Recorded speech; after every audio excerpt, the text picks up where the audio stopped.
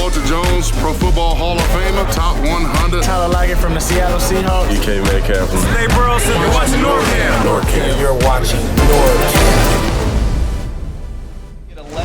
What's up, everybody? This is NorbCam coming at you live here for the NFL Draft 2020. Yes, I'm glad you guys are joining me here. I see a bunch of you Seahawks. Martin, buddy, what's up? Tyler Parcher, Russian Thing, Sports Live in Sioux Falls. Bryson Posa and a whole bunch of you guys joining me. I appreciate it. Anthony C., good evening, everybody. And this is going to be fun. We're just moments away from the first pick of the 2020 draft, an unprecedented draft here as this whole broadcast is happening from the remote locations of everybody's houses, not from Las Vegas as was originally planned. I did my draft pick, my mock draft last night and had some interesting results. Never done one before, so that was kind of fun. But the real thing starts in just a few minutes. And the way I'm going to do this is, besides me on camera talking and reacting to things, I've got the NFL ESPN broadcast going simultaneously. I can't show it because copyright issues, but I will pot up the audio anytime the announcement is made. I've got it piped in, so I'm just kind of waiting. I think you guys can hear it actually right now. It's probably too loud. There you go. Turning that down instead of fighting that noise.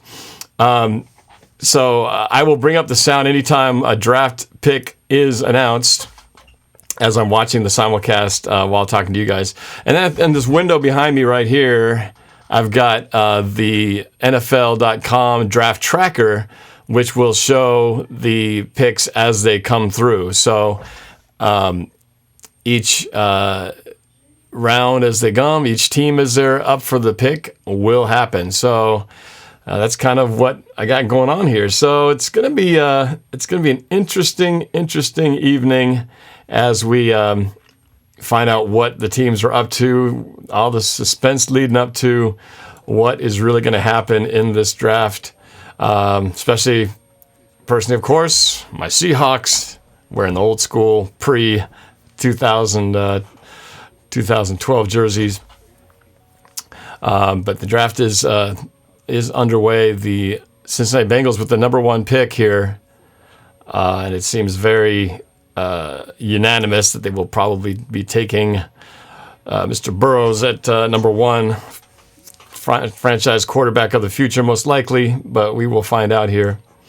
So I've got the, right now they're doing a montage showing all the different players of the past celebrating their getting the phone call. Russell Wilson just got shown, Eli Manning, the Griffin brothers, little montage of all the different reactions when they got the call. And like I said, I'll bring this up when the time comes for when the pick is in. But I'm going to also attempt to, this is some serious multitasking here because I got the chat room with you guys talking over here. I've got phone calls, people already calling in now, and that I'm going to get to. I'm going to be trying to bring in audio from the draft live stream, the draft broadcast, and try to talk with you at the same time. So I feel like I'm Grand Central ESPN2, Central Station doing all this as a one-man band. But hey, if they could do it, I can do it. And if they screw up, well, then I can screw up too. So we'll see. What's the screw up, right? We're just talking and having fun. So I got a few calls already. If I'm lucky, these will actually work. So I'm just going to take them as they come while keeping an eye on the screen. And so I can make sure that we see what's going on as this draft unfolds. So without further ado, I'm going to go take it to the calls because I haven't done this in a while.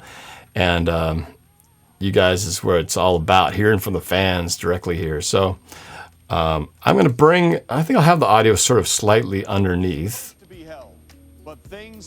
There you go. You guys can hear that a little bit? Quietly? Okay.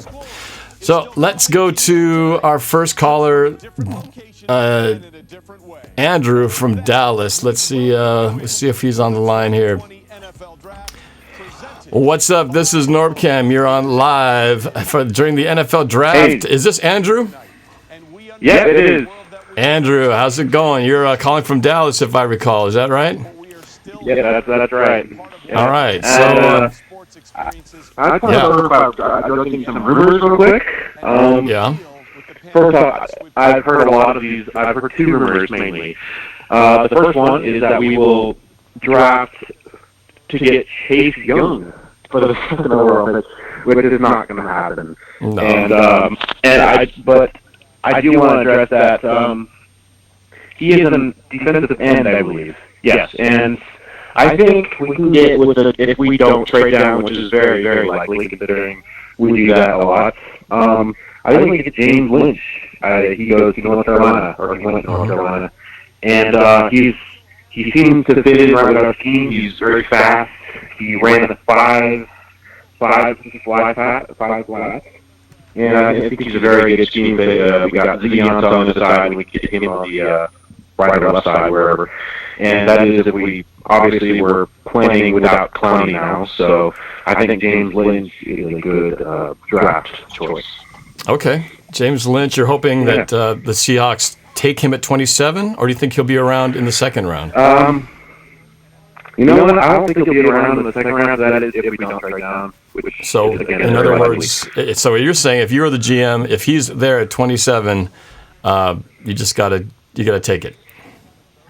Yes, I think we're going to draft definitely a defensive lineman because I think we're going to worry about offensive linemen maybe down toward the third round because we already have 18 offensive linemen on our team from free agency. Is it that many? I know they've been stocking up a lot, but that's pretty amazing. 18. I know they have been doing a lot. So, yeah. Interesting. Well, my board that I did last night wasn't too different. I waited a while to get to the offensive line, but I definitely had a couple of DNs and defensive tackle. I thought those positions need to be hit first. But of course, defensive end for sure. So Lynch is the name we'll have to keep an eye out for. All right, we'll be doing that. We got a ways to go yet. 27 picks before, or 26 picks before Seattle gets on the clock here. So it'll be interesting to see whose names are available and what Seattle decides to do. And so you're saying you don't think there's a chance we get Clowney at this point? I really am not too. I mean, he's already lowered his price again to like $12 million. Every day, it's just like the Colts are already interested in him, the Redskins are looking at him too, and the Titans, and there's teams with a little bit more cap space than us that are interested in him, and quite frankly, some teams need him more than we do. Even though I would like to have him back, I think he's gone for good, sadly. But I mean, I would love to have him back though. That'd be great. Yeah. Okay, well, I still hope there's a chance. Sound like John Schneider said there was still a possibility that he could be there, but we will find out sometime in the next few months. I mean, I guess we still have a few months' time before some deal gets done, but it's going to be somebody else with, I guess, the best price at this point. But we'll find out. We'll find out soon enough. And, do you think we need a backup quarterback? I mean, I also have the Seahawks YouTube channel on, and they said that they could easily draft Bryce Perkins out of University of Virginia, maybe in the 6th round or so. And a guy who went there knew him very well, and he said he's a very good scheme fit for Seattle. What do you think? Well, I have to confess, I'm not a proclaimed expert on knowing all the different names that are out there. So I don't know how he ranks up compared to the other backup quarterbacks. I personally, myself, for lack of knowing too much about the other quarterbacks, I actually had what's the quarterback out of Wazoo in a late draft pick. You did it yesterday. I did it yesterday, and I'm so good at this. I remember all the names that I'm talking about. But was it is it Anthony Gordon? Can I go back and watch it? You probably that sounds familiar. I think that might be it. But anyway, yeah, we'll see. You'll see if he's still around at that point. He had a pretty good season, coming in for that senior year after Gardner Minshew's year, and in that air raid offense, which is not what Seattle is. I understand that, but again, we're talking about a backup quarterback that is probably not going to play much behind Russell Wilson. So, but you got to have somebody just in case. And I thought, this guy could get the job done. He's got a good arm, but we'll see. We'll see what See what they have in store here. You know what I'm saying? Lastly, I know you got other callers. Sorry, I don't want to waste time or anything, but No problem. let's see here. I got to go with my notes page here. I do a lot of research. I have a YouTube channel too, but here he is. It is Jonathan Taylor, the running back that everyone is hyped about in Seattle right now. And he is pretty high up on the draft board. I think he might go before us, but if he's still around, I think we could grab him. I mean, I'm just saying, I think we could grab Jonathan Taylor because everyone's hyped him up. Everyone's hyped him up around here in Seattle, or I'm in Dallas, but the fans have hyped him up a lot. And I mean, he seems like a good runner, powerful, just like Lynch and Carson and Penny are both, like you said yesterday, they're all on the end of their contracts, and running backs are expensive and injury prone. So I think we get fresh legs in the building. So what do you think about that? Jonathan Taylor, I believe, even expressed interest that he would be excited to play for Seattle at some point. I think he was quoted as saying that.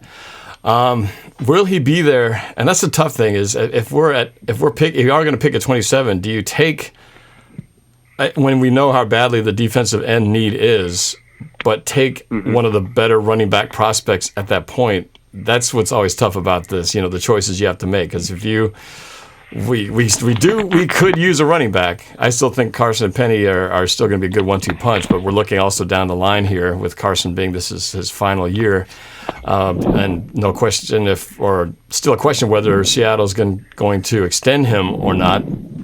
I hope he does, but of course injuries is an issue. But do we pick up a running back ahead of getting one of those top defensive ends? I guess this is what makes the draft exciting, frustrating, and agonizing to wait to see what they're going to do. If you're into football and wanting to see your team build one player at a time, this is where it happens. And we just we won't find out until we get to that point. But I have a feeling, I don't know. Last year they drafted at the position of need, got L.J. Collier, but unfortunately that did not really work out didn't work out so well for us in terms of we first did lose year. him to an injury.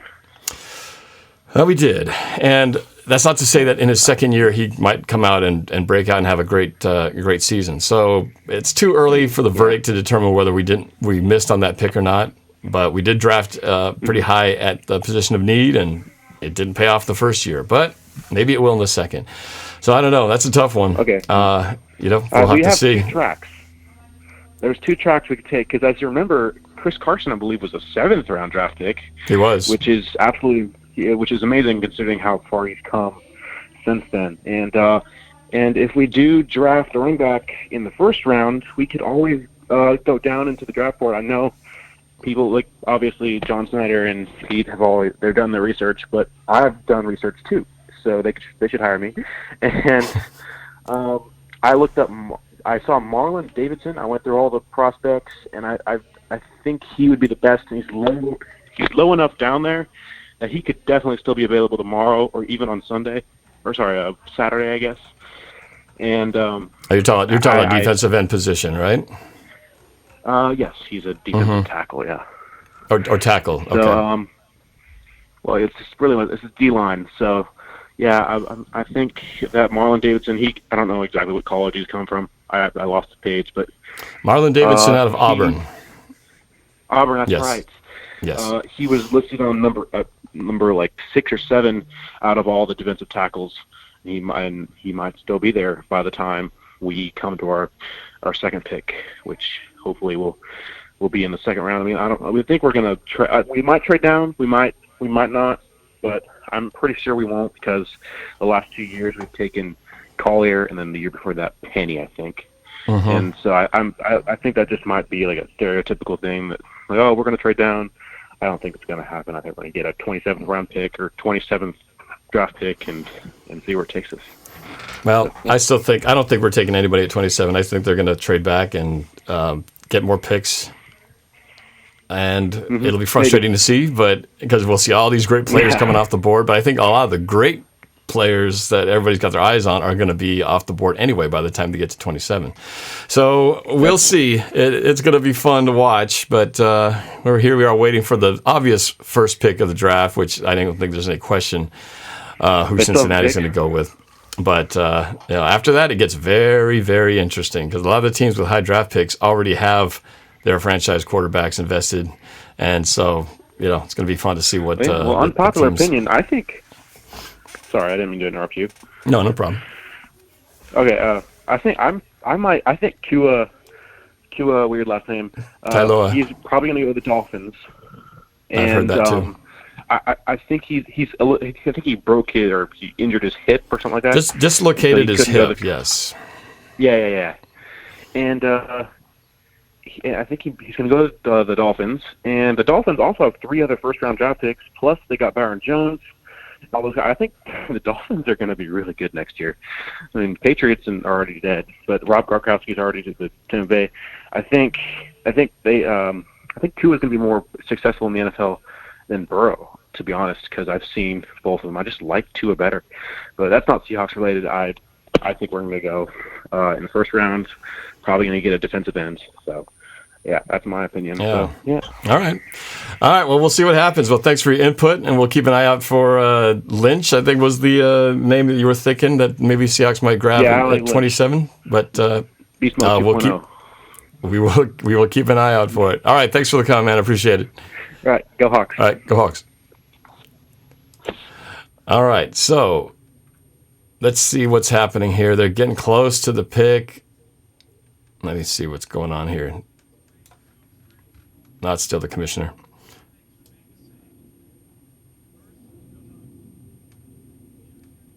No, it's just the commissioner still talking. All right, so they're doing some highlights of some of the commissioner's hug reactions with some of the players. Let's go to the lines here. I'm going to actually go to Sam Dog, who's not only live streaming, but he's also got a secondary device looking up and chatting on other channels like myself while going live and phone calling in. So let's. I want to bring Sam Dog into the mix here. Sam Dog, what's going on, All brother? right, Norb. Here we go. Official. How we doing, Norb? I'm Y'all hear NorbCam on the chat? What? Yeah, I saw you. I saw you in there. But yep, Everyone's just. I'm just sitting here waiting, kind of just keeping an eye. It's kind of fun. I got all these. I'm in my studio here, which I haven't been here. Usually I'm at the first day at a draft party someplace, but this time I'm here watching all this. Yeah. Got an eye on the screen to see when the pick is in. I've got eyes on the call list. I've got the chat peeking in here as it's coming through. It's going to be fun. Joe Burrow. We already know it got confirmed. Oh, we know that. We know that. Mike Brown sent jerseys out to the family already because Joe Burrow's already. Joe Burrow doesn't live that far from Cincinnati. Right. So this is an easy pick. Cincinnati had I guess it was a good year for them to drop to the last place to get the number 1 pick. You see the screen right now, the TV with the virtual Bengals fans putting paper bags over their heads. Yeah, they're basically showing how Larkin, they got we here. don't need a QB. What's that? My buddy Larkin is on my stream. He said we need a QB, Sam. I'm like, we don't need a QB. We've got Russell, and probably going to get a backup. Maybe a backup quarterback's what we need. There's Joe Burrow with his parents in his living room. Yep. Burrow just wearing a long sleeve white shirt, just chilling with his phone in his hand. Showing a few. I'm going to show a few highlights right now. Clock on there before they put the pick in. Remember how long we had to wait for our first pick last year in Bellevue, Norb? Oh, it took forever. Yeah, it took forever. Yeah, it felt like it took way too long on that. Yeah, I know. That made it kind of fun though, and the fact that I think we were all surprised that they did actually pick somebody. They actually picked somebody at the defensive end. We were a little surprised at who they picked, but I think we're happy that they picked somebody at least. Yeah, we have yet to be determined. The jury's still out on that one. But I do want to say a quick thank you to Dave DePerry. Quick thank you for the super chat. Appreciate you being here and watching this together with me. This is unprecedented. All this that's going on. It is pretty unprecedented. But I'll tell you what, it's pretty cool that you and me are collaborating on our own separate streams where people can hear you on your stream, and they can hear me on your stream, and this is like working out to be a perfect collaboration so far. It is really cool, and I think what's great is people can watch my stream for a while, then they can go to yours, Sam Dog, the infamous 253, check out what you're watching over there, and the draft is one of those things. It's such a slow-paced thing. It's just a lot of sitting around waiting for one thing to happen that happens like every 15 minutes. So, while we're doing that, it's fun to just kind of talk, see what other people are up to. There's a lot of virtual parties going on, which is the fact I appreciate that people are actually taking the time to watch our YouTube channels, yours and mine, and comment in. Back and forth between mine and Norb. Yeah, and I want to say another thanks to Panda Sirix, who says, "Let's go Chief Kingdom." Congratulations on your Super Bowl win, by the way. Yep, thank you for tell that lady that said that. Thank you for beating the 49ers. Yeah, especially that, because I was watching some replays of that just about a week ago and thinking, man, the 49ers, they had a 10-point lead at one point on the Chiefs, and the Chiefs threw that interception, and it looked like the 49ers were going to run away with it. But as we've seen the head coach of the 49ers do multiple times before, let that lead slip away, and boy, did it slip far and away. That's why we call him Lead Blower Kyle. Lead Blower Kyle. Oh, and by the way, I put a message on my chat board telling my people to jump back and forth between mine and your stream, Norb. Come check you out. Norb, come check. Just jump back and forth. Think we could tell the people on your stream to do the same? Jump back and forth? Yeah, well, I'm telling people right now that I said it earlier, I'll say it again, that Sam Dog, the infamous 253, you can see him in the chat, and his channel by the same name. Go check him out, a diehard Seahawks fan, who I think probably the coolest moment I would imagine you ever had was when Pete Carroll came up to you and gave you a brand new, saw that your jersey, your personalized jersey was starting to wear a little thin, a little faded, and he walked up to you and handed you a brand new personalized Sam Dog jersey. I think that's pretty freaking amazing, because those things aren't cheap. Yeah, I'm not wearing it right now. I'm wearing the one I had before that right now, as you can tell on my stream, though. I mean, when I wear that new one comes out only when I go to the games. Right. But I love that jersey, but I'll still rock my old ones, But I was very appreciative to Pete Carroll for doing what he did for me. He didn't have to do that. It was crazy because he said it to me in Los Angeles that we got to get me that new jersey, and that was the only time that we got that win in Los Angeles. Oh, look at that. Look at Duke Tobin's set up with the fireplace in the background over with Cincinnati's draft. Mm-hmm. 5:14 left on the clock. Yeah, 5:10 now left on the clock for the Bengals to make their pick.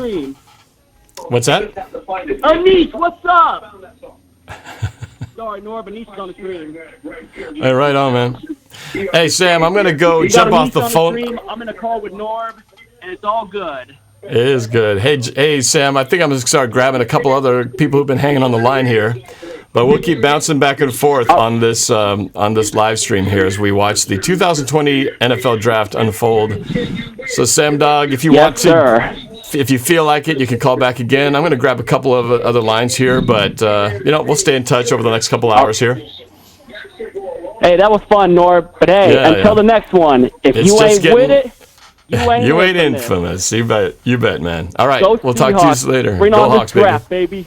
All right, here we go.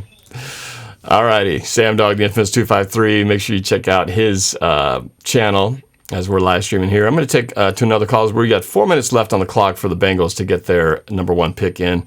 Let's go to the 425. What's up? This is NorbCam. Who's this? Or do I think I know who this is? I know the last name. Hey, you know who this is.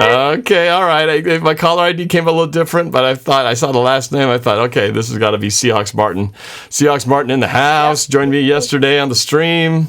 And I know you've been busy posting a lot of videos, and I saw you did your own mock draft as well. I tried. Hey, you tried it. That was my first time trying it too. So, it's who's to say anybody's wrong, right? Because, the Seahawks will probably do something that we'll think is silly. But we will find out soon enough. But you're watching the draft as well, Martin? Oh, I'm upstairs because I don't want to be backwards. I might actually go down again. But yeah, we're all just waiting for the draft to start. Yeah, it's started. We're 3 minutes left. waiting for the Bengals to make their pick. I don't know, it's taking so long. It's not like they have much to think about. Yeah. But, yeah, Bengals are 3 minutes away from getting their pick in. It'll be interesting to see. I'll bring up the audio of the broadcast for all you to hear so we can see how the whole announcement process works. I was hoping that the commissioner was going to be in his bathrobe and his slippers in his basement, but I guess we only get half of that. But, yep, Joe Burrow, Heisman Trophy winner. They're showing a little clip of him talking right now, a little bio. I guess they just want to milk this pick for as long as possible, since we all know that that's what they're going to pick. Mhm. The pick is in, says Craig Thompson. The pick is in. I see the announcement right there. Yeah. We'll bring up the audio in just a minute. Maybe I'll bring it up right now. Yeah. With the first pick in the 2020 NFL Draft, the Cincinnati Bengals select Joe Burrow. All right, here we go. Let's bring up... Let's see. Are they going to announce it? The pick is in, but they're still talking other stuff on with this now. They're showing a menu. Some kind of breakfast menu. Where are you watching on NFL Network or ESPN? I'm watching on ESPN, but I think it's the same broadcast. I think they're actually just jointly broadcasting the same thing, if I understand correctly.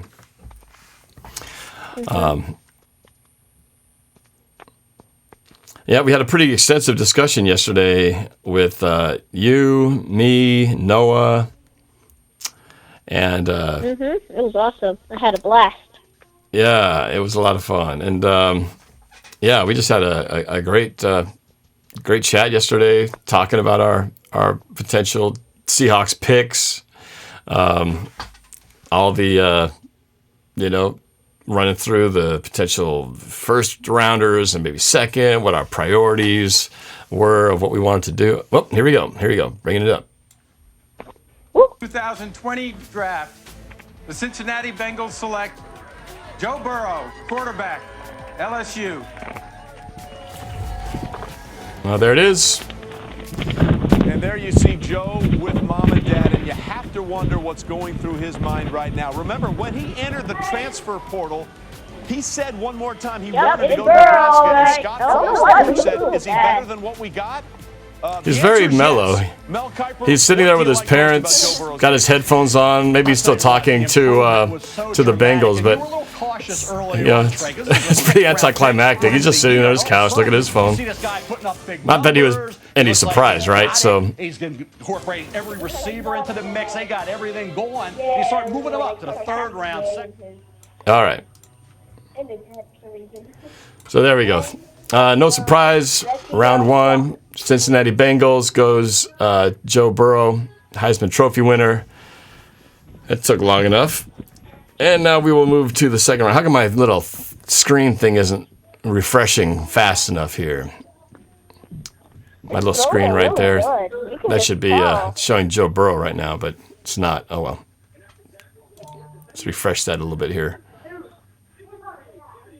Oh, there it is. He's got there we go. amazing throws. He's like Russell Wilson. The announcers are talking about how creative he is. Like, he can improvise. He can. He's pretty nimble. They're showing him dancing around the pocket, evading defenders, getting the ball out. Some people were comparing him to Russell Wilson. Burrow, analyst, yeah. Well, Cincinnati Bengals fans, Houday fans are celebrating here, thinking, well, maybe next year, maybe they can get off the schneid and finally make a serious run to the playoffs. It's been a while. It's been a long time. Elena, what's going on? Haven't seen you in a while. Haven't heard from you in a while. I'm doing great. Elena McCollum. All right, so we've got the, what do we got? The Redskins on the clock here. On the clock. But, yep, there he is. There's Joe Burrow with the Bengals cap on now, giving his dad a hug. Giving his mom a little hug and kiss. And we got 5.5 minutes for Washington to make their selection. Make that 5 minutes over here. Yep. And the All right, baby Martin. Martin, I'm going to go ahead and take some other calls here, but I appreciate it was fun hanging out with you yesterday virtually, and enjoy the draft. It'll be fun to see what happens at 27 with the Seahawks. Thanks for All having right. me. You bet. We'll talk to you later. Go Hawks. See ya. Go Hawks. All right, let's see. Let's go to my resident 49er fan, the most cocky, conceited fan I know. We're talking about Rohan from San Francisco, California. Rohan, what's up, man? What's up? It's almost like if I were listening to you, it would be like non-cocky 49ers fans are an extinct species. That's the vibe I get. Because the ones I talk to, it is like an extinct species because they're always talking all kinds of smack. But maybe it's just a vocal minority who's really doing all the talking, and I'm just not meeting the nice ones out there. But you're one of the few cool ones who isn't like that, so I appreciate that. How you doing, man? You excited watching this? Well, I'm trying to if my Wi-Fi functions, but then again, that's what happens when you have 3 laptops open at the same time in the same room. I suppose so. I'm hoping my Wi-Fi doesn't crash. It has a history of doing that in the last a couple of weeks, being with everybody home and everything. But so far, so good. I'm watching the broadcast, doing audio calls, and streaming this video all simultaneously. And amazingly, it's all still working. Knock on wood. But yeah. What are you looking for the 49ers? Who are you hoping the 49ers will draft? I don't even know what position they're drafting in. Where do they draft at this year? Well, as of right now, they're drafting at 13 and 31, but apparently they're supposedly going to trade down from at least one of those picks. Okay. As in what position they're drafting? The guess is either a wide receiver or a cornerback. Is that what you see as their biggest need in that order?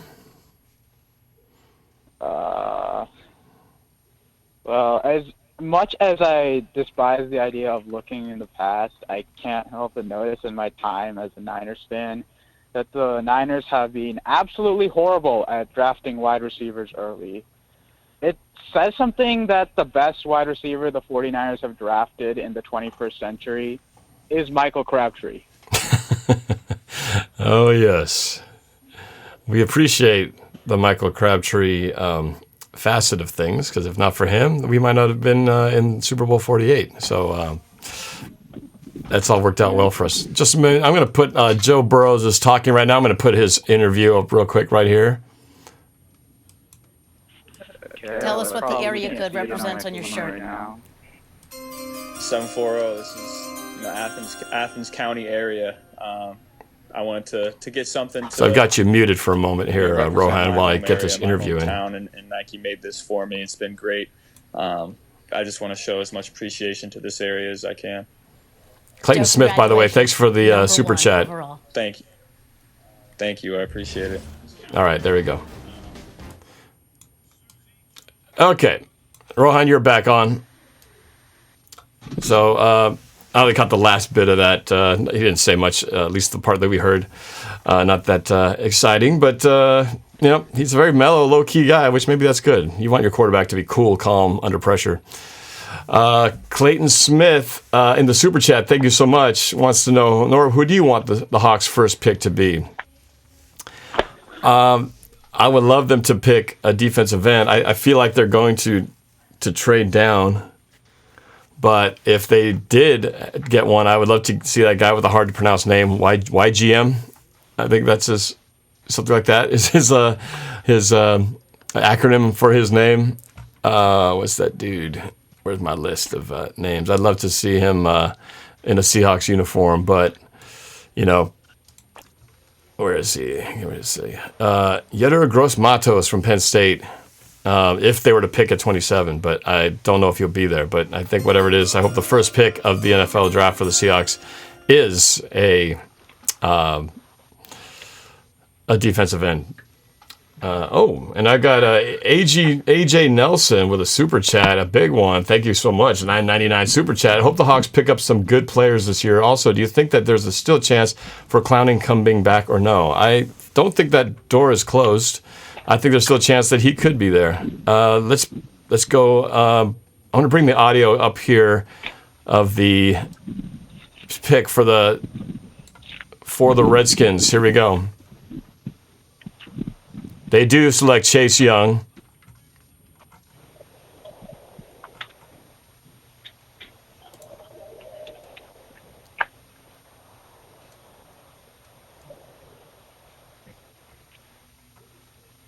So Chase Young at Redskins, going to the Redskins from their second pick.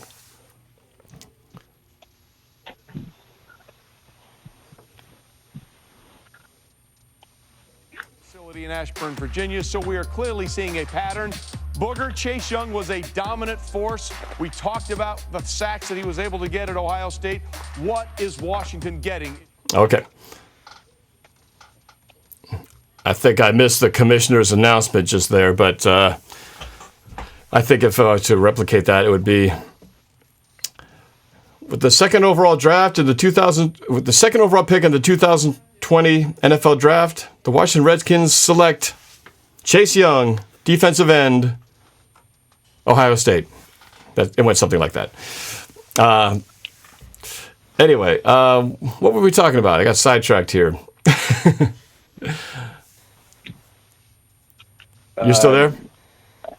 Yep, I'm still here. Yeah.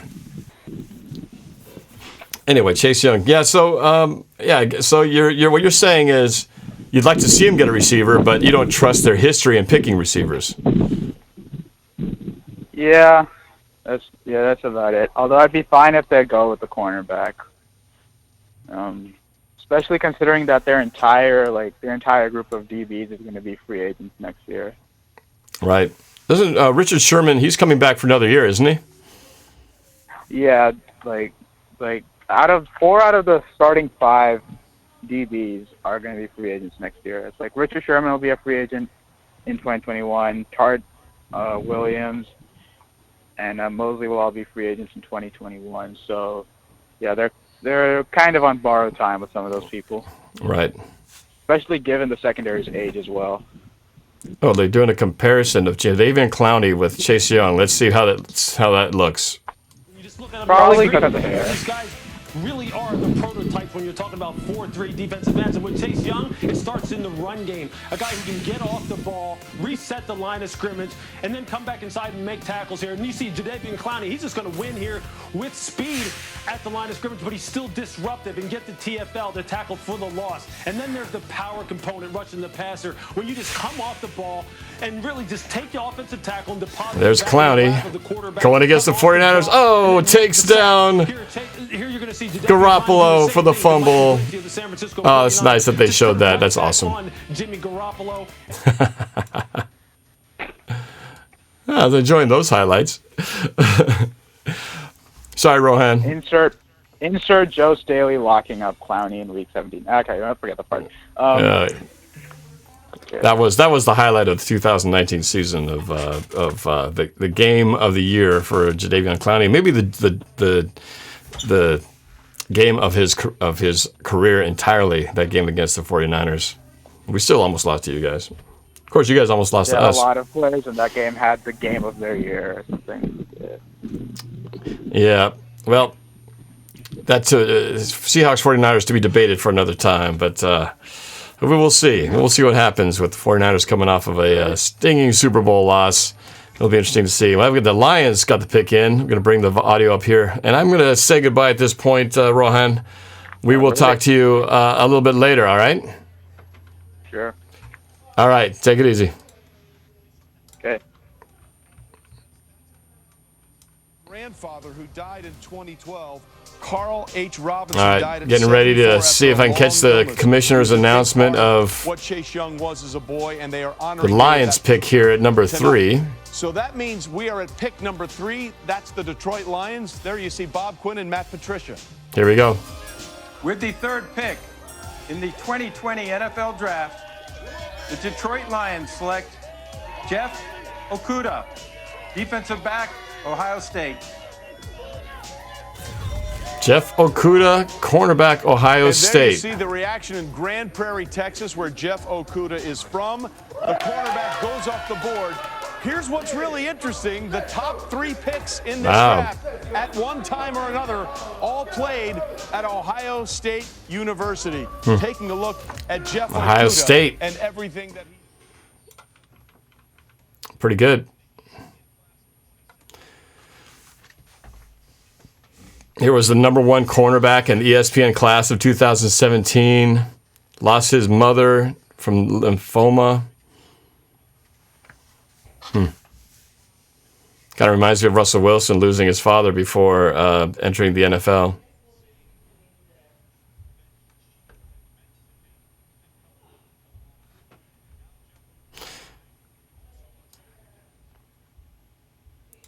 All right, so we've got now the New York Giants on the clock, picking at number 4. And this gives me a little bit of time to go to another one of the phone calls here. Let me go to, I'm just going to go in order of appearance here. So I'm going to go to Tuna Cat over in 509. What's up? What's up? This is NorbCam. A lot of wide receivers that can punt return. Hopefully, I don't think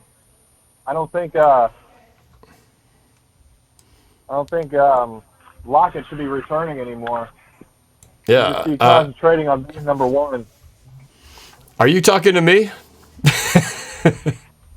Tuna Cat, are you there? Oh shit! What's up, man? I was just talking to my neighbor. I was wondering. I don't think he's talking to me. What's up, man? How you doing? You're on live with NorbCam. How's it going? What's up, Norb? Hey, what's Norb short for, anyways? Norb? Oh, my formal name is Norbert, actually. So I got a lot of flack growing up with that. My dad, actually, I'm a third. My grandfather was Norberto. My dad is Norberto.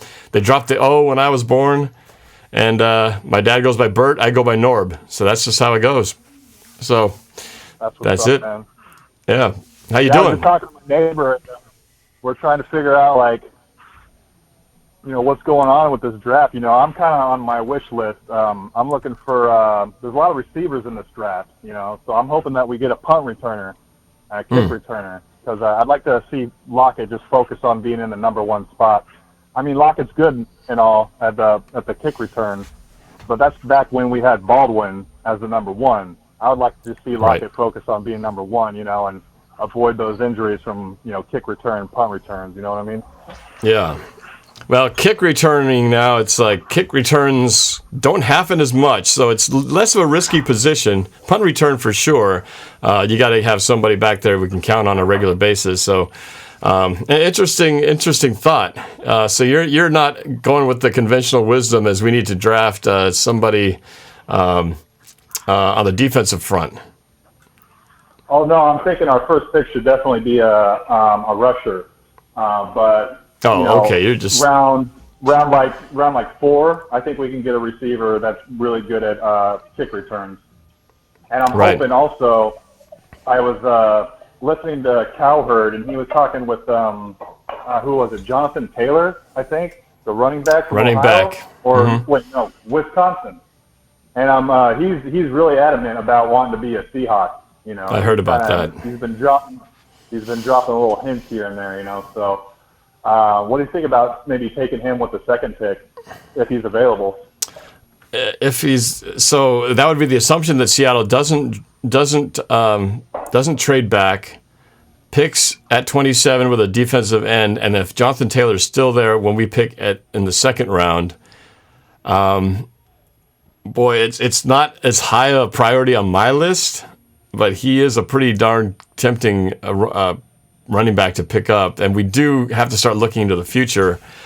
with an unknown certainty whether Chris Carson is going to be here for the longer, the short term or for an extension. So I know I would definitely have it on my radar, but we have so many needs ahead of that as well. I feel like, pass rush was such a big part. In my mock draft, I picked 2 edge rushers after trading back. That's how much I put that as a priority. And running back was like 5th in my needs list. But it's like they always say, you don't draft for position. You got to draft with the best player or the best athlete at that point. And, he is pretty darn tempting. So it would be pretty cool. But yeah. I don't think we're getting Clowney back, man. I just don't know. But I guess his asking price is down to like $13.5 million annually. I know. If he wants to come back on a 1-year deal, that's cool. But I don't think he wants to stay long term. He wants that big contract. Yeah, exactly. So we'll see what happens there. But it would have been nice if we could have gotten Clowney locked up before the draft. So at least we could have already had a clear picture as to what we need. But now that we don't have that, we have to sit there and wait with the and draft with the assumption we won't get him unless they know something we don't. But that's the tough part, not knowing the future. I think regardless, we're gonna have to get a defensive end regardless of what Clowney's decision. And they can start behind Clowney if we get him. Hopefully it's a good one. I'm not sure how good Collier is going to be this next year, so we definitely need to think about the rush. But on the other side of the ball, I mean, Russell Wilson said that he wants some weapons, and a good weapon to get, in the backfield would be Jonathan Taylor, in my opinion, and a gadget receiver, if you will, so let's just get some weapons for this guy. Let's turn up the heat on offense a little bit. Yeah, but, I feel like we have a pretty good receiving core. We did add Philip Dorsett in the offseason, and and so, and I'd like to see John Rosua step up and become a factor in the rotation too. We didn't see any of him last year, hardly at all, and I feel like that guy can do some special things. So I think later round wide receiver positions is what I'm looking at, but we have so many more defensive pressing needs in my book, but. We shall find out in time. After defense, then you probably want some, O-linemen? Yeah, we have a lot. It was brought to my attention that we have, double-digit linemen on the roster right now. But, who actually makes the team is a whole different thing, So we've got to have that, we got to have enough people in there to, compete for the position and, we need depth. So we'll see. But, yeah, I'm kind of looking defensive end, defensive tackle, O-line, and then running back, linebacker. That's kind of, to me, the order of priority in my book. All right, man. Thanks for the call. I appreciate it, brother. All right, well, I'm going to roll a joint and smoke, man. You have a good one. All right. You enjoy it. We'll talk to you later. All right. Where are we at here? The pig is in. The pig is in for the Giants. Let's get ready to get the sound up here.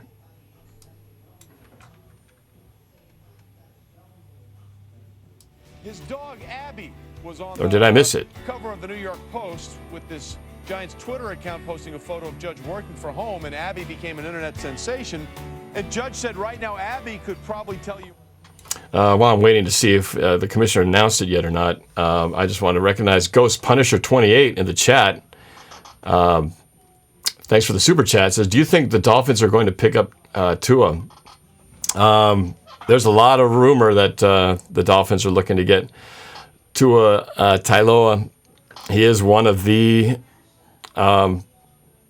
likely candidates to fill a hole that was left when Ryan Tannehill left the Dolphins, and he could be a pretty nice fit for those guys. So I think there's a good chance that he will, unless they surprise us with something else. It's a match. They need a quarterback, and he would be a good one for them. So we'll see what happens. Pick is in. I'm going to bring the sound up here, the commissioner, to announce it in just a moment. The big guys up front. Isaiah Simmons is still there. Dabo Swinney has called him a beautiful football player. What will the Giants do? The pick is in. Let's go to the commish. Here we go. With the 4th pick in the 2020 NFL Draft, the New York Giants select Andrew Thomas, tackle, Georgia. Okay, there you go. Andrew Thomas, Jordan. Georgia. Andrew Thomas from Georgia. Offensive lineman Andrew Thomas. As a junior, there he is with the family in the living room. Blocking trophy and was a consensus All-American. All right, so Andrew Thomas, offensive tackle, gets some protection for their new quarterback over there. Makes a lot of sense since they've got their quarterback and now they got to build some protection for him. So there we go. So now the Dolphins here with the number 5 pick. Will it be Tylo? We'll see in just a few minutes. Let me go to the calls here and let me get Lewis on the phone. He's been waiting for his turn and he's up next. Lewis, what's happening? You're on with NorbCam. Hey, I'm good. How are you doing? I'm doing great. I'm having a lot of fun with this. It's so far not too many surprises. I think things have pretty much played out the way we expected it to so far. How about you?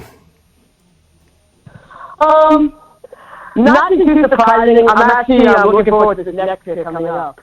This should be interesting. I think, there's a lot thinking. I'm thinking to take Herbert, actually, over Tua, to be honest. Oh, okay. It's just injury issues, I think. It's going to really inflect that decision. That's not right. Tua, I think. That's the big thing, that How hip are you injury. thinking about your Seahawks? What do you think? Well, I think the Seahawks are most likely going to trade back, as they always do. I would think that they would draft a defensive edge rusher. At least I'm hoping that they're going to do that. But I would be surprised if they pull some complete surprise move either. So I don't know what to expect. It's so hard to figure out. But there's going to be some good defensive ends, some running backs attempting to grab there in the first round. I'd love to see them get if Yetur Gross-Matos from Penn State is available at 27, I would say don't trade back and get him there. But I don't know if he'll be there come 27. We'll see. But yeah, how about you? I think he may be available. I'm not sure though. Yeah. What are you thinking? What are you looking for? Mostly for the Chiefs. I'm looking at either. I'm looking at Taylor, maybe taken, to be honest. The running back? Yeah. Yeah. What are the moves that surprise you? Which moves so far have surprised me? Or what move would surprise me? No, what moves are you looking for? Oh, what am I looking for? Besides the ones I discussed for the Seahawks? Or are you talking about additional moves for the Seahawks? Additional ones. As I had mentioned before, I feel like defense is key. I feel like in order of priority, I would go defensive end, defensive tackle, cornerback,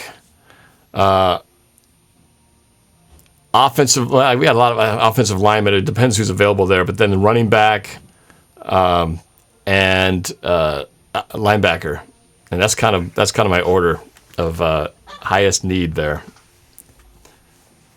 All right. Yep, definitely defensive. I want to let you get on to You bet. some other callers. Congratulations again, by the way, on winning the Super Bowl and knocking off the 49ers. I was very happy that you guys pulled that part of it off. All right. Well, thanks for the call. I appreciate it, brother. All right. So we've got the Dolphins on the clock. We got video here of the Dolphins general manager looking at a lot of screens, figuring things out. I see a lot of people wanting YGM. YGM is so much easier to say. Will he be there though? And is he on the Seahawks board? That's the big question. Oh, the pick is in. The pick is in. Let's get ready here. The Miami Dolphins pick is in. So bring up the sound here from the broadcast. Concerned is, first, is he going to be on the football field? And I think when you're picking in the top 5 here, obviously you're going to be a little bit cautious as far as saying, hey, look, we don't even know if he's going to make it to a second contract, okay? We don't know if he's going to do that. But maybe in that first contract, he just sets the world on fire. And if we get lucky and he does learn how to get the ball out of his hands faster and take care of himself, we may have that generational guy. We may have that lefty that we put in the same category as the Steve Youngs and Jim Zorns of the world when they played in the NFL. So let's just see if they go ahead Jim and Zorn. throw caution to the wind and An make old the pick, school or Seahawks, do they Jim back Zorn. off? Well, listen, the great Spanish philosopher Santayana said those who do not remember history are destined to repeat it.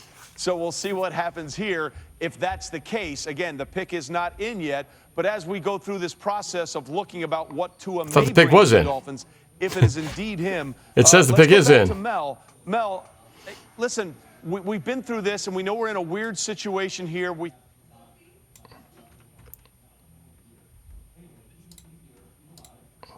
All right. Well, according to the screen right here, the pick is in. But the broadcast has not announced anything yet.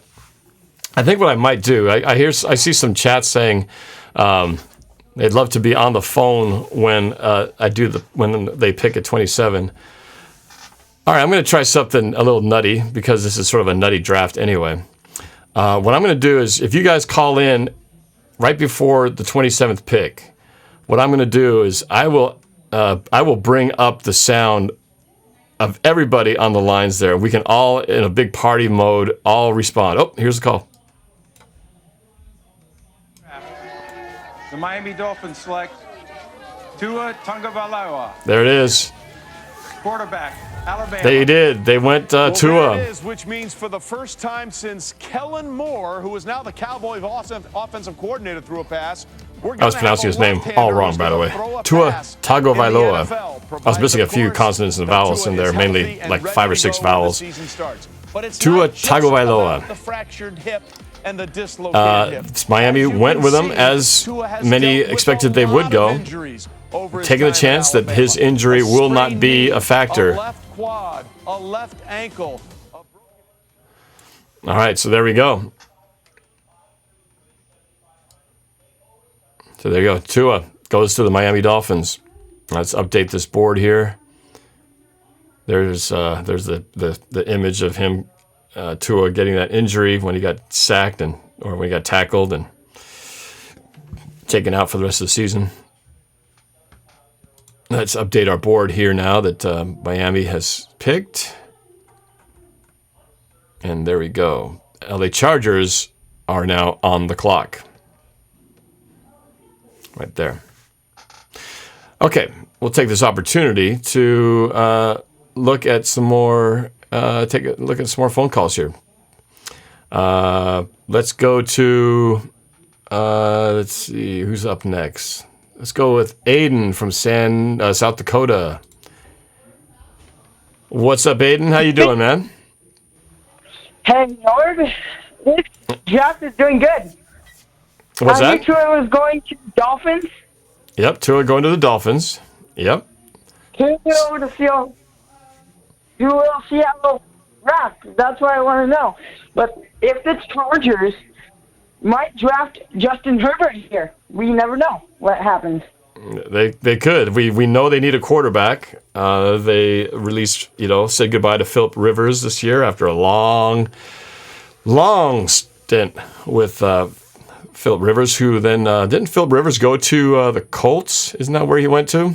So they've got quarterback need here, and they've got some good choices to take. It could be Herbert. We'll find out momentarily here. Chargers on the clock with 5 minutes left. What are you thinking for? What's your thoughts on the Seahawks? What they do at 27? Don't know, but should they draft a cornerback or a tight end or something? Okay, yeah. Who should they draft? I don't know. Well, yeah, none of us know, but I feel if you go by needs, again, we need that defensive end, baby. So we've got to get some bodies in there, and we'll find out if that's what the Seahawks are feeling the same way. Unless they've got plans to still do some magic in free agency, we still got Griffin, and we still got the Clowney issue still unresolved. So. Who knows? Who knows what's anything could happen still, and only the Seahawks know what's going on behind the scenes to potentially change what they do in this first pick. But, I'm excited. It's going to be, as usual, a very unexpected and probably surprising move. So far, this draft, I think, has not been any surprises. Everything's been going pretty much as clockwork. Yeah. Justin Herbert could be drafted here. I predict they should go after him. Okay. And the Patriots go after Jalen Hurts or something. I don't know if Jalen Hurts goes that. I don't know if Jalen Hurts goes that early. I thought he had more of a projected later in the draft, not to go early in the top 10, but. We'll see. It's wild still. And when we talk about the Patriots and the fact that Tom Brady no longer there after so many years being paired at the hip with Bill Belichick, and now Tom Brady with reuniting. Yep. How about that? Reuniting with Gronkowski in Tampa Bay. What was your reaction to that news when you heard that? Were you as shocked as everybody else? I liked Gronk going to the Bucs. Reuniting with Tom Brady. He's gonna have a good year, but. Yeah, that's what my reaction is, and starters are going to have to get on the clock and draft a quarterback. It's probably going to be Justin Herbert, so I don't know. Okay, all right. We will see soon enough. Justin Herbert, one of the top quarterbacks here in the 2020 draft. The Oregon product right now ranked, from what my site shows, number 3. So far the quarterbacks have gone pretty much in order. But yeah, Jalen Hurts could be next up. We'll see. There's talk of Jacob Eason, too, out of UW with a powerful arm, but it depends what they're looking for. Pick is in. The pick is in for the Chargers. All right, I'm going to put you on hold for a second while I get the sound up for the broadcast. Right. Well, we take a look at quarterbacks dropping in the draft. I guess they're not quite ready to announce it. It's coming up shortly, though. They're showing a history of all the quarterbacks who dropped in the NFL draft, like Geno Smith and Brady Quinn, Aaron Rodgers. These are all quarterbacks who were projected high and dropped. Johnny Manziel.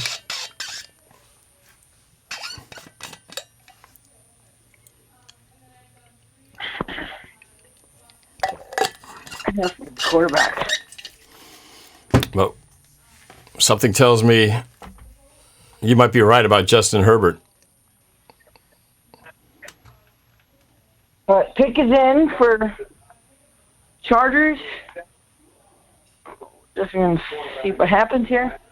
Yeah, it's about to come out. No announcement yet, but yeah. The Chargers are going to have to go with a quarterback and replace Tyrod Taylor. Tyrod Taylor, he's going to get replaced. Tua. All right, they're still waiting to get the official announcement. All right. Find out. We will find out in just a moment. I want to thank you guys in the chat. I want to make sure I didn't miss anybody. I missed a super chat? Nope. Looks like, oh, here we go. Here comes the announcement. Justin Herbert. All right, here's the commissioner announcement right here. Justin Herbert. With the 6th pick in the 2020 NFL Draft, the Los Angeles Chargers select Justin Herbert, quarterback, Oregon. All right, there you go. You were correct, sir. Justin Herbert, as predicted, number 3 in the quarterback rankings, and he goes number 3 like clockwork. There he is with his family. There's about 5 of them in the living room, all reacting to the news. I'm also watching draft too, but yeah. All right. Well, so far, 6 for 6, I think, on expected moves. And on the clock, or is it The Panthers, Carolina Panthers, are on the clock now. Welcome to Los Angeles, Justin Herbert, but hopefully he won't be a bust. But this was definitely a good pick for the Chargers. I think it is. Got new weapons, Hunter Henry, Keenan Allen. It was a good draft for them to be in need of a quarterback, because this was a pretty good quarterback-rich draft. In 2019, but this is my very first draft. Get his long arm. That's a great arm. Gonna become. The weapons are gonna be Keenan Allen, Hunter Henry, Mike Williams. Yep. Count for the season. Yep. Hopefully he plays in the preseason. Hopefully. Yeah. Hopefully we'll have a season to see all these players make their debut. But yeah, I got a chance to see some of him, Herbert, play against my UW Huskies, and he was pretty good. Pretty good arm right there. I should for the regular season. All right, Aiden. Well, thanks for the call, man. I appreciate it. You called it right. Justin Herbert going to the Los Angeles Chargers, and Carolina Panthers picking up next at 7. But if you want to call in, because I'm inviting everybody right before the 27th pick, and when the Seahawks come in, I'm going to get whoever's in the phone chat. I'm going to bring them all up, and we're going to all have a big celebration or reaction to what happens with the Seahawks pick. So it'll be kind of fun. So call back later if you want to be part of the party line at 27. However long from now that takes place. All right? Well, thanks for the call. I appreciate it. Go Hawks. All right. Carolina Panthers on the clock. Meantime, I'm going to go to the next caller in the queue. That's a number from the 541. Let's see who this is. What's Hello, up? You're on with NorbCam. Who's this? This is Jason. I'm from Yakima, Washington, but I'm down here in Wildomar right now, staying down here and trying to stay healthy. My screen name is Super Trump 2020. You've probably seen my. You're that guy. Okay. All right. Now, did you say you are? You're from? Yeah. Appreciate you calling in. So you're from Yakima, but you're staying where right now? Wildomar, California. Okay. All right. But you are a Seahawks fan, right? Yes. I hate the California teams, of course. But I wanted to go. Okay. I want to go running back. Here's my argument. We got 3 running backs hurt last year. We got Prothice, and we got Carson, and we got Penny all hurt. And all 3 running backs. And Penny was drafted in 27 and 2 years ago in the round, just so you know. I'm sure you knew, but she was drafted number 27. I was going to talk about this earlier, but Jonathan Taylor, he was the guy I was looking at. And last year he carried the ball 320 times for over 2,000 yards. I know it's college, but still, he's a workhorse. 300 attempts, and he had a 6.3 average with 21 touchdowns. I'm looking at stats right now. So in over 3 years in college, he rushed for over 6,000 yards and over 50 touchdowns. And I believe with Carson on his last year, I think we really need a running back. I mean, we're going to re-sign Clowney for less than he wants, probably like 10, 12 million. There's nobody else really wants to give him much. So that's our defensive end. And then if we get Jonathan Taylor, he can take over full time next year for Carson, because we don't want to really pay a guy that has a major injury a year after that he got the injury, another contract that's going to pay him, $12 million, $13 million a year, when we can get a cheap replacement in the draft at the 27th pick. And I think Taylor, like you said earlier, I heard you say he really wants to come to the Seahawks. What do you think about this? Well, that's been brought up a couple of times now, and he is kind of the buzz talk of probably all the running backs that will be available at 27. I think a lot of people are liking that pick.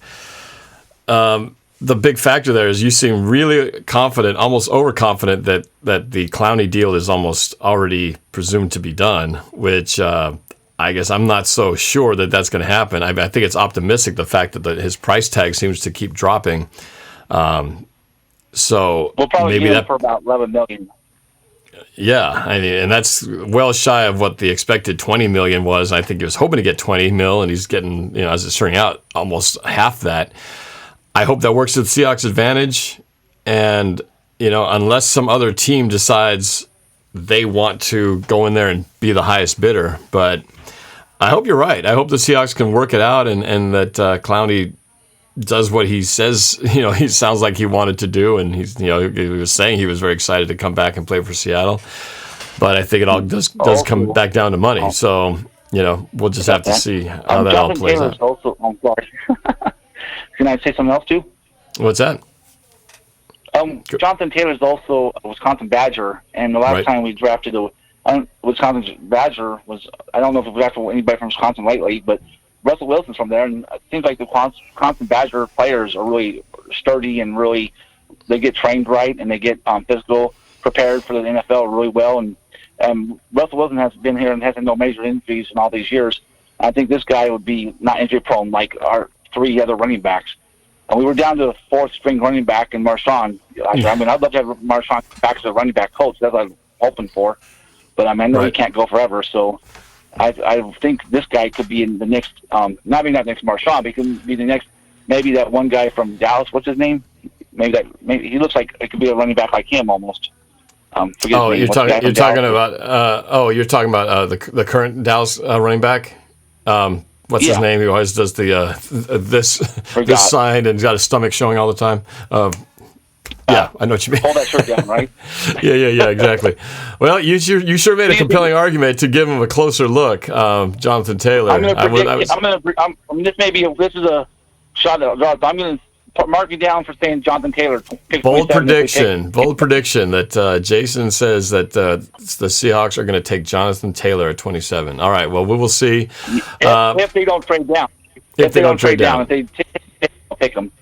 All right. Okay. Well, if you want to call back in before 27, I'm gonna do this big party line thing, and we can all react to see what the Seahawks do at 27, and we'll just get like a big group reaction. All right. Well, the pick is in, so I'm going to get the sound back up here. But, Jason, I appreciate your calling. Come back in later, and we'll get a big reaction from all this. All right. Thank you. All right. Go Hawks. Here we go. Commissioner Roger Goodell. Here's the announcement. Come on, Panther fans. With the 7th pick in the 2020 NFL Draft, the Carolina Panthers select Derek Brown, defensive tackle. Auburn. Derek Brown, defensive tackle from Auburn, is who the Panthers get here. His teammates called him Baby.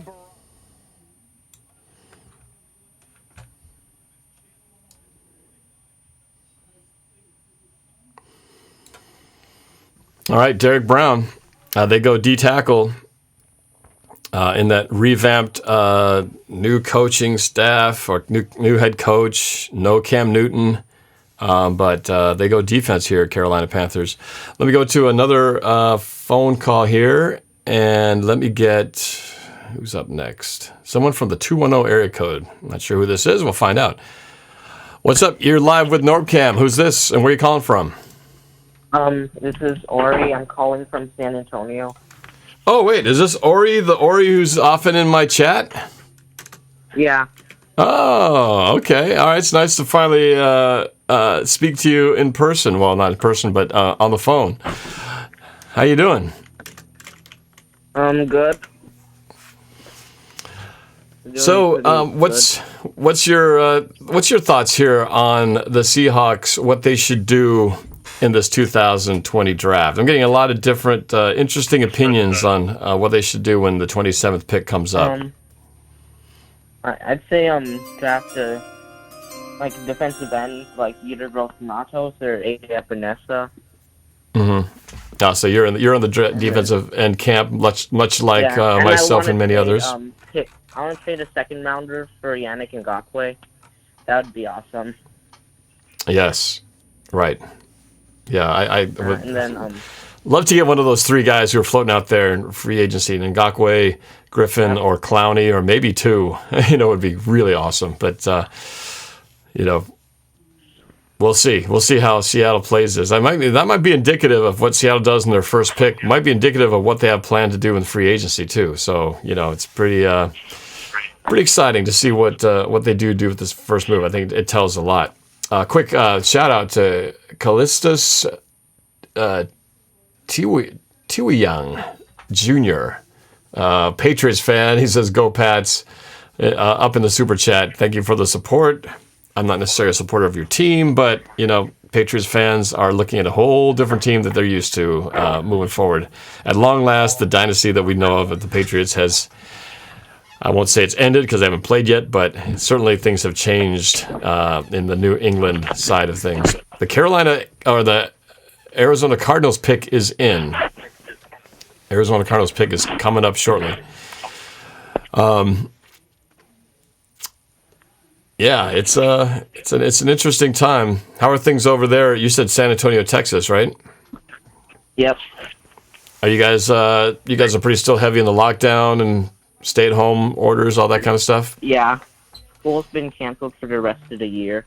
Yeah, same. Are you doing a lot of online school activities? Yeah. Yeah, the big question is, what's going to happen over the summer? Will we have a football season? Will we have school back in order? I get a lot of mixed reactions. It seems very kind of like the draft, very unpredictable to know what's going to happen. But we are going to go to the Cardinals pick in just a moment. But you were saying, I hope the Cardinals don't draft another receiver. Oh man, the Cardinals scare me a little bit now, having acquired DeAndre Hopkins from the Texans. Here's the announcement. Stand by. That was a quick pick. Here we go. Let's check it out. All right, let's go.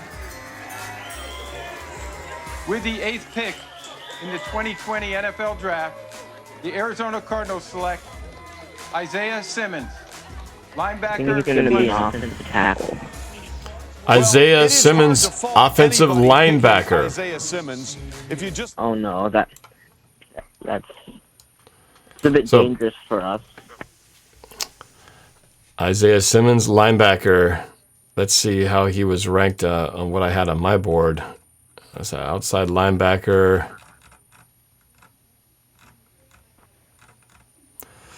Yeah, one of the top linebackers in the draft, prospects-wise. And again,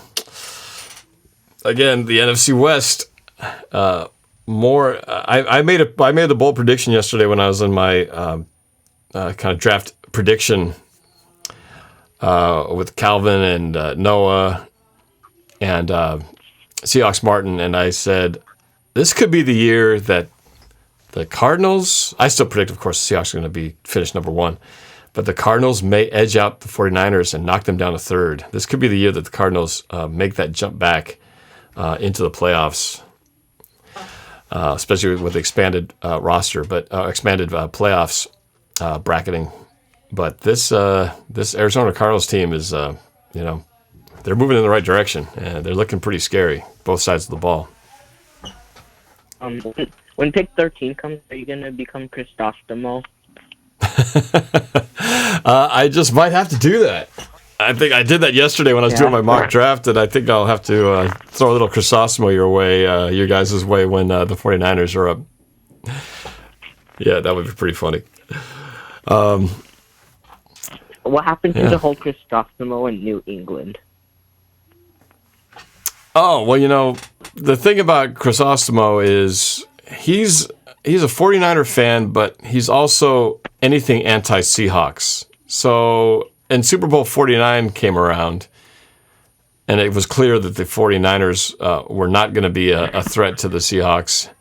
He figured he was going to root for any team that would knock the Seahawks and break our hearts. Well, sure enough, the Patriots were the team that did it. So he ended up basically jumping ship and jumping on the Patriots bandwagon, mostly to spite the Seahawks. So that's where the Patriots side of things come in. But he's truly to the core, he's a 49er. He's a 49er fan. Mm-hmm. Let's see who we got here. We still got the Jacksonville on the clock now.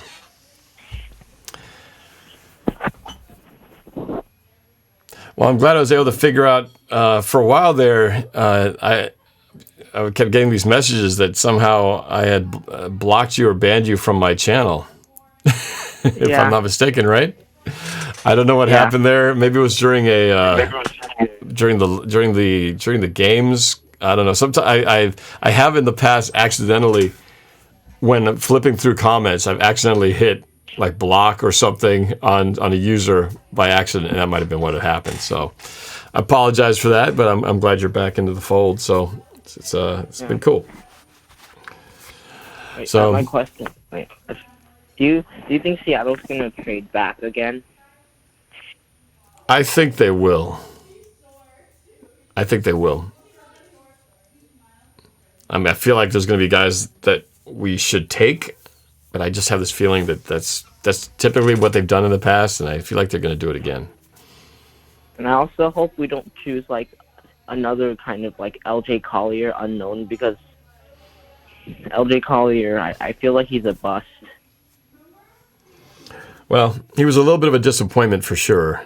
I wouldn't call him a bust yet because, he's only played 1 year. It's too early to call it a bust, I think you got to get at least 3 seasons in before you can really determine whether a player has proven their worth or not. Because I think of players like Golden Tate, I don't think he really had much of a first year, but that second year is where he really broke out. And so, he turned out to be a solid football player since then. And so sometimes they just need that first year to get their feet under them. I'm really hoping that LJ Collier can do that, and if John Ursua can have a really cool breakout year in their second year, that would be tremendous. Yeah, and then I've also heard the Seahawks they like picking older players, like 24-year-olds. Yeah, I don't know. I don't know if I don't know if there's any information to actually back that as an actual trend. I saw an article about it. It's like LJ Collier, DeMarcus Christmas, John Ursua, and Phil Haynes were all in the 40 older players in the draft last year. And I feel like with older players, we more likely can't get as many seasons out of them. Well, that's an interesting point. But, as Indiana Jones said in Raiders of the Lost Ark, it's not the years, it's the mileage. So it kind of just depends on what, how they do with injuries, how durable they are. I mean, that's one of the things that sold me on the last conversation. I hadn't really researched the stats on Jonathan Taylor, but just hearing about how durable he is and how many games he's played and not having significant injuries, that's pretty appealing from the standpoint of. That's some of the biggest issues with players. That was our biggest issue last year with our players was the injury bug. Because if the biggest ability is availability, as they say. So if you can't be on the field, you're no good to us. You're no good to your team. Ask CJ Prosise. Really talented guy who just injuries kept him from being able to do anything on the field. Unfortunately, so same with Ethan Posick. Yeah, Posick too. He's had flashes of greatness, but mostly he's been flashes of being on the bench.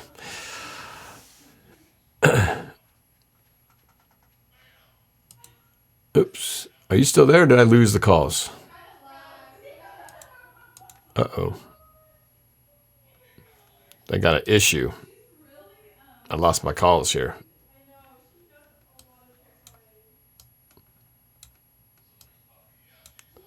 Oops, sorry, people. I just got a crash on my on my phone calls here, so I'm going to try to get you guys all back in here. Welcome, and thank you for choosing freeconferencecall.com. You're helping people around. Okay. Let's see if I get this working. Are you back? Yeah, I'm still here. Oh, okay. All right. I lost my phone connection for a minute, but it looks like it's back. Okay. I was mentioning about Ethan Posick is he's also talented guy who can't stay healthy. Right. Yep, and that is true. That Jonathan Taylor has a fumble issue. Yeah, but the injury thing is a big thing, and I think that's why there was a lot of question about would the Dolphins take Tua because of his injury history. But they figured the risk was worth it, so we'll see. Here we go. The Jaguars are picking. Their pick is in. Jacksonville Jaguars pick. Here we go. Number 9. Let's go. Here we go. With the 9th pick in the 2020 NFL Draft, the Jacksonville Jaguars select C.J. Henderson, defensive back, Florida.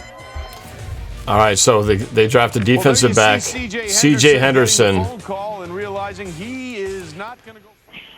No big surprise there, because they lost two cornerbacks. I just want to say, Jeff said that you're doing a good job. Oh, oh, thanks. You mean Lucy's dad? Yeah. Oh, okay. Say hi, everybody. Hi. My daughter Vanessa making a surprise cameo appearance on the live stream. Do you guys want to see Macy? Wait. Okay. Breaking news. This is my... Oh, wait. I can't see. Wait, why does that look so funky? Go to this side. It's because of the... it's my friend's dog. Oh, look at her. Aw. Wow, it's like all invisible. That's weird. Well, It's because that green screen. I know the green screen thing is off. It shows. It's not exactly working. There you go. There's the dog. There you go. There's a dog. My neighbor's dog, Jeff. That's a new dog named Macy. And Vanessa's bringing it to you. And it's really hard to see, but there it is. Hi, Jeff. Hi, Fleming family. All right, here we go. Okay. Oh, hey, I got my friend Jeff. Jeff, what's happening? This is my buddy Jeff. He's a Seahawks fan and ticket holder and a Vikings fan too, because he's originally from Minnesota. Jeff, say hi to the YouTube world out there. I will. I just want to say impressive work today. And the hat, the new NorbCam hat I see there. Oh, thank pretty you. Solid. Yeah, this is a gift. We got a little U of M vibe here in Minnesota, so maybe Winfield goes in the first round, right? Let's see. Let me check out my board here. Who are we talking about here? Antoine Winfield, like son of. Oh, yes. Yeah. Where's my? He might go late, although I don't want the Seahawks to pick him up. They need a defensive end. Well, yeah, clearly they do. Like maybe one that's. I like the kid from Penn State. I like that. Oh yeah, yes. The guy with a really tough name to read. Right, so that's why I didn't read it. YGM. We just call him YGM for short. Another guy from Iowa. I don't like that pick. Yes, Gross Matos. That's right. Little too slow. So. Yeah. But like we have a lot of the 260-pound guys with quickness, so hopefully we pick somebody with a little more length, speed, and power. Yes. Jeff, what do you think? Do you think we'll get Clowney back? There's a lot of debate whether he's going to come back or not. Oh boy, I'm the wrong guy to ask on that. I mean, something's weird. Something's wrong. The price is too high. Too many injuries. Not enough sacks. Oh, we got a selection. We got a selection here. Hold on a second.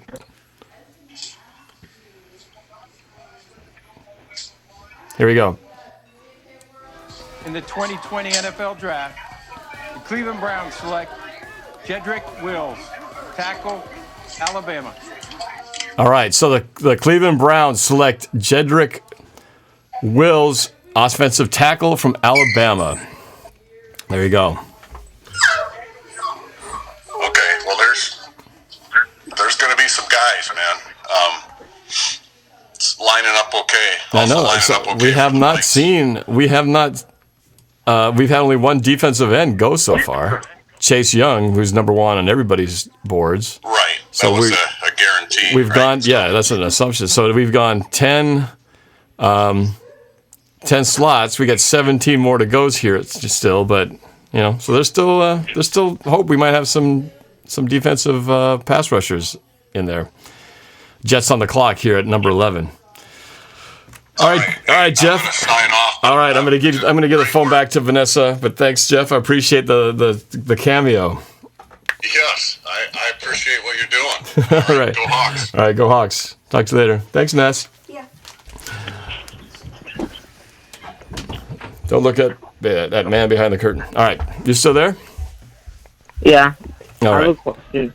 Do you think our strength and conditioning coach is the blame for our injuries?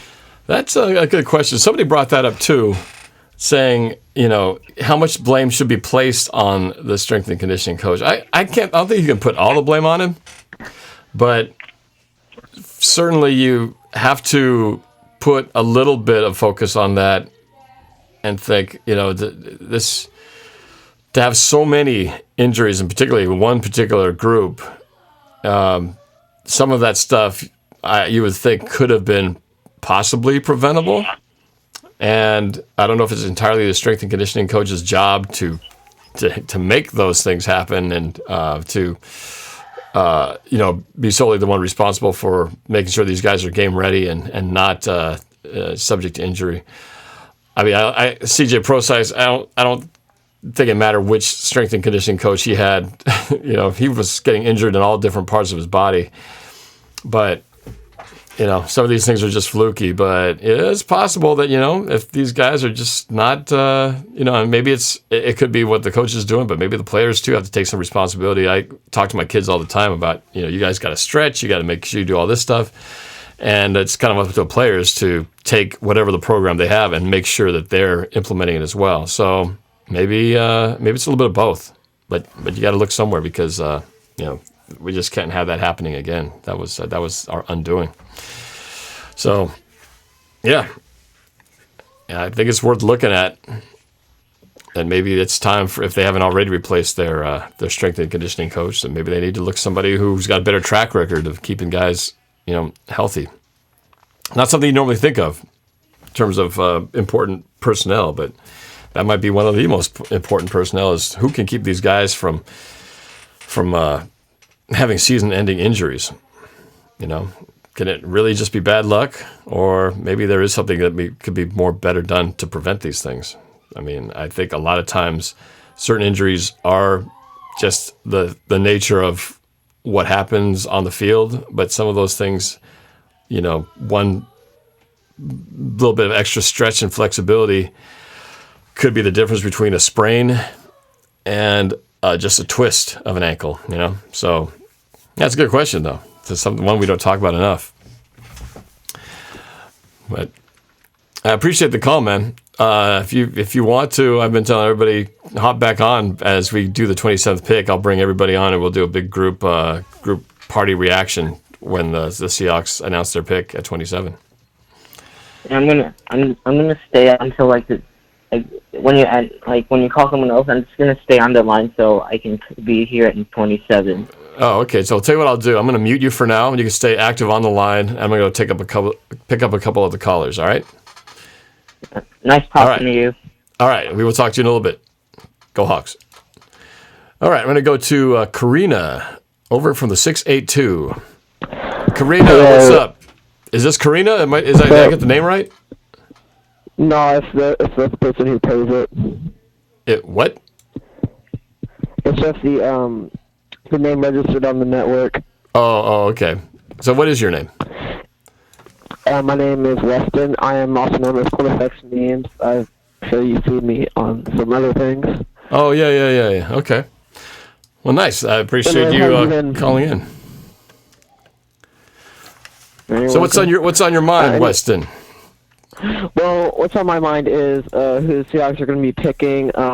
My prediction is they're going to either go with a defensive end or a offensive lineman because, number one, we need both things for that.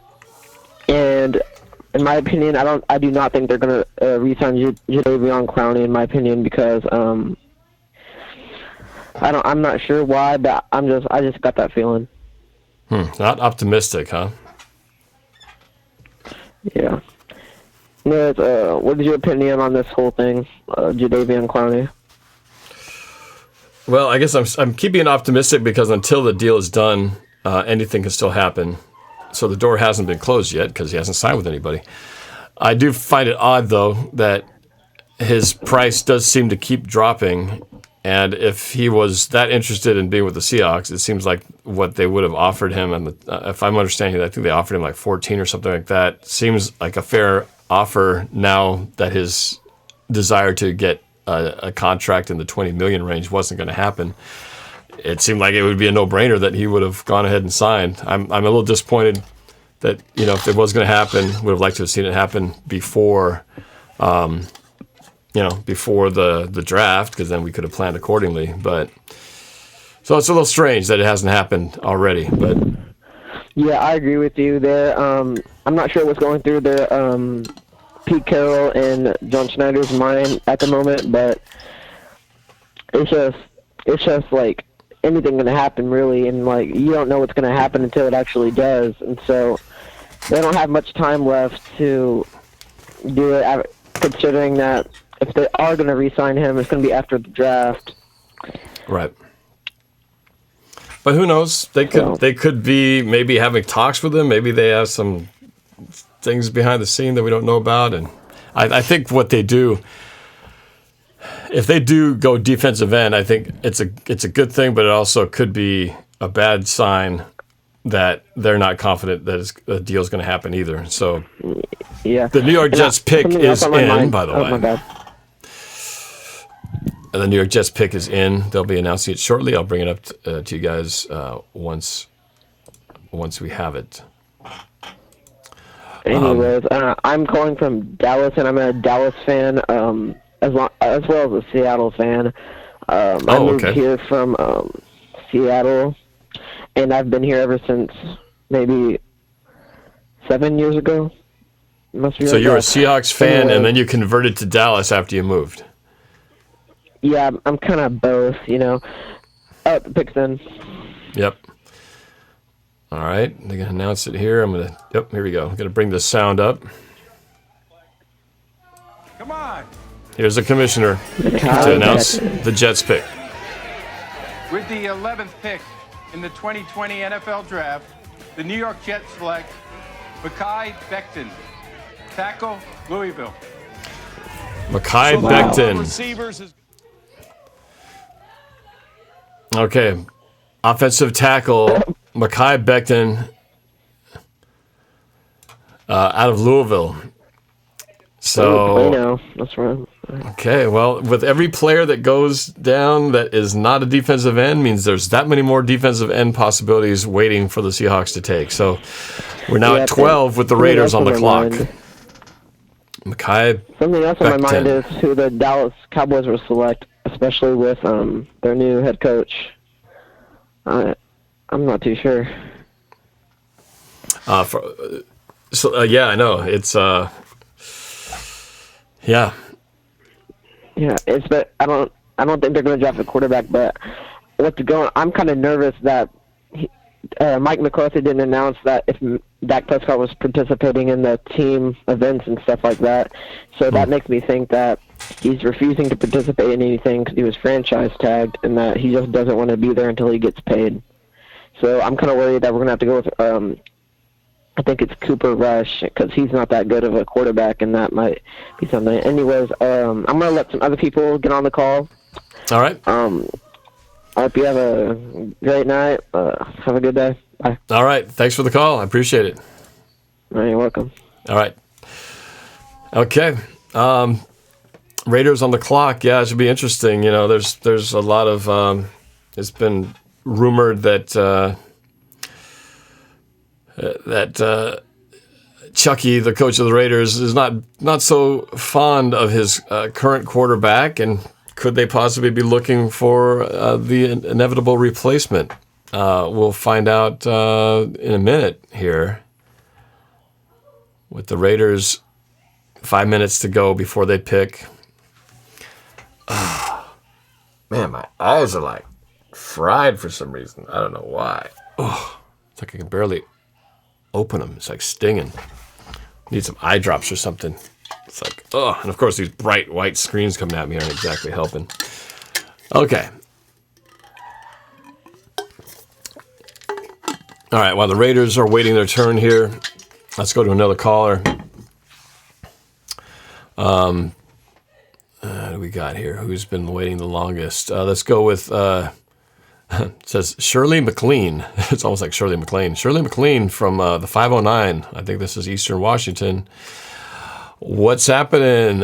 Who's this? This is you're on with NorbCam. Who's this and where are you calling from? Anybody there? Hello? 509. Going once. Going twice. Oh, hello. Who's this? Hello? Hello? You not there? All right. I'm going to go with somebody else. Hello? Yeah, you're on with NorbCam. You're live. Who's this? How you doing? I'm doing fine. Who's this and where are you calling from? This is Jason McLean. I'm from Liberty Lake, Washington. Okay. First time caller? Yes. And you said your name's Jason, right? Yeah. Okay. Liberty Lake, Washington. Where is Liberty Lake? I'm not familiar with Liberty Lake. Near Spokane, Washington. Okay, I've got family over in Spokane, so I go to Spokane quite frequently. But cool, nice to be hearing from a fellow Washingtonian. What's on your mind today, man? I think with the Seahawks pick, I think they'll trade back in their first pick. Yeah, I think they'll take that defensive lineman first. So defensive end, pass rusher. Yeah. Yeah. I think no matter what I think you find Founder or not, that it won't give him for like a year, and so I think they're going to need someone who will be able to come up after, anyways. Yeah. Yeah, well, we will find out in the next, however long it takes to get to 27. We're at 12. We're almost, here we go. Here's the pick for the Raiders. All right. Jeremiah know what he's talking about. I mean, he does, but, you know. There are many first-evers that are part of this draft, including the first-ever official draft selection by the Las Vegas Raiders. Las Vegas And I've got it Raiders. right here. Here we go. So with the 12th pick of the 2020 NFL Draft, the Las Vegas Raiders select Henry Ruggs, wide receiver, Alabama. Wide receiver. Okay. Raiders. Congratulations. All right, so they go wide receiver Henry Ruggs. Let's see. Check my board here. Henry Ruggs. He was listed I had number 3 on my board out of Alabama. So Gruden goes receiver. Okay, so goes offense, but quarterback not factoring into this position. Things are starting to get a little interesting now with some of the choices now. What are you hoping to see Seattle do? And I think you were leaning towards that we all agree we need a pass rusher, but you think any surprises that the Seahawks might pull if they didn't get a defensive end? What would be the next logical position that they would draft? I think either offensive tackler or running back. Okay. No, okay. I always worry about the injuries on the offensive line. They get a lot of years. We've got a lot of linemen though that they picked up. Granted, none of them are like standout studs, but we do have a lot of people. Quite the number of people, at least as far as bodies there in the offensive line. So we will see. But I'm seeing some highlights. This guy in the Raiders. Henry Ruggs can jump. He can run. He was a basketball player and a track star. So this guy's got some wheels. How much better do you think our receiver from last year is going to be? DK Metcalf is going to be this year. I'm excited about our receiving core.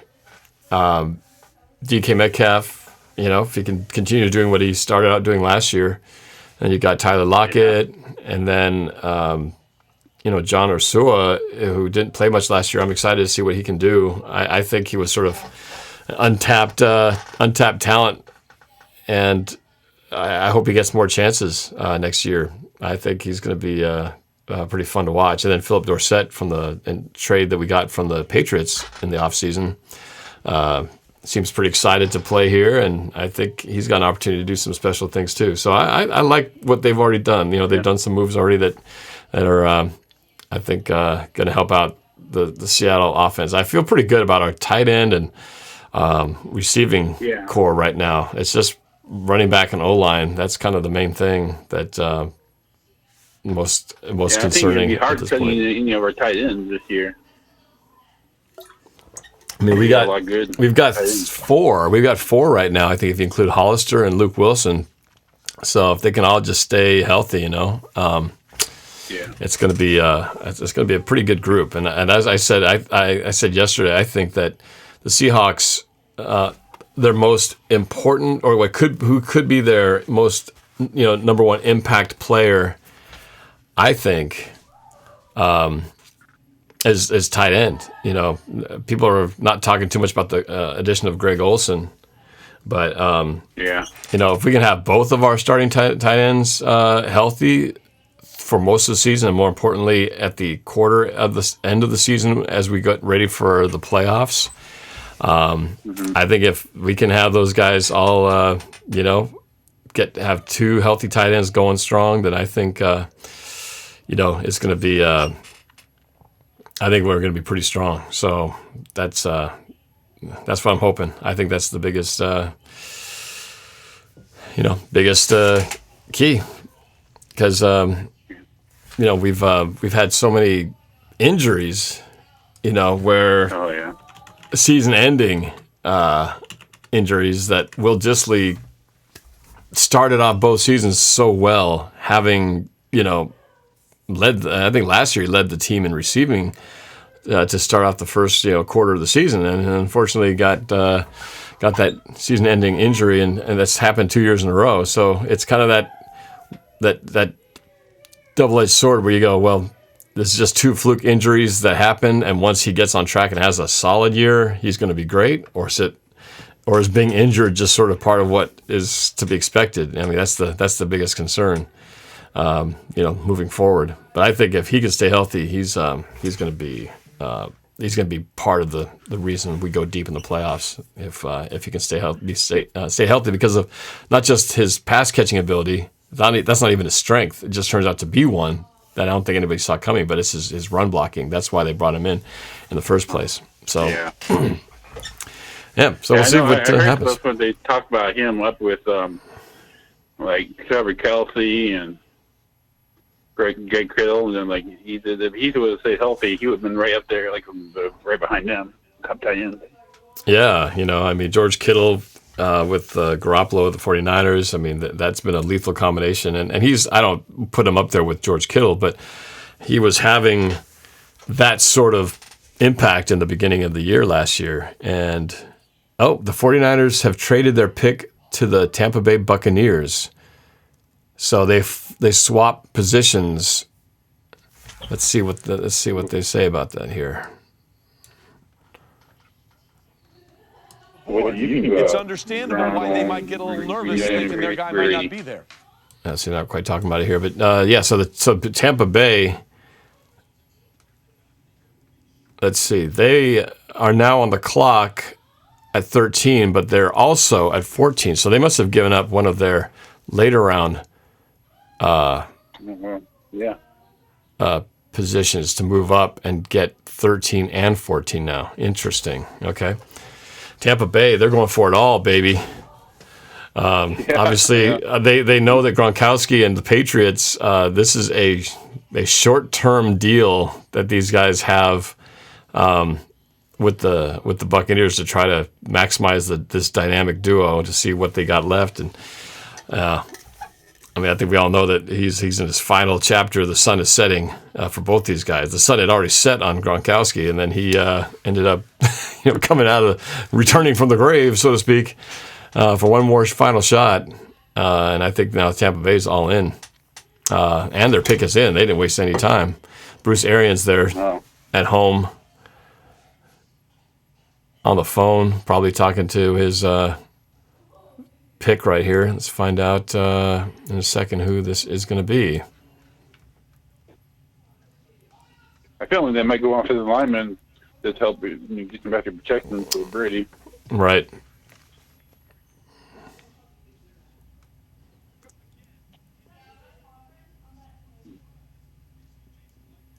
There's the GM at home with his family as they're getting ready to get this pick going. Oh, so they did swap. So the Buccaneers and the 49ers swapped spots. So the 49ers dropped to 14, so they'll pick next. The Buccaneers took 13. I don't know what they gave up to get that, but they just swapped positions. Wow.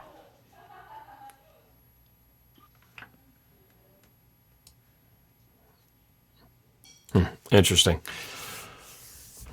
Yeah, everything's starting to get a little bit interesting now. Your video. What's that? I was going to say, I love all your NorbCam videos. Oh, thank you. Is there a particular one that that stands out, or certain kinds? Is it the game reactions or the music videos, rivals? I like the law one with you are Nicosimo. Oh yeah, Crisosimo and NorbCam going at it. Yeah, I think the one was the car race with him in the Patriots fan. Oh yeah. That was our Grand Theft Auto Rivals series. We did that after Super Bowl 49. Yeah, that was. I'm glad you mentioned that one. That was a lot of work. I didn't realize how much work that was going to be putting that thing together. But I like that. I'm particularly proud of that one. That was a fun one to do. But for anybody who loves that game, Grand Theft Auto, that was that was a fun world to put that one in. Well, let's see. Tampa Bay, here we go. Here's the announcement. Thank you, Lieutenant Colonel Caldwell, and thank you to all of our service members for your courage and sacrifice on behalf of our country. The San Francisco 49ers have traded the 13th pick to the Tampa Bay Buccaneers. With the 13th pick in the 2020 NFL Draft, the Tampa Bay Buccaneers select Tristan Wirfs, tackle, Iowa. Tristan Wirfs, offensive tackle out of Iowa. Wow.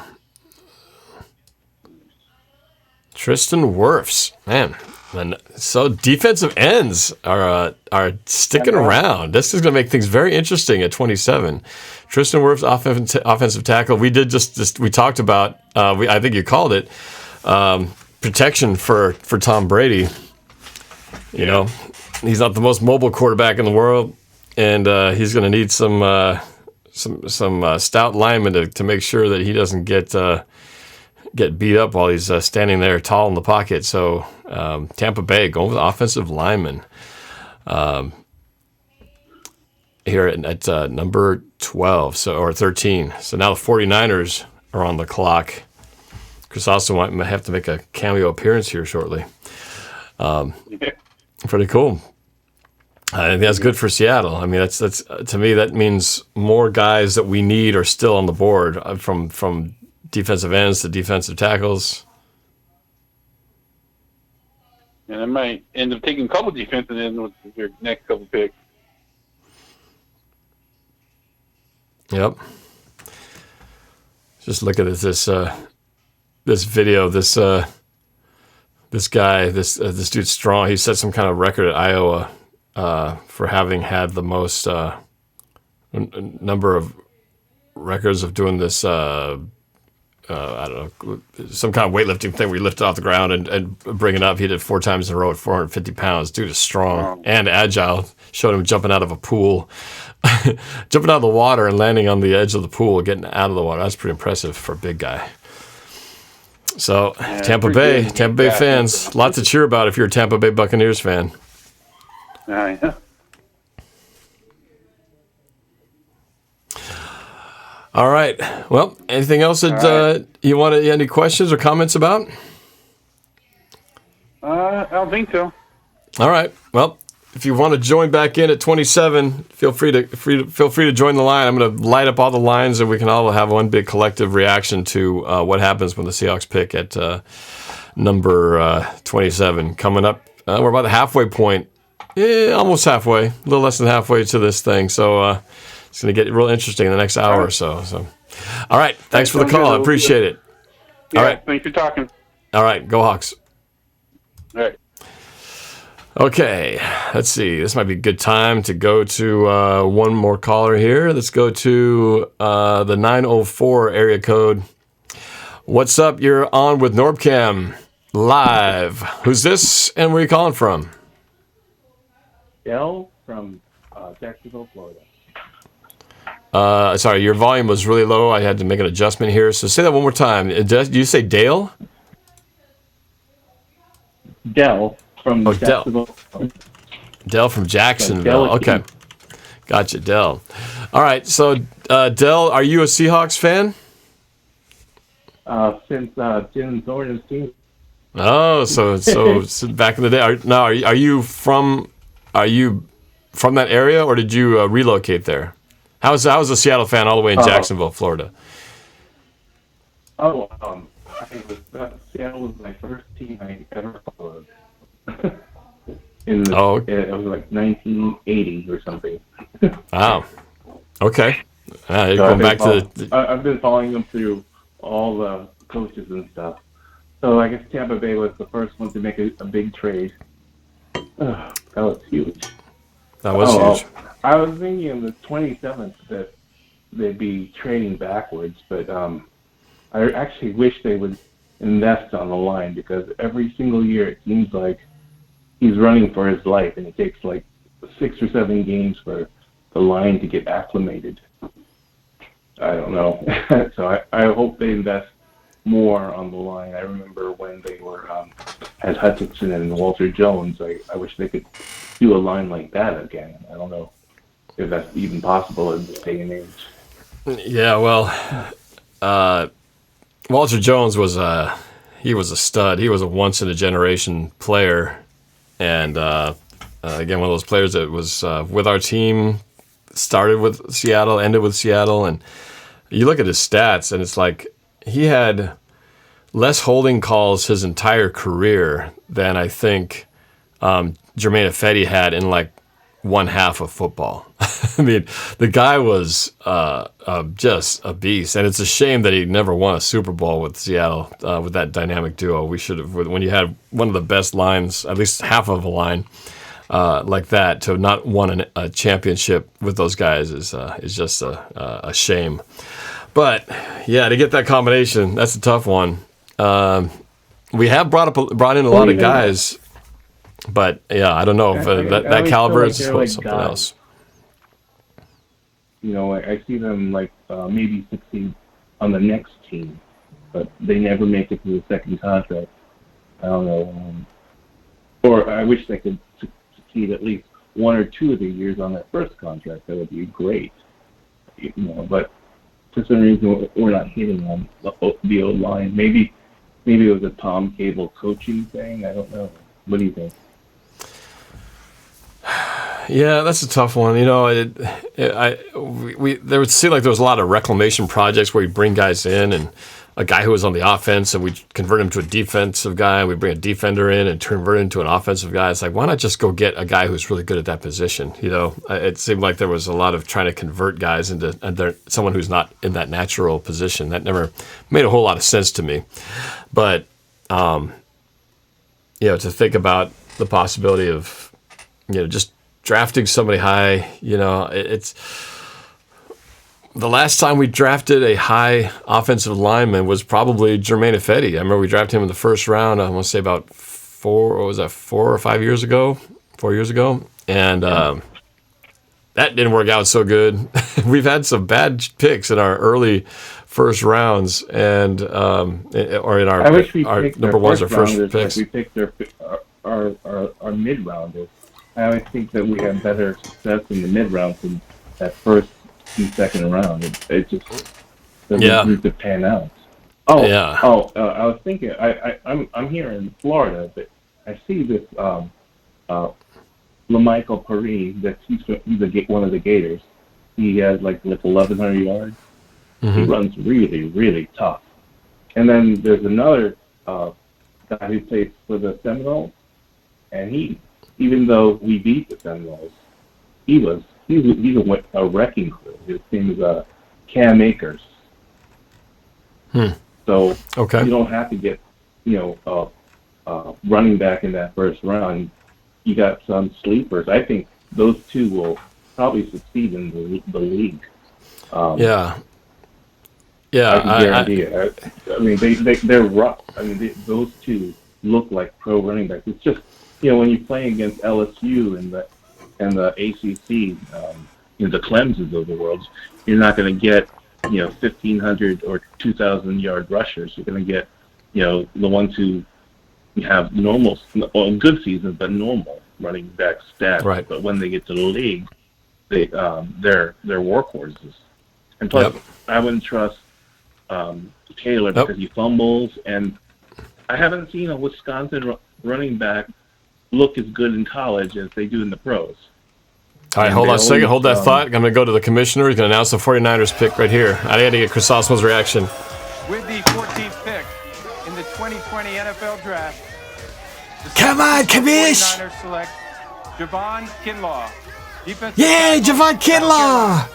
D-tackle! South Carolina! Another surprise, but Javon Kinlaw is Wait, who is that guy? I don't know. But we did need defensive linemen, so I think I'm happy about that. Yay! Peace out! Is how he grew up. He split time between his mother and father in Goose Creek, South Carolina. That's in Washington, D.C. And I'm here watching Kinlaw, and he's kind of like a Michael Bennett type.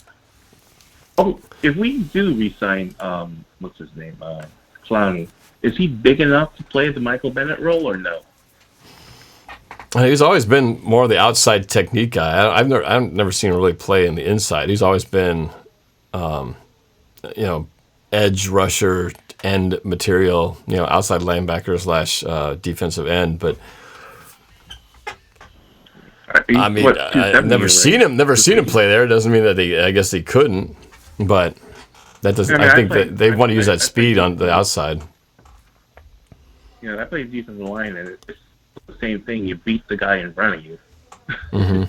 It's not really rocket science. Like there's a technique to it, but a lot of it's hands. It's not getting bull. You're not bull rushing all the time. You're spinning and whatever.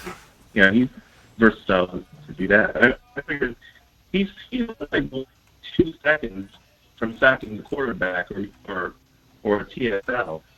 So if you get him closer to the action, maybe his stats would look a lot better than it looks. I mean, I would pay him if he could be a Michael Bennett type of tackle / end. He would be a lot more valuable than whatever he's doing right now. I mean, I see him bust up a play, but if he gets closer to the quarterback or closer to the inside of the line, he could really do some damage. I think, a good defensive line coach could teach him something like that. I mean, an end and a tackle is not that hard. True, but then if you're on the inside, they can do double teams. There's ways you can slow down that interior pass rush. Where if you got that special edge move where you just get around, if you can get around or through that guy on the outside, there's no one to help out. You know what I mean? That's I think that's what's the strength and beauty of a defensive end. A guard doing a lot of time the positions where the guard is pulling in the opposite direction, he has a free shot at the quarterback too. Yeah, that's true. That's true. So either way, I want to stick around till we hit 27. What pick are we in right now? It's 15 only. We're on the clock on 15 with the Broncos, so we're halfway. We're halfway to Seattle. How long have we been on the air so far? It's since at 8 o'clock maybe. Yeah, let's see. We started this thing. The draft started at 5, right? So we've been going for 2 hours, and we're only halfway through this sucker. So it's all the Bengals' fault. They took forever to announce the first pick. We're having a good old time here in Jacksonville. I mean, our team, our local team sucks, but it's kind of fun. We have this guy they drafted from Washington State, Gardner Minshew. Yeah. He's like the Tiger King of quarterbacks in Jacksonville. That they love him that much. I don't know. To me, he had a better season than the Arizona quarterback. He looked way better. I mean, his stats even, show that he was a better quarterback. I think he got ripped off in Rookie of the Year. It's not like Arizona improves as much as, well, actually Jacksonville sucked, but I think that had more to do with Tom Coughlin than anything else. Mm-hmm. Yeah, Minshew was something else. You got to watch a lot of him. I watched a lot of Minshew, being that he was with Wazoo, which is the rival of my UW Huskies up here.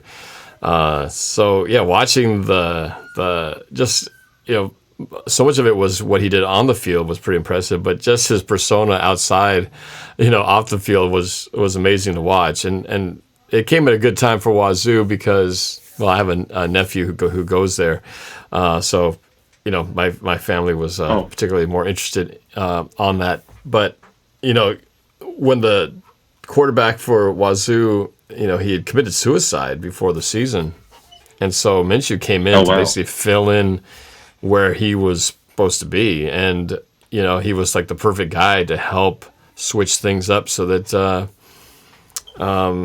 get things going in the right direction, because the team was, you can imagine, if your quarterback is supposed to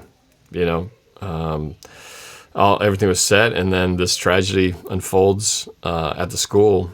You think he's the quarterback of the future? I mean, do you think he has the potential of being a... Let me talk about it, but first we got a pick to announce here. We got a pick to announce. Okay. In the 2020 NFL Draft, the Denver Broncos select Jerry Jeudy, wide receiver, Alabama. Jerry Jeudy, wide receiver, Alabama. Okay, this is good. This is good for Seattle. Again, more positions that we don't really need coming off the board. At this point, Jerry Jeudy from Alabama goes to, who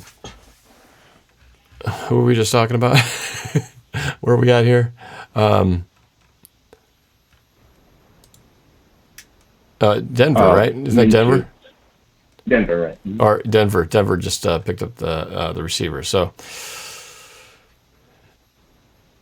yeah, there we go. So you're asking, is Minshew the future?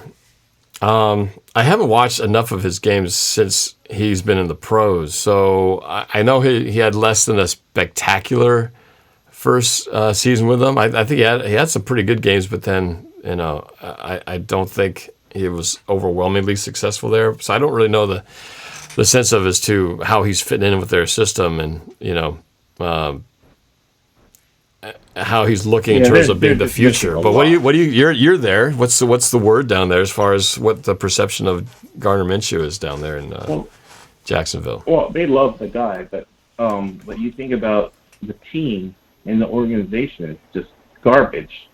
With what's his name, Tom Coughlin sabotaging a lot of the contract negotiations. They're going to lose Leonard Fournette I know, that's crazy. One of the best running backs out there. They pretty much lost their best defensive back, Jalen Ramsey, because Coughlin was just a hard ass. And then he would set the clock 1 hour behind. He says if you're on time, you're late.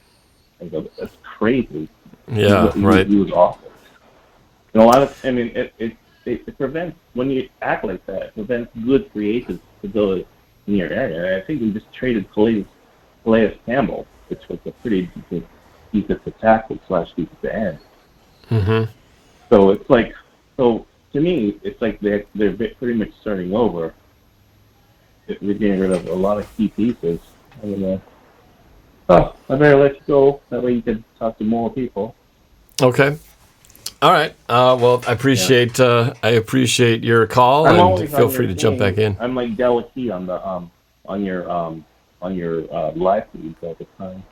Oh, what's your username? Del Akey. AQUI. Oh, Del. Oh, yeah. You're on just the last yesterday. and today, right? So yesterday, I think the other day. Yep. All right. Well, I appreciate. Got it. No problem. I'm glad you're. I appreciate your being on there and watching all the videos and everything. So thanks for your support, and it was fun to finally talk to you in person, or directly anyway. Great. I can't wait to see your next video. Yeah. Well, thanks. I can't wait to see it either. I definitely got some work to do, and it's a little tricky in this period right now with what's going on. But I got some plans. I'm definitely got some ideas going in the works. So hopefully get a chance to put these together. But yeah, all right. No, it's been a blast. So thanks, man. Enjoy the rest of the draft, and feel free to jump back in when we get back up here at 27. I'll call back in when it gets into the 20s. All right. My phone's getting hot. All right. See ya. Okay. All right. Take it easy. Go Hawks. Okay. So that's it for the phone lines at the moment. Let me refresh my screen here because the Broncos have already gotten their pick.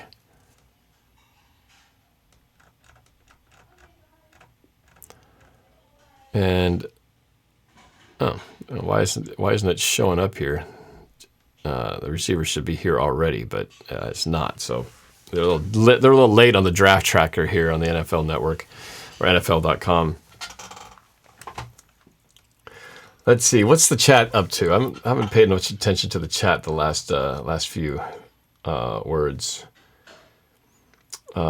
Caden Cooper, do you think Seattle's going to pick a linebacker? I don't think so. Oh, Broncos pick is in. Finally. I think linebacker is a need, but I think it's a couple layers down from what we do need.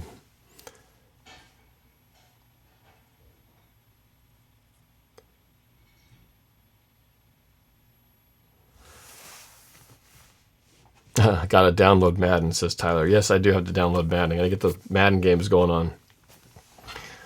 Norb, do you think Seattle will be a running back?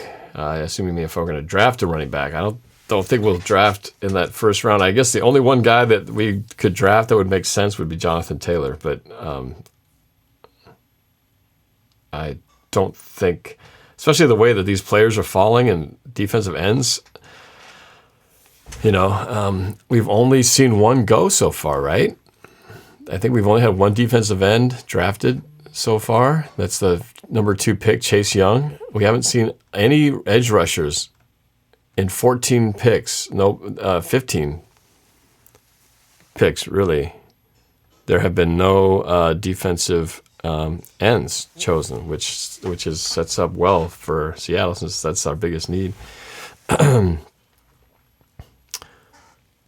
The Falcons pick is in. This thing's way behind.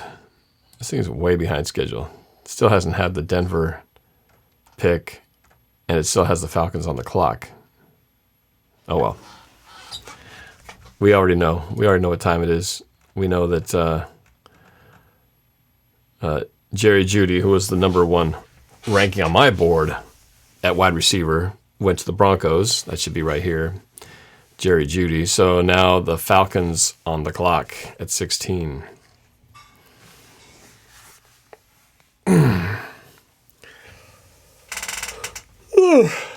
This is a long process right here, boys and girls. It's been only 2 hours in, and we're just barely over halfway. Not even halfway. It's longer than a football game.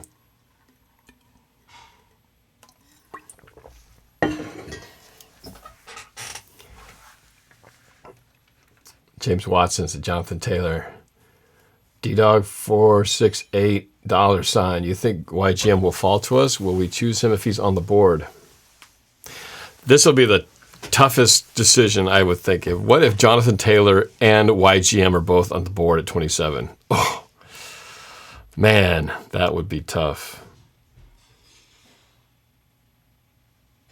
That would be tough. Do I think Krista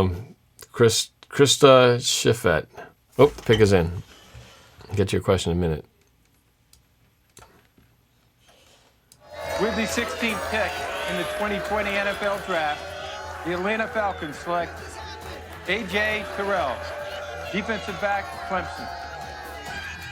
Okay, they go defense, A.J. Terrell, but they don't go line. They go cornerback, so secondary. Let me see, where did I have him? A.J. Terrell, I have him 5th on my board. We've had a few go secondary go now. We had Jacksonville took one, and the 9th pick, and number 3 at the Lions. So we've had this is the third secondary pick here. A.J. Terrell, there it is, finally updated. A.J. Terrell, Atlanta Falcons from Clemson, cornerback. So now we're down to 11 before Seattle picks, and still lots of defensive end prospects, a lot of running back prospects. It's been a lot of linemen.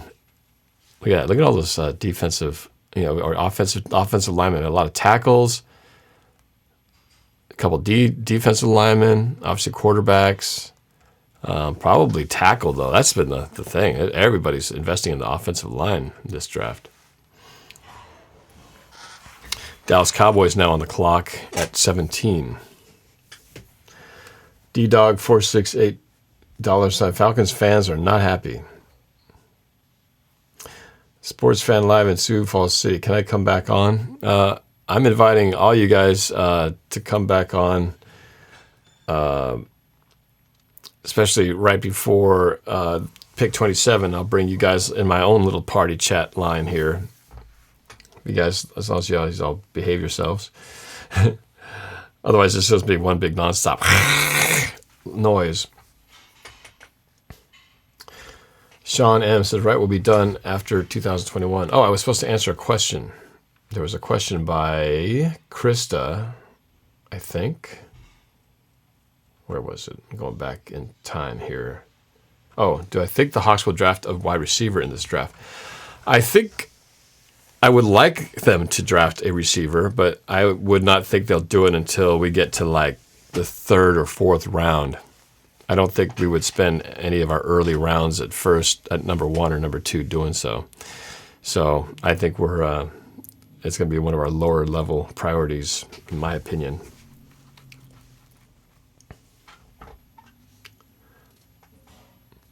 Deadly Skills. Instead of screaming, we should all do a sync clap. Let's slow clap it out. That's from the Rams Ram Rules video, if you guys don't remember that. It was hilarious. Look it up if you haven't seen it. It was back when the Rams were in St. Louis. They had a video to help teach the fans on how to behave in the stadium. It's the funniest thing ever. Just look up Ram Rules, and there was some funny stuff in there. But I remember they had this old lady. So before we kick off the ball, we're doing good. You said Chris? Yeah, I'm in Spokane. Oh, you're in Spokane. Oh, you had a 253 number. Threw me off. Chris in Spokane. No, I'm calling from my work phone. I'm actually watching the video as we speak. All right. Are you from Spokane? Are you from there? Yeah, born and raised. Okay, yep, all right. Born and raised, so. Right on. So, by the way, I love all your videos. I've been following you for many, many years now. Oh, thank you. Go Hawks. Glad to finally talk to you. Hopefully I'll get to meet you in person. Well, I have family out in Spokane, so maybe one of these days when I'm out in that area. We were supposed to go there for our yearly volleyball tournament, but that all got canceled because of the Corona and all that stuff. But otherwise we would have been in Spokane, for our annual trip. That would have been last month. So anyway. Maybe one of these days that could happen. But what's on your mind? What's your thoughts? What's your thoughts on this? I appreciate you, by the way, telling me about that you've been watching my videos and for all the support, man. I appreciate it. Oh, yeah. I'm a huge Hawks fan just like you. You should see my garage. Ooh, all right. So this draft class, I'm hoping the Seahawks will either, pick a defensive end, because we need that pass rusher.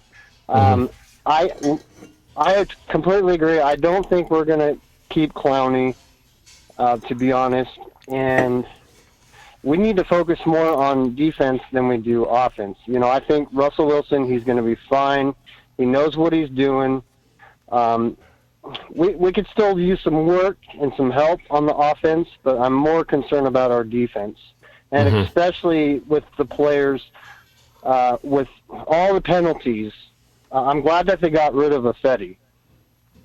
Yeah, I think a lot of people shared your same feeling. I had some conversations with some of my Seahawks friends that the thought that, well, maybe if they moved him inside, it just seemed like a tackle just wasn't working out for him. Didn't have the feet to keep up with guys. That's why he was always holding. Maybe he could have been better if he was on the inside, but clearly that was not in the cards. So, yeah, I'm not disappointed either. It was unfortunate. Oh, we got the pick in by the Cowboys. I'm going to turn on the sound here. Hey, hold on a second. Let's get this here. Okay. Find out where they go. Here we go. With the 17th pick in the 2020 NFL Draft, the Dallas Cowboys select CeeDee Lamb, wide receiver. Oklahoma. Another receiver. CeeDee Lamb. Well. Okay. CeeDee Lamb, wide receiver from, where's he from?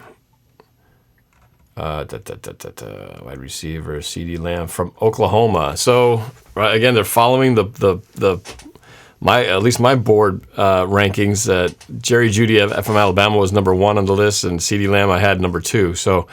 So far, they are following, the draft playbook, and once again, positions that we're hoping to get here are staying on the board. Lots of receivers and defensive tackles going so far. Not much in terms of defensive ends, nor really just defensive end. A lot of defensive tackles have been going, and offensive linemen as well. So a lot of focus on the trenches, but defensive ends have not been, for the most part, touched throughout this. So pretty encouraging if you're a Seahawks fan. It's looking like it's gonna work out in the Seahawks' favor. So let's keep our fingers crossed. Yeah, and we'll find out what Seattle's really planning to do here and what surprises they might have. But again, what to do if you got one of these highly rated defensive ends on the board, and then you get Jonathan Taylor at running back also available, which I think he will be available. What they will do if they've got that as an option. So it's good to have options. With Jonathan Taylor, all he wants to do is play for the Seahawks. So I give him props on that. So hopefully the Hawks will do their research on him, and if they want him, they'll get him. Well, and it seems like, him having that Wisconsin pedigree, obviously Russell Wilson's legendary status at that school, I'm sure the thought of him playing with somebody from the same school, and of course with what Russell has done over his 7 or 8 year career here, who wouldn't be excited to be on the same side of the ball with Russell Wilson and the Seahawks? So, could be a pretty cool matchup if they can make that work. So we'll find out. We're getting close. All right, I'll let you get back to some more calls, but thank you for inviting me on your live and your chat. My pleasure. Look me up on under 12th Man Zag. I watch your videos all the time, like I said. Okay. So good luck to the Hawks, and I'll catch you next time, and I'll definitely try to call again on when it's the Seahawks pick. Okay. All right. Maybe in about 45 minutes, I'm guessing, but we'll see. So 12th Man Zag, right? Is that your YouTube channel? Yep, that's my YouTube channel. Okay. All right. Okay. I'll keep an eye for it. I do reaction videos. Yeah, I do the reaction videos to the Seahawks and Gonzaga games. Okay. I got a good buddy whose son goes to Gonzaga, so I have more connections to the eastern side of the state now, more than ever before. So, very cool, man. Great talking to you. All right, Norman. All right, take care. All right, take it easy. Go Hawks. All right, very cool. Great to hear from him. This has been fun. I thought this might be a fun thing to do as the Miami Dolphins are on the clock now at 18. We're working our way down the line here, getting ever so closely. Look, 18's right there, but look, 19, 20, 21, 22, 23, 24, 25, 26, 27 right there. There's my Seahawks coming up slowly but surely. All right, Dolphins again, who's stocking things up. What's happening in the chat? Andrew says, go Zags. Seahawks Martin, Steezy, A. Smith is going to pass me really soon. Calvin is getting subs faster than Usain Bolt running the 100. Oh, you guys are talking about subscriber counts over there. Sam Dog, Infamous 253, what's the shocker to you so far? There haven't been a ton of surprises. I'd say maybe, let me see, because you can never go wrong going defensive line.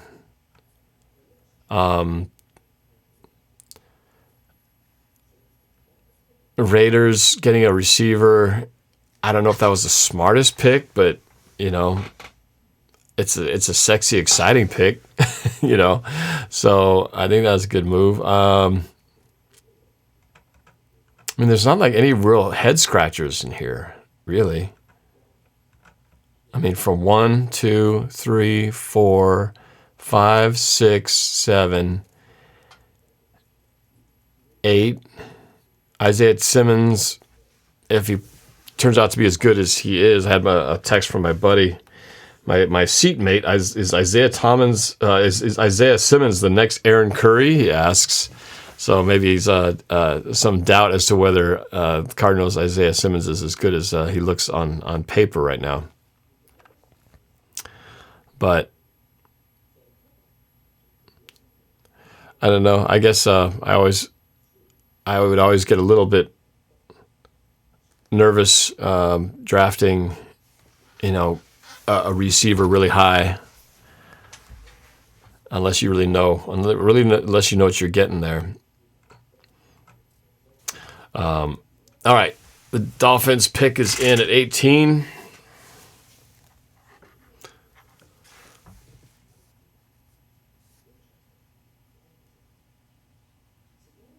Let's find out what we got. I'm going to keep drinking this water. I'm going to have to go to the bathroom soon.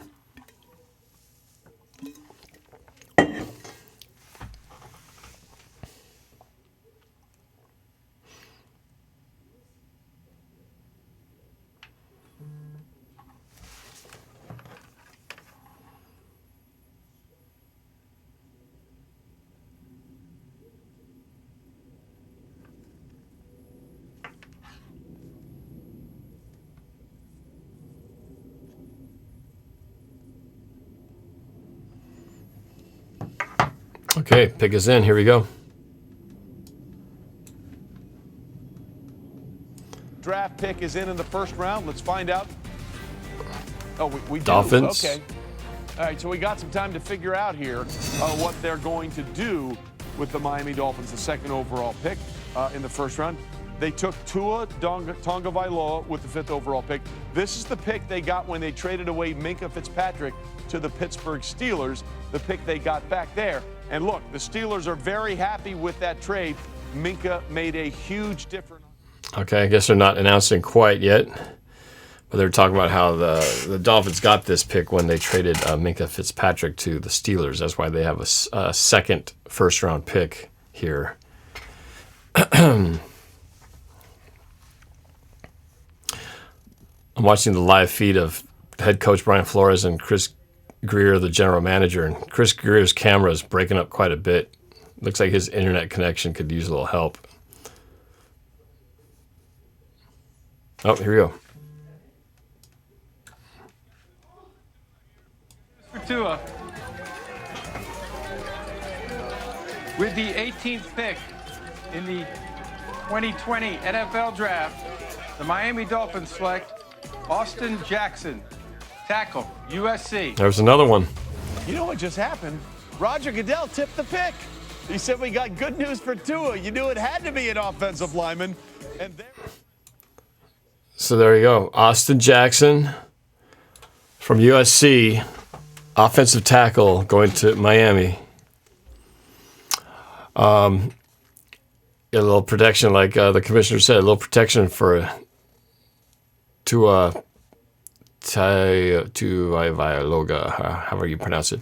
And the Raiders are on the clock now at 19. So, yeah, a flurry of defensive, offensive tackles, and I guess a lot of wide receivers here too, and cornerbacks. So a lot of secondary receivers, tackles, offensive tackles, defense tackles, offensive tackles. So, I think the biggest thing here is that good news for Seattle. If we are indeed looking for either defensive end or running back or linebacker, really, the only thing we're not getting a lot of left here is all the tackles and offensive and defensive interior linemen are coming off the board. But man, if you're looking to get a defensive end and you're looking to get linebackers or running backs, so far so good. 8 more to go before we pick, and this is the time where I'm going to make my quick, brief exit because I need to hit the restroom. So in the meantime, you guys keep chatting it up. I'll give you this draft board that you can watch. I put the show on, but I know that show is going to trigger the copyright things and mess me up. So I will keep you guys with this draft board intact. I'll be back in just a minute.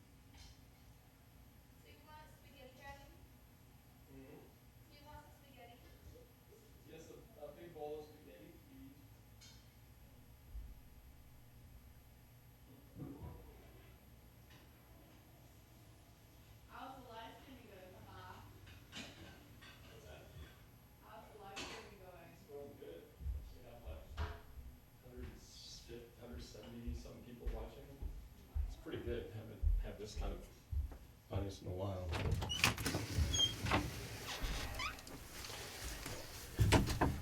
What'd I miss? I'm back. Did they pick is in? The Raiders pick is in.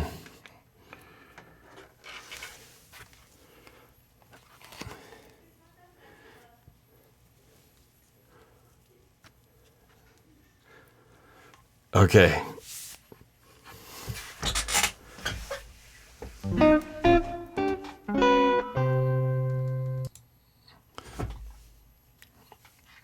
Oh, here's the pick. What perfect timing. Come back from the bathroom, and there's the pick. We thought it would be fitting here at pick 19, as the Las Vegas Raiders welcome their second selection, to make a special announcement. As you may know, we are scheduled to host a draft in Vegas this year. And we thank so many for the effort they put forth to prepare that possibility. And we think you deserve another shot. So we're happy here to announce that tonight, the Las Vegas Raiders will host the 2020 NFL Draft. We're just talking about that. Congratulations to Mark Davis, the Raiders So they're going to give the. I was going to say, I was talking to Sam Dog about that. The fact that they didn't have the draft. It was a shame that they missed out on it this year. So they're going to make it next year. In the 2020 NFL Draft, the Las Vegas Raiders select Damon Arnett, defensive back, Ohio State. Another D back. Oh, Damon Arnett, cornerback out of Ohio State. Ohio State's got some good products out there. Good players. Okay, I want to check this out. Where was he on my list here? David Arnett. Huh. He's not even on my list in the top 10. I had several guys ahead of him, like Trevon Diggs, Bryce Hall. Am I looking at the right? Yeah. Interesting. Did not see that one coming. So that's an interesting choice by the Raiders. So Jacksonville now on the clock at 20. We're getting to the 20s now. Starting to get closer. Ori says, yeah, another Ohio State DB. Tyler Parcher, 20. We are close, Martin. You got your Hawks gear on.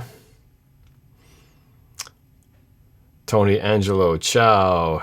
NorbCam, 4:30 here in Italy. Wow, ciao, Tony. Thanks for watching all the way across. You probably get the award for the viewer from the longest distance from where I am.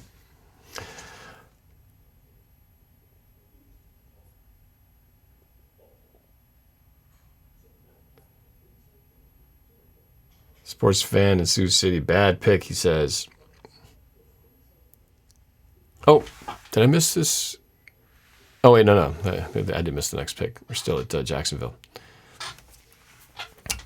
Yeah, very fascinating.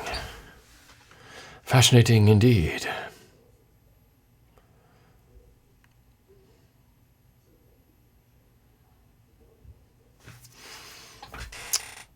Jacob Vlogs 2008. Norm, I am a big fan. Oh, thank you so much. Jeff Rimo, if we pick Diggs, I think that makes us only team in history with 2 sets of brothers on the teams. Oh, that's true. The younger brother of Diggs' younger brother would be pretty cool to have 2 guys, and in the secondary, right? Are those both guys secondary guys? To have 2 Diggs and 2 Griffins. Didn't even think about that. That's pretty wild.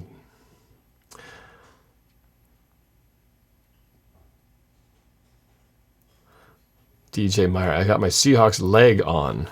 LOL. So I wonder what that means. My Seahawks leg?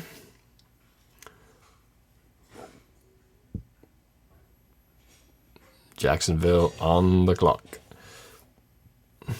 Oh, I've got a super chat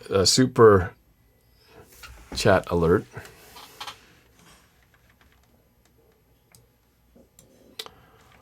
From XRAT 3D 12th Man for a $5 super chat. Thank you so much for your support. You didn't even say anything. You just supported. I appreciate that so much. Thank you. The Lucky Asian. Hi, Norb from Marysville. Hello there.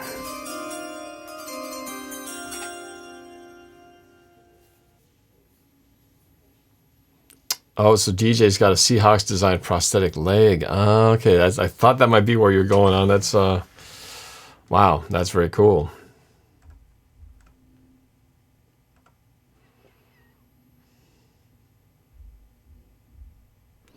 Trevon Diggs is Stefan Diggs' brother. Yep, that's what we we're just talking about. Pretty wild.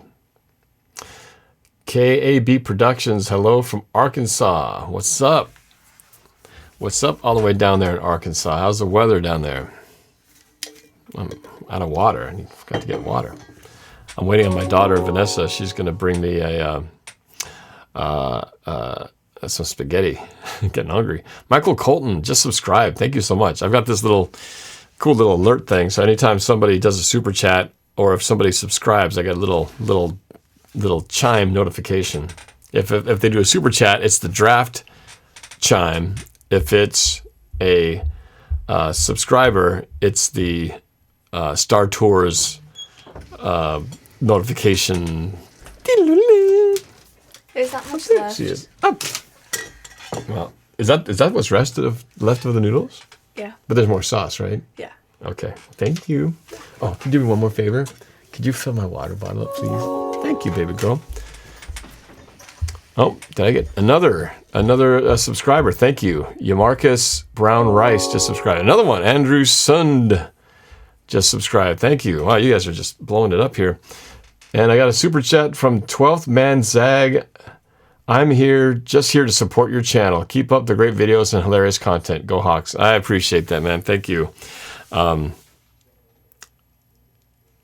It's for the fans, for you guys.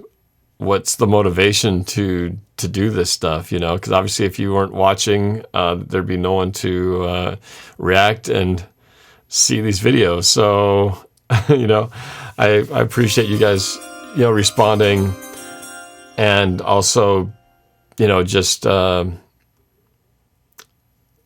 know, commenting, those of you who called in and those of you who continue to support me in all these different ways. It's very encouraging. I love it. Stephanie Detzer just subscribed. Thank you so much for doing that. And we have a lot of people watching. It's count right now is 195 people watching the show. I didn't know what to expect. I thought, you know, I figured people would be watching online, and there's a million online draft parties that you could watch. But thank you, baby girl. It's very sweet of you. And you guys chose to spend the evening with me, so I appreciate that. It's been a lot of fun. The pick is in for the Jacksonville Jaguars. Let's get ready to listen in a second here. While I eat my spaghetti, and I'll try not to get spaghetti sauce on my shirt because that would be bad.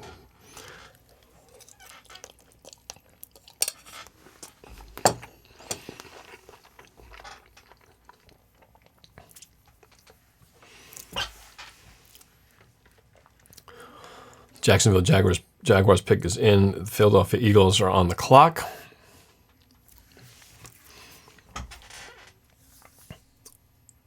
Sean M., hello from the far, far Tacoma, Washington.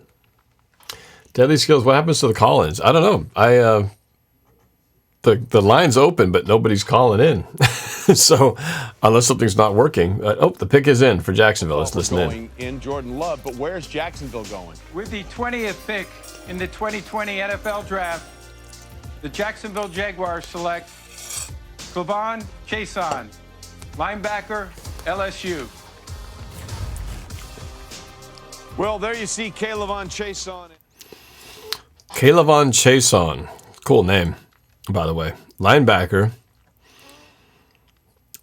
I had him. Did I even have him in my top 10? I did not have him. That's a little bit of head scratcher on my list. I was like, wait a minute. I would have remembered a cool name like that. Was not on my top 10 list of linebackers. But again, from the Seattle standpoint, I'm still liking how this is shaping up now that we're 21, and all these defensive ends still on the board. This is crazy. 200 people, by the way, watching the stream now. Thank you, guys. I did not expect this. I just thought a few trickles would come in here, but it's great to see all you guys watching this with me. I appreciate it. Oh, I do have a phone call on the line. The number is right here if you want to call in. 515-606-5121, area code, or code number 696153. Andrew, ASMR of Norb eating. Oh, I can give you some real ASMR. Just got to get a little closer. This is a spaghetti I made yesterday, by the way. My own doing. Here, this is NorbCam Spaghetti ASMR.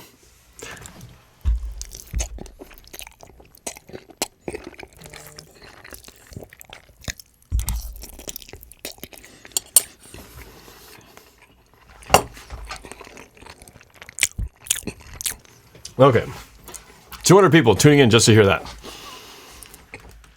Of course, I have no napkin to wipe my face off. I got like sauce all over my face. This real professional outfit going on here. All right, let's go to the calls. Let's go to the calls, shall we? Let's see. Andrew, no, ASMR is bad. Don't do it. Cops. Hey, man. It's live TV. You can do whatever I want. Okay, I'm going to go to the phone calls from the 209. What's up? This is NorbCam. You're live. Who's this? I'm 12 years old. Hello? Hello? Yes, you are live with NorbCam. What's up? Who's this? What's up? I'm Talvir Singh. You're what? Talvir Singh. Talvir Singh. Calvir Singh? Yeah. How do you spell your first name? Calvir? Calvir.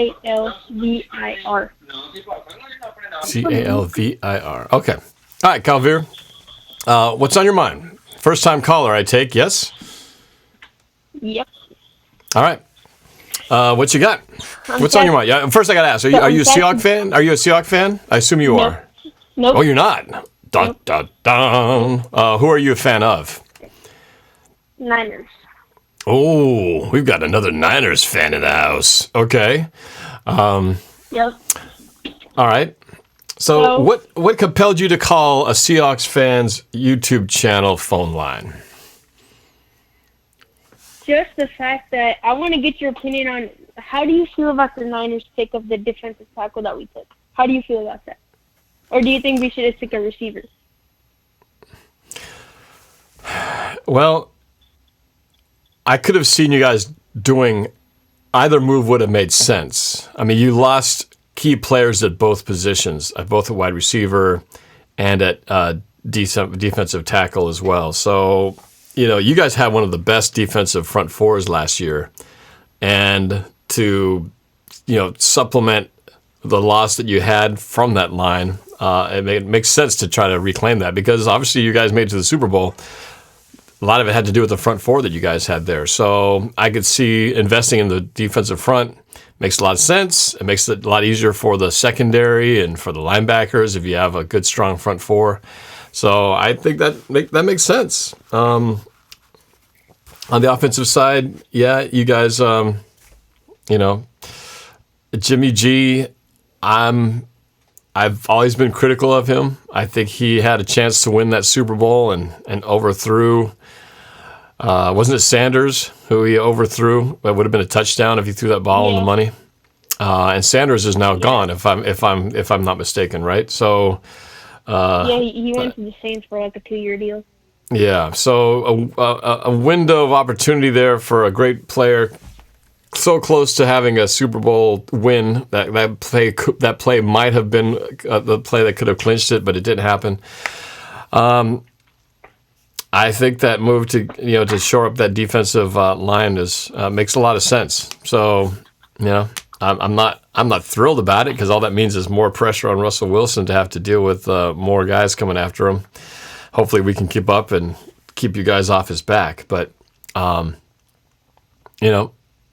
pick is in for Philadelphia. I'm going to bring that audio up shortly as soon as the announcement is coming in. Hold on a second here. Oh, here we go. Here's the pick. Announce the Eagles selection.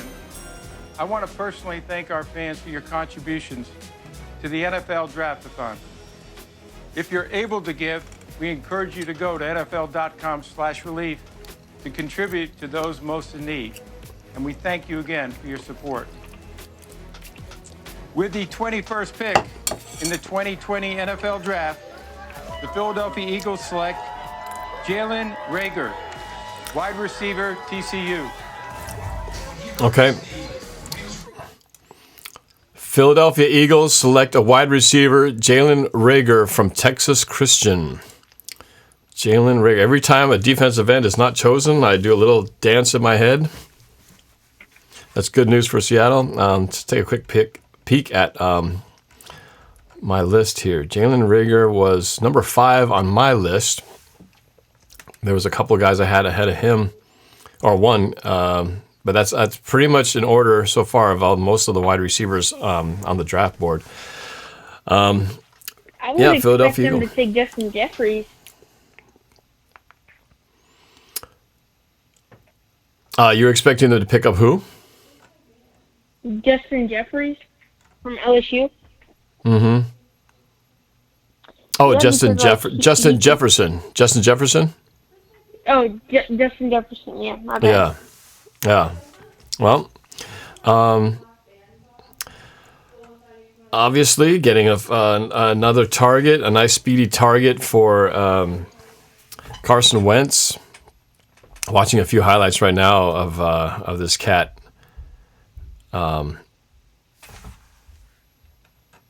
Guy's got some good leaping ability, pretty quick too.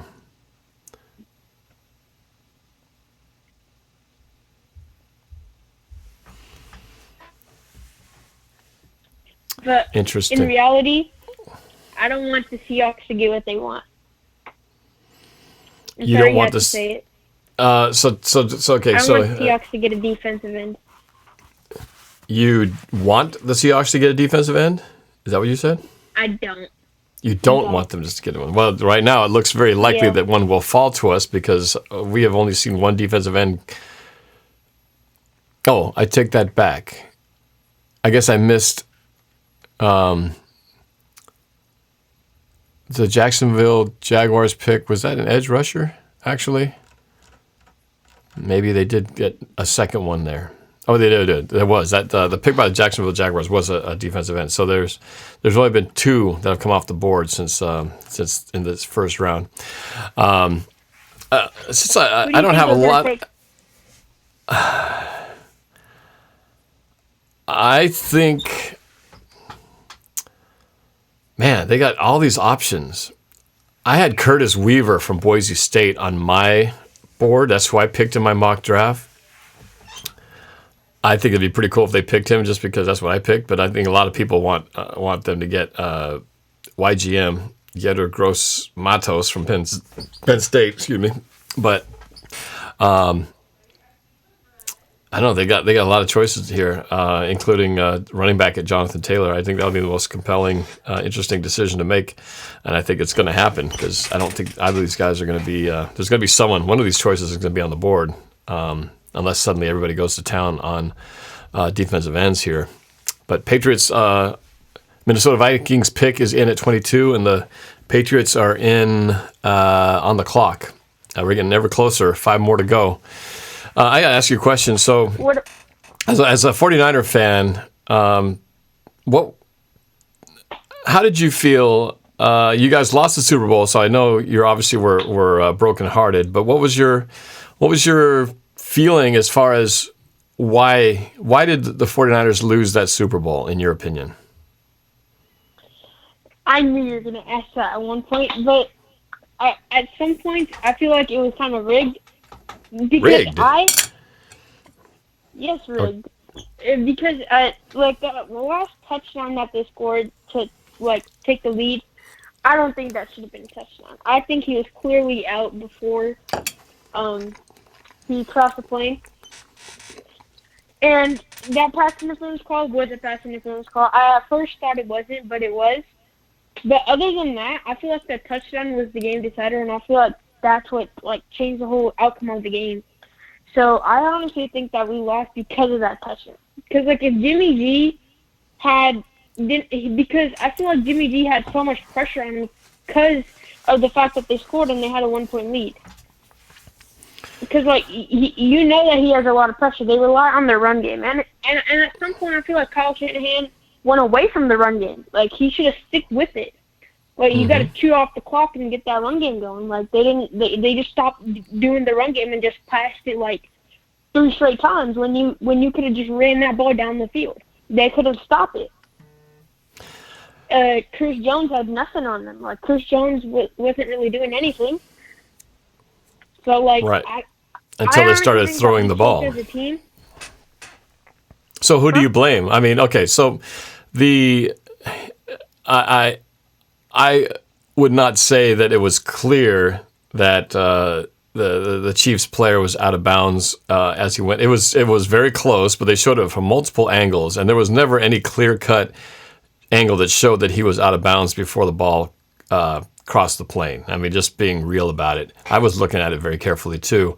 It's possible he might have just out of bounds slightly before the ball crossed the plane, but it was never definitive. And so the call on the field is what had to be made, and that side judge had to make a bang call.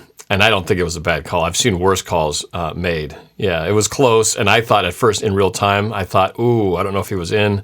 But then as they started showing it, it was like, it's hard to tell if that ball's right. Because it doesn't have to be over. It just has to touch that line, remember. It doesn't have to be over the line. It just has to make contact and break the plane. So, and it was right over the pylon at that point. So, again, wasn't crystal clear.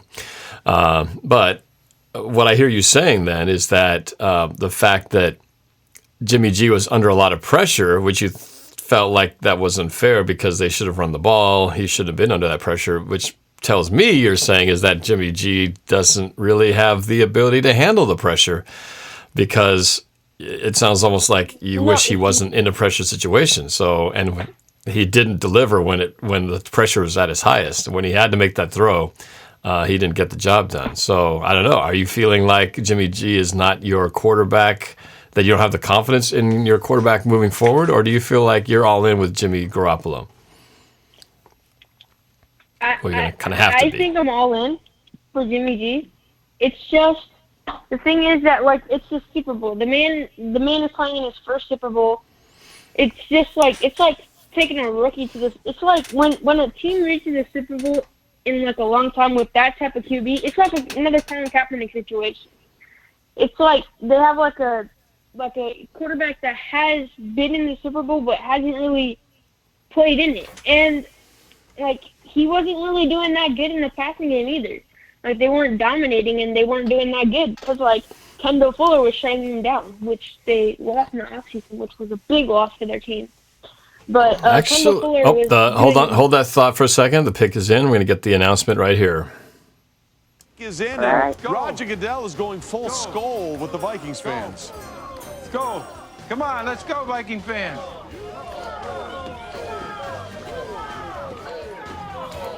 With the 22nd pick in the 2020 draft, the Minnesota Vikings select Justin Jefferson, wide receiver, LSU.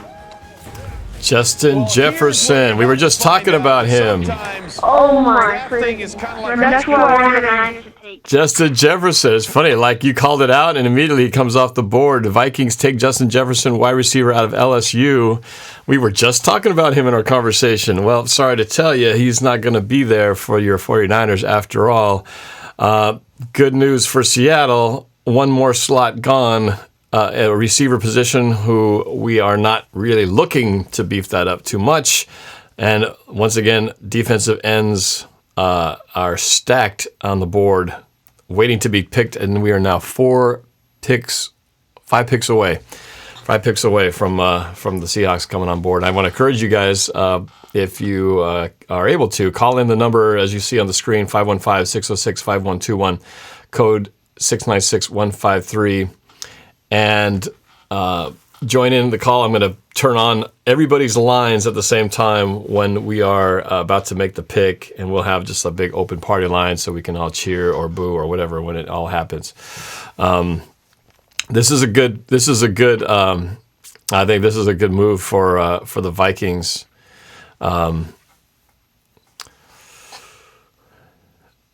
Replacement for Stephon Diggs. Exactly, Stephon Diggs. Out. This fills in a nice replacement in there. It's a good move. That's a very good move. Chargers on the clock at 23. And back to what I was saying, it's just Jimmy Garoppolo wasn't really driving in the passing game, so I was expecting them to run it. So, like, I honestly think that it's the play calling's fault too. Like, it's just Jimmy Garoppolo's first time in the Super Bowl. I feel like if he goes there this year again, he'll definitely do better. Like, I think that because I think most of his mistakes in the whole season I've been noticing is his lack of, like, understanding the route.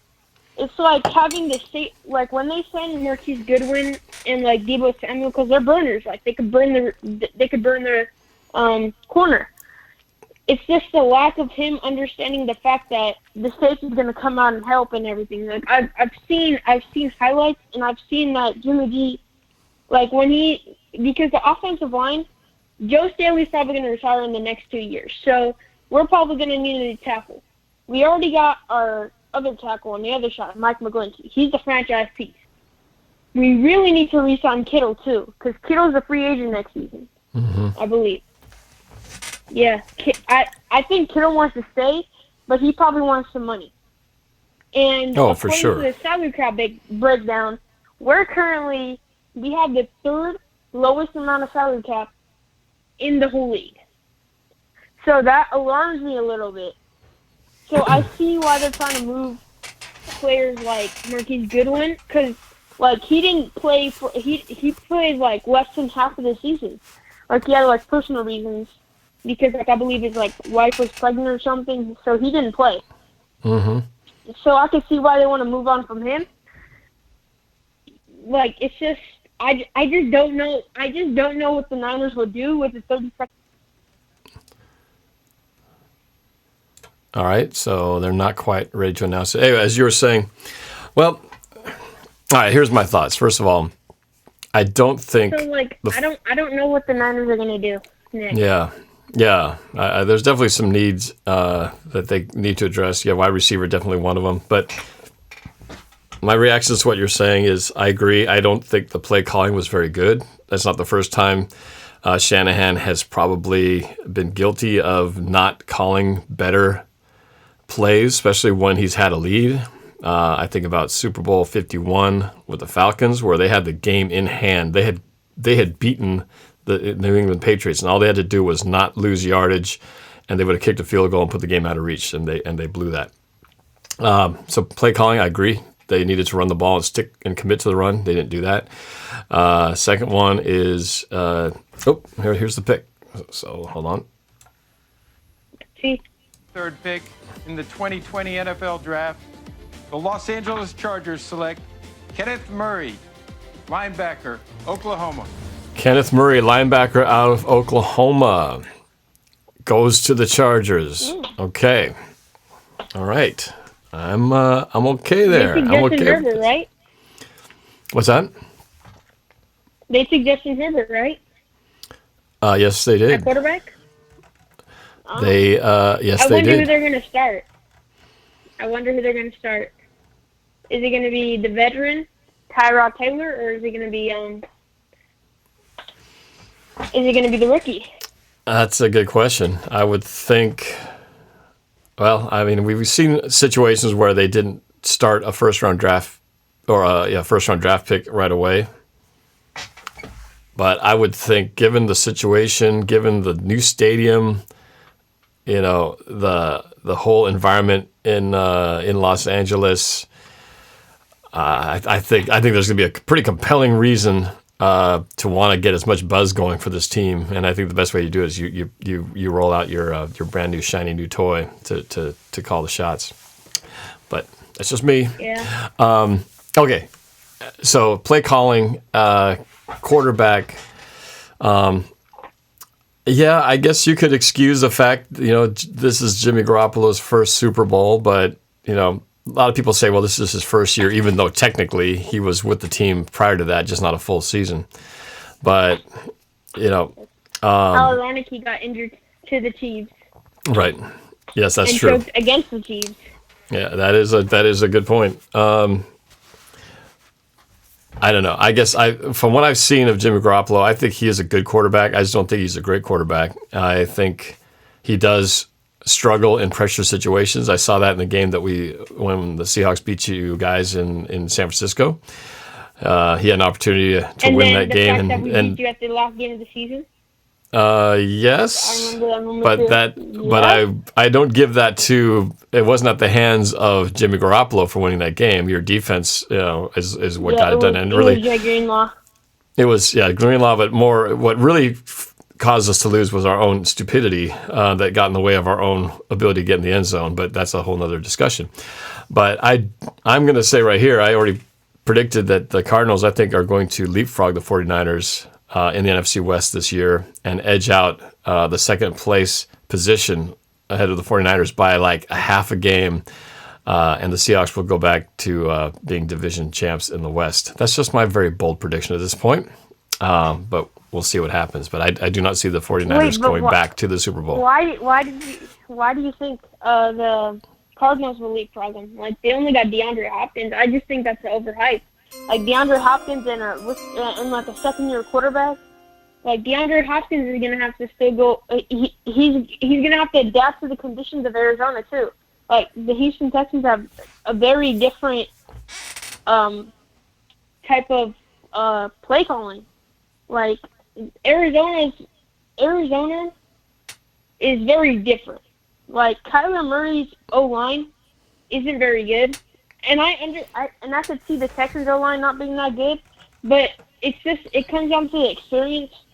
I just don't think that they'll be good. The Rams will be the last. They'll be last in the NFC West.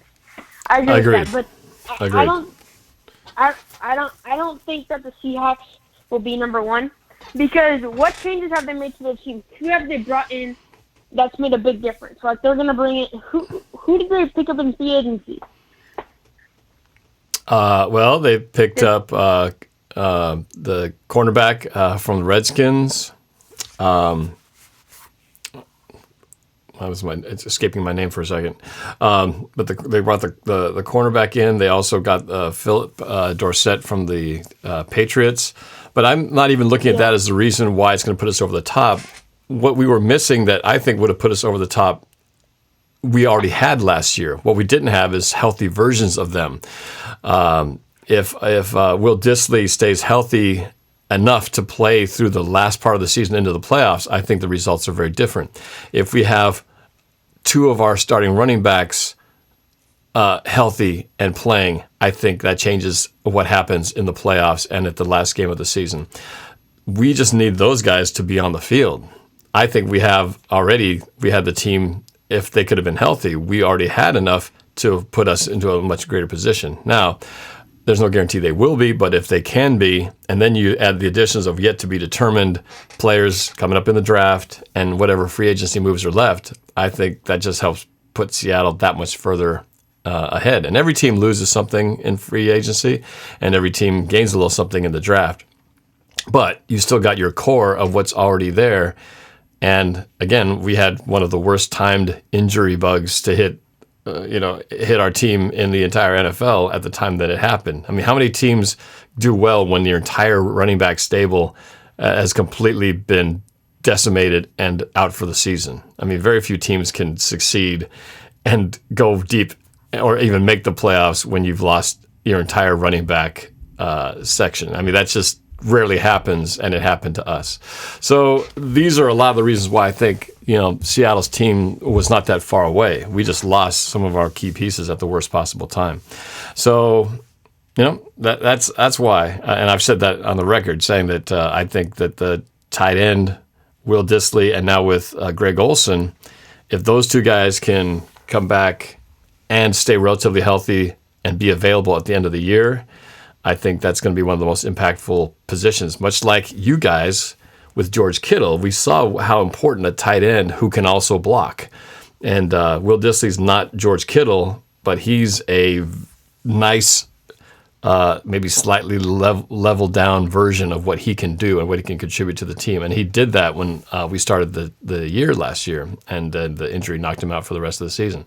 So that's a long-winded way of saying, yeah, baby, that's why we gonna get the NFC West crown next year. Yeah. You guys are not gonna get the NFC West crown. Let me state my reasons on why the Niners will stay. Russell Wilson's offensive line really has nothing. Like, they have no piece whatsoever. Like, who's gonna block Bosa, and who's gonna block Armstead, and who's gonna block D Ford? D Ford, I believe, didn't play the first game, and the first time we versed you guys on the Monday Night or on Independence Day, I believe. And he had an injury when we played against you guys in the last game of the season. So you don't even see D Ford at full force, because D Ford could get to the quarterback very fast. And also, I agree. D Ford is I think this is like his prime spot. And Kawan Alexander just came back from a torn pectoral, and he still wasn't 100% healthy. He still needed surgery on that. when Kawan gets back. And plus, Fred Warner's going to get even better. And Dre Greenlaw's going to develop even more. So just add Dre Greenlaw into a level where, like, he's going to be more aware and he's going to be better. Oh, hold on a second. We got to pick. Hold that thought. We got to pick. We got to pick. In the 2020 The Saints. NFL Draft, the New Orleans Saints select Cesar Ruiz, center, Michigan. There's another one. Okay. All right. I'm okay with that. Saints pick up a center at 24. We've got 3 picks to go. 3 picks to go, and it's almost time for the party line to be opened here. I'm going to open it up after the next pick at the Vikings. I got the phone lines lit up pretty good here. I'm going to let you finish up your point here, just to give you that courtesy before I open it up to all the Seahawks fans who want to jump in on this this party line. But well, I'm going to have to cut you short here because we're getting close to time. But I will give you that the strength of the 49ers is that front 4 of your defense. It's probably one of the best, if not the best, in the National Football League. You did lose a piece of your defense last year, but this draft move might be enough to sort of shore up what you lost. So I don't expect much to change there. As far as your question, well, who's going to block that defensive line for Seattle?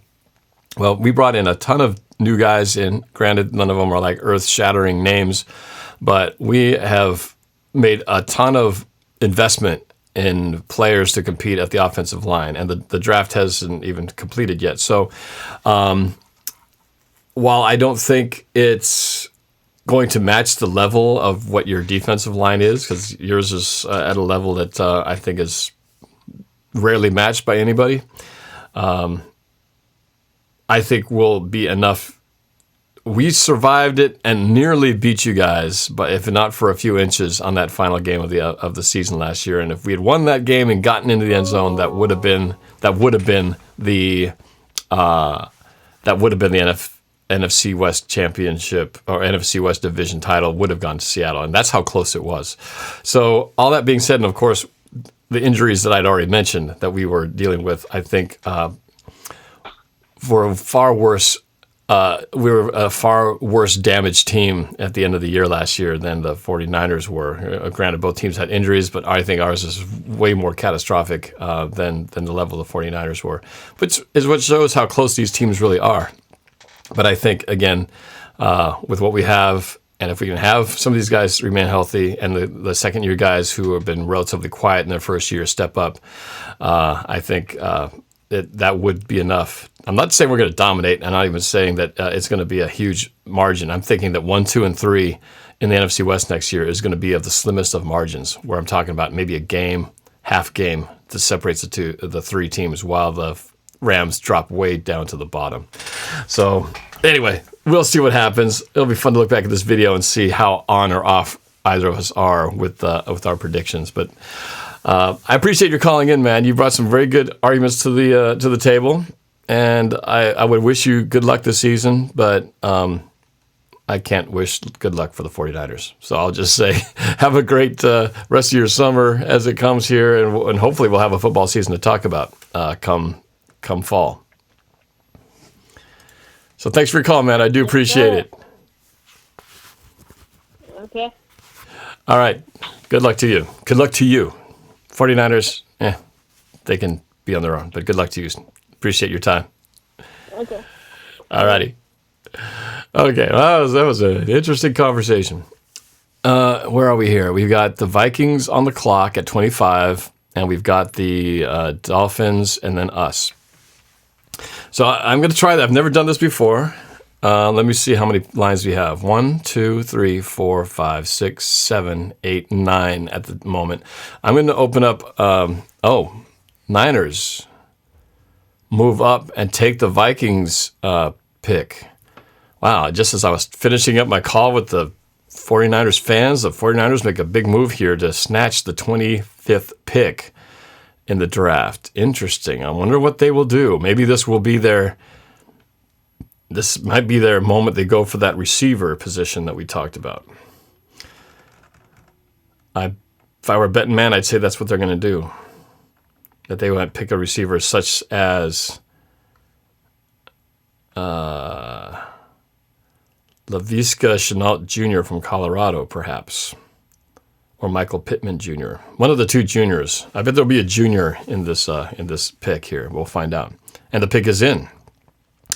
I'm going to open the lines now, and we'll see what kind of chaos there is. But just to everybody on the line, let's keep this thing sort of, I guess, let's not overwhelm the chat with too much noise.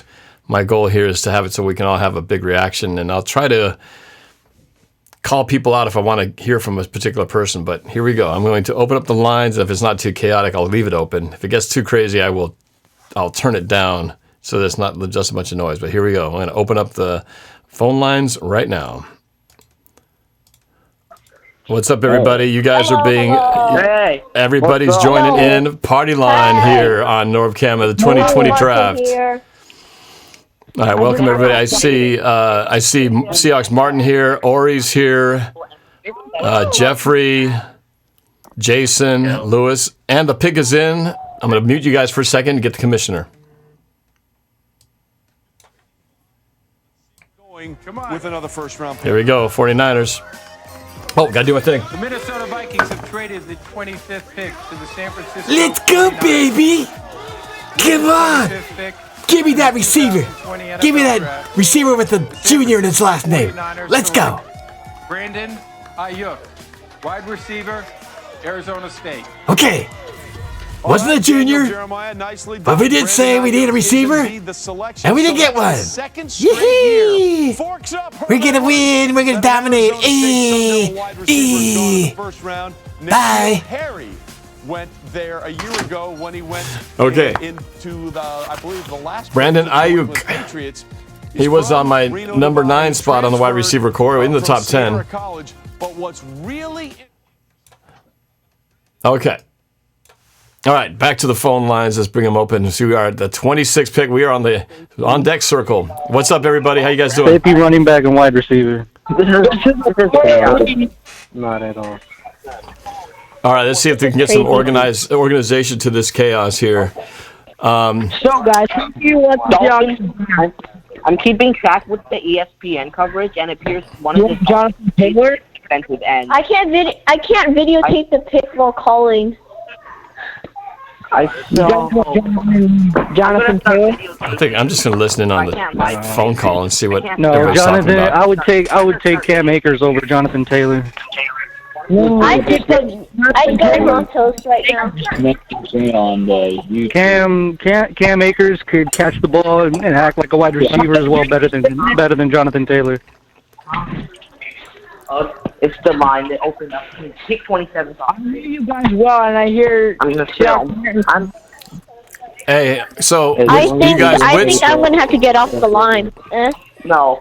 Which defensive end? If Seattle picks a defensive end, who do you guys want them to get here at 27? YGM. Get or Gross Matos. I don't think we need a defensive end. We already we got a good defensive end there on the line. We got Rasheem Green. I know. Our pass rush is pretty bad. We got some decent pass rushers. We either need a safety or a wide receiver or a running back. So we still have the end is our biggest need. Like second round, wide receiver is not a priority. Yeah, Gross Matos. Do you guys think that Rasheem Green can take a step forward next year? Big shout out to XRAT 3D 12th Man for the super chat. Go Hawks! Thank you for the support. Appreciate it.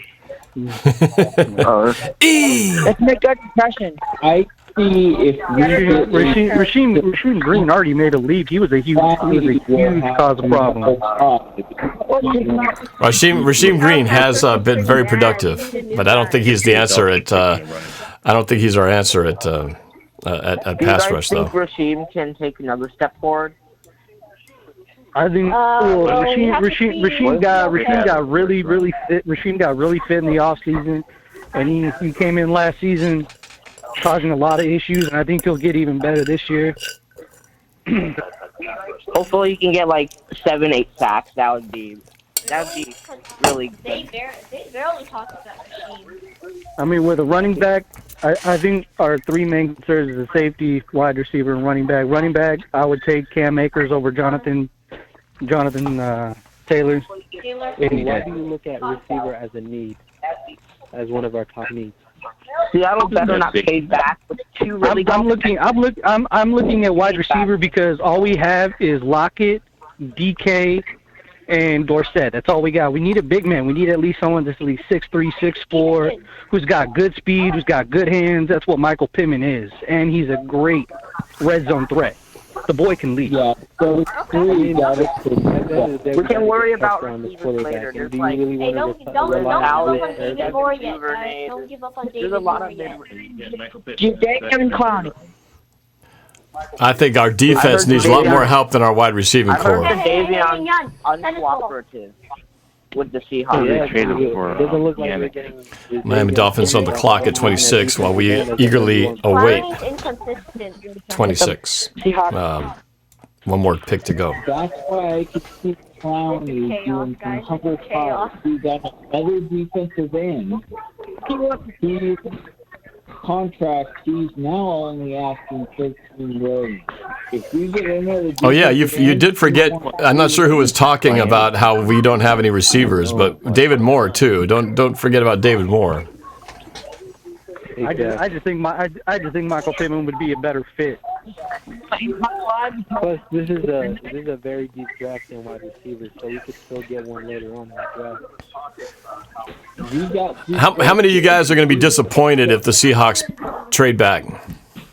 I mean, I will be very disappointed. Okay. I would not be disappointed, and I would not be surprised because this is what Schneider does.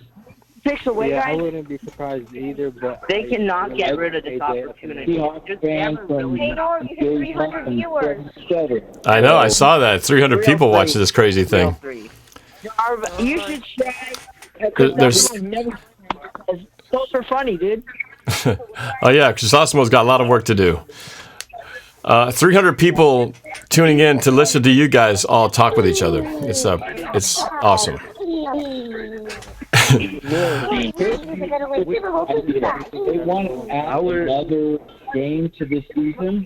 Okay, I'm gonna try to organize some chaos here. So everybody on the phone lines, don't talk for a second. So I'm gonna do a little roll call here. So we got Aiden. Aiden, are you there? Yeah. How about Dell from Jacksonville?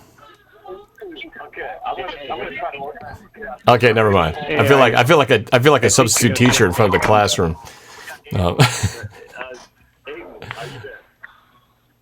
I can hear myself echoing in the background. Where you guys been? Oh, somebody answered. That's like Are they gonna lose? Joseph Estrada. Is Joseph Estrada there? Right here, Chase. My name is Chase, actually. Oh, Chase. Oh, are you the guy who's saying we need to pick up, what's his name? Pittman, yes. Pittman? Guys. Okay, that's Chase. All right. Draft party right now. We should do this again tomorrow, maybe. Maybe. Yeah, I think Michael Pittman would be a great asset for Russ as well as the offense. No, I think the Miami traded their pick to the Packers. We need defensive ends. Oh, they did trade. That's what's taking so long. The Packers came in and got the 26th pick now. We're doing a roll call. This is Jeff from Idaho. Long time Seattle. Boy, that's why it Okay, I Also, had to get off the line. I think also safety. I think the safety is a need as well. Maybe Xavier McKinney. Hey, it's Jason. I got Jason in there too. All right, Jason's in the house. I was muted for a minute. I saw that. I got you in there. I saw you. I got you in there. So we got like 1, 2, 3, 4, 5, 6, 7, 8, 9, 10 people in here. In my end, I think Xavier McKinney would be a good pickup. Green Bay Packers pick is in. You can see Aaron Rodgers' future placement here. They're going defensive back. Green Bay. Defensive back, good. We don't need a defensive back, though. If they go defensive They're back, probably going to get a lineman. fine. We need a D lineman. Maybe back. Xavier McKinney. Plus, it's not a very deep defensive end class, so. They picked 2? No. The pick is The pick's in. Waiting for the announcement right here. We're almost done. Oh my God. Who do you think they're gonna pick, Norb? We should be picked. I'm nervous. I don't know. Defensive I have back, a feeling maybe? Snyder's going to pick back. I Me think they're going to trade back. I think they're going to trade back. Not this year. I don't want him to pick back. University of Nebraska. Okay, here we go. I'm going to mute you guys for a second. We got the pick.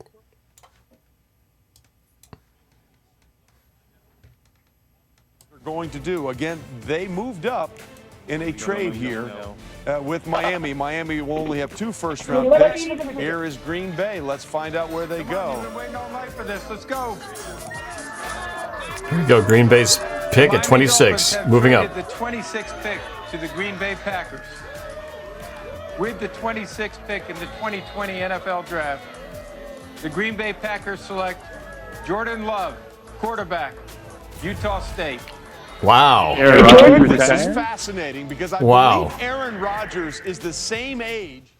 Jordan Love, Green Bay. How do you think Aaron Rodgers is doing right now? Wow. Is Aaron Rodgers retiring? I don't know. No, he's not retiring, but Wow, Green Bay Packers. I would not have seen a quarterback. Wow. Okay. Well, that's interesting. That might be the shocker so far. Actually, I could see a quarterback because right now it's trade bait before the regular season. It don't make sense. Why did they get the 26th pick and get a quarterback? That's just weird. And they moved up to get him too. I think he would have been there past the 26th pick. But I mean, Seahawks weren't going to draft him. The Ravens weren't going to draft him. Titans weren't going to draft him. Dolphins weren't going to draft him. I have a feeling they're Vikings and Chiefs. They could have gotten them in the second round. That's shocking. Oh, Seahawks on the clock.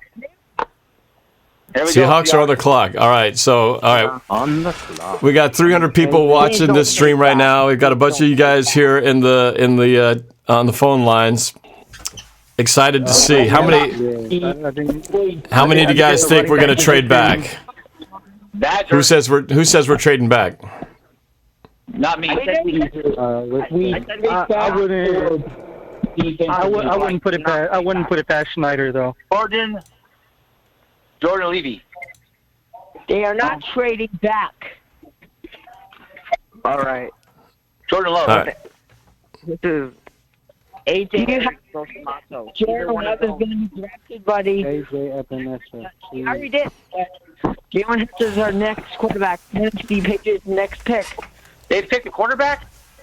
Yes, they did. The Green Bay Packers picked a quarterback, Jordan Love. University of Utah. Oh, there goes that pick. I don't think it was a terrible decision. I just think the timing of it was bad because they didn't need to pick him at 26. Should we draft at Jonathan Taylor? Jonathan Taylor. Honestly, I would take Cam Akers over Jonathan Taylor. Cam Akers can do a lot of different things. Wait, Norb, this is going to happen.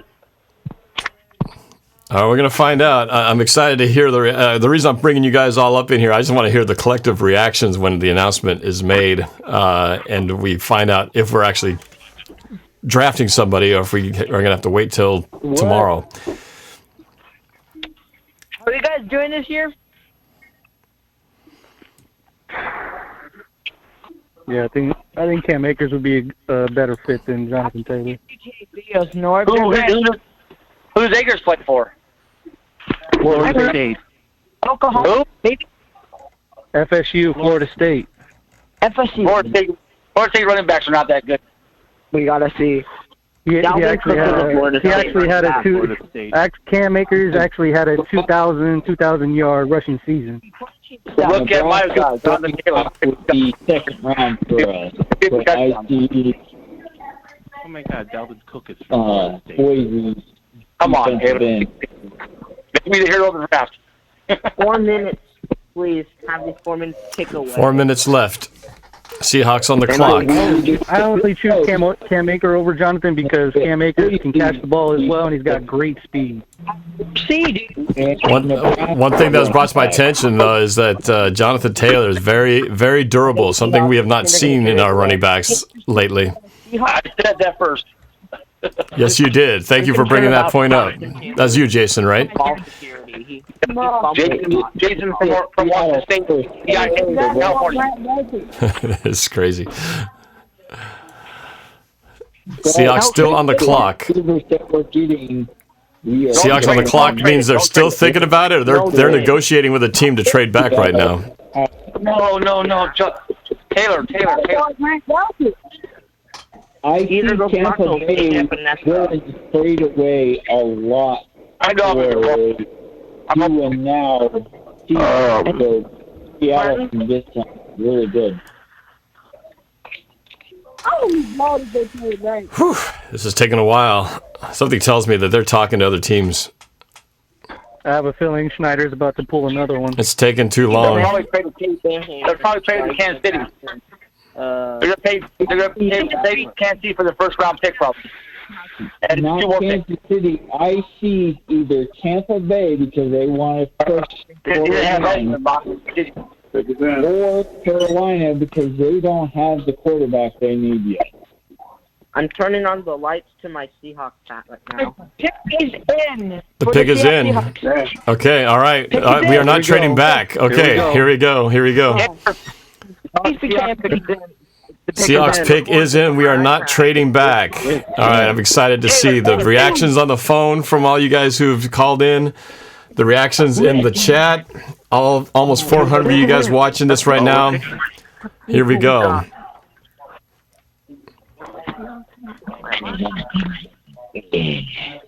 Taylor. That's what I want. My broadcast is probably a little bit delayed, so I think people are going to know it before I do.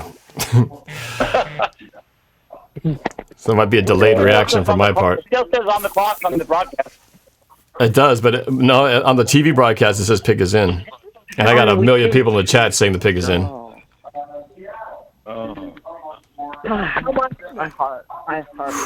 am I so nervous about this? Who's he going with? It's not like the Super Bowl or something. Well, then we'll pick Taylor at 32. No. We're not doing that. Guys. If a running back doesn't get picked, I would say the second round. That's when the running back will start to go. Seahawks Martin, we're gonna get somebody. Well, that's good. Listening on the broadcast, haven't piped it up yet, but they are close to making the announcement here. No, not guys. I'm about to log on to so bye. What should we select? Pick is in now. Here we go. What? According to the broadcast, Turn it up, Norb. Look, they struggle.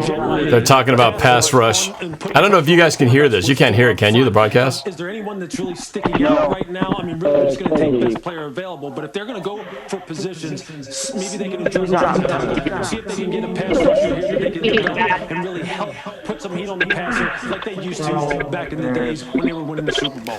According to ESPN, they're saying they think it's going to be a pass rusher. There's no big surprise there. What happens with Seattle, again, they have Russell Wilson. They've had issues on the offensive line. As long as Russell Wilson has been there, they've tried to fix it. That would be awesome. Why does it take so long to get the pick? It's in. They're just getting ready to make the announcement. 433 people watching this. No, they're picking. Oh, they're going to CenturyLink Field. They're gonna. We got the chef from CenturyLink Field making a special mention about the. A Seahawks hat with the lights. CenturyLink Field making food to help out in the community during this time. Hurry up, Seahawks. Hurry up. Don't tell me. Here we go. Here we go. Jordan Brooks. No trade for Ian Rappaport. Alec Vega, thank you for the super chat. Hey man, hope you're enjoying the draft. All right, here he goes. Here's the announcement. Take care of our Are you kidding me? It's great to see our teams and stadiums helping those who need it the most in our community. I'm hearing a lot of upset people. So with the 27th pick in the Here it is. 2020 NFL Draft, the Seattle Seahawks select Jordan Brooks, linebacker, Texas. Jordan Brooks. Jordan Brooks? Because I had one coach tell me this week. Jordan Taylor. What's a linebacker? They went inside linebacker. Oh my God. Don't be kidding me. Don't be kidding me. What did you do, John Snyder? They picked Jordan Brooks? Jordan Brooks, inside linebacker. Wow. Okay. As usual. No, you guys. As usual, not what we expected. I had him getting a linebacker like fourth need in my list. Holy mackerel. Jordan Brooks was number 7. My number 7 linebacker on my depth chart on my. We aren't as elite on the linebacker spot as we should be. So I mean, because I hate remember, Wright is the oldest on our crew, which is more than 9 years. That's not good. Trying to play. That wasn't the name I thought we'd be talking about. Where is he from? Jordan Brooks from Texas Tech. From Texas Tech. Texas Tech. Oh, Texas Tech. Who is that, Norb? He was number 7 on my linebacker depth chart. I wasn't even looking at this guy. I had 2 or 3 other guys they pull up. Never pick. Wow. That ain't Taylor, is it? Nobody named Taylor got drafted in the first round by the Seahawks. First name is correct, but not the last name. Wow. I didn't. No, the first letter of the name is correct, but it's radar at all. Me neither. I thought we had other needs. On the radar at all. There's Pete Carroll looking. Pete Carroll in his house, pumping his fist, seemed very happy with himself. He's happy.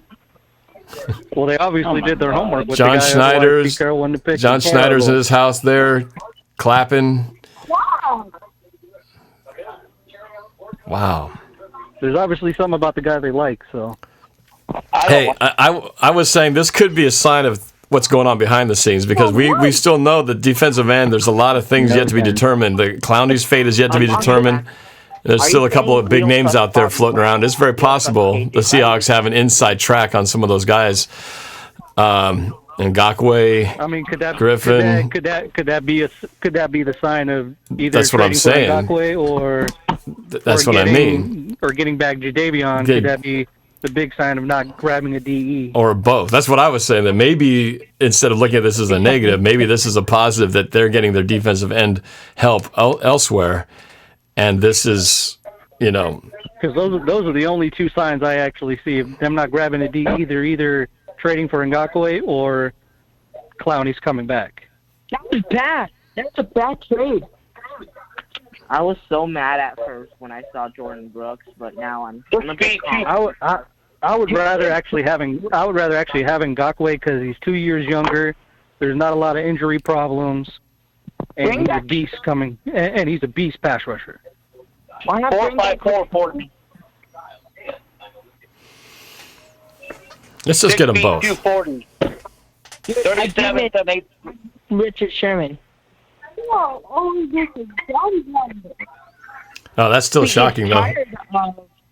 The Niners, if they release him, bring him back.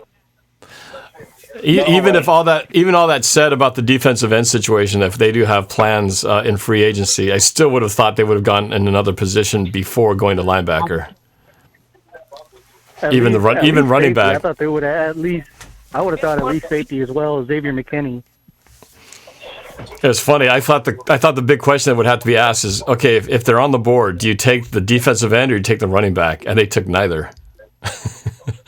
We don't need a cornerback because we don't need a cornerback. We have Quentin Dunbar, he's going to be Quentin really, Dunbar. really good.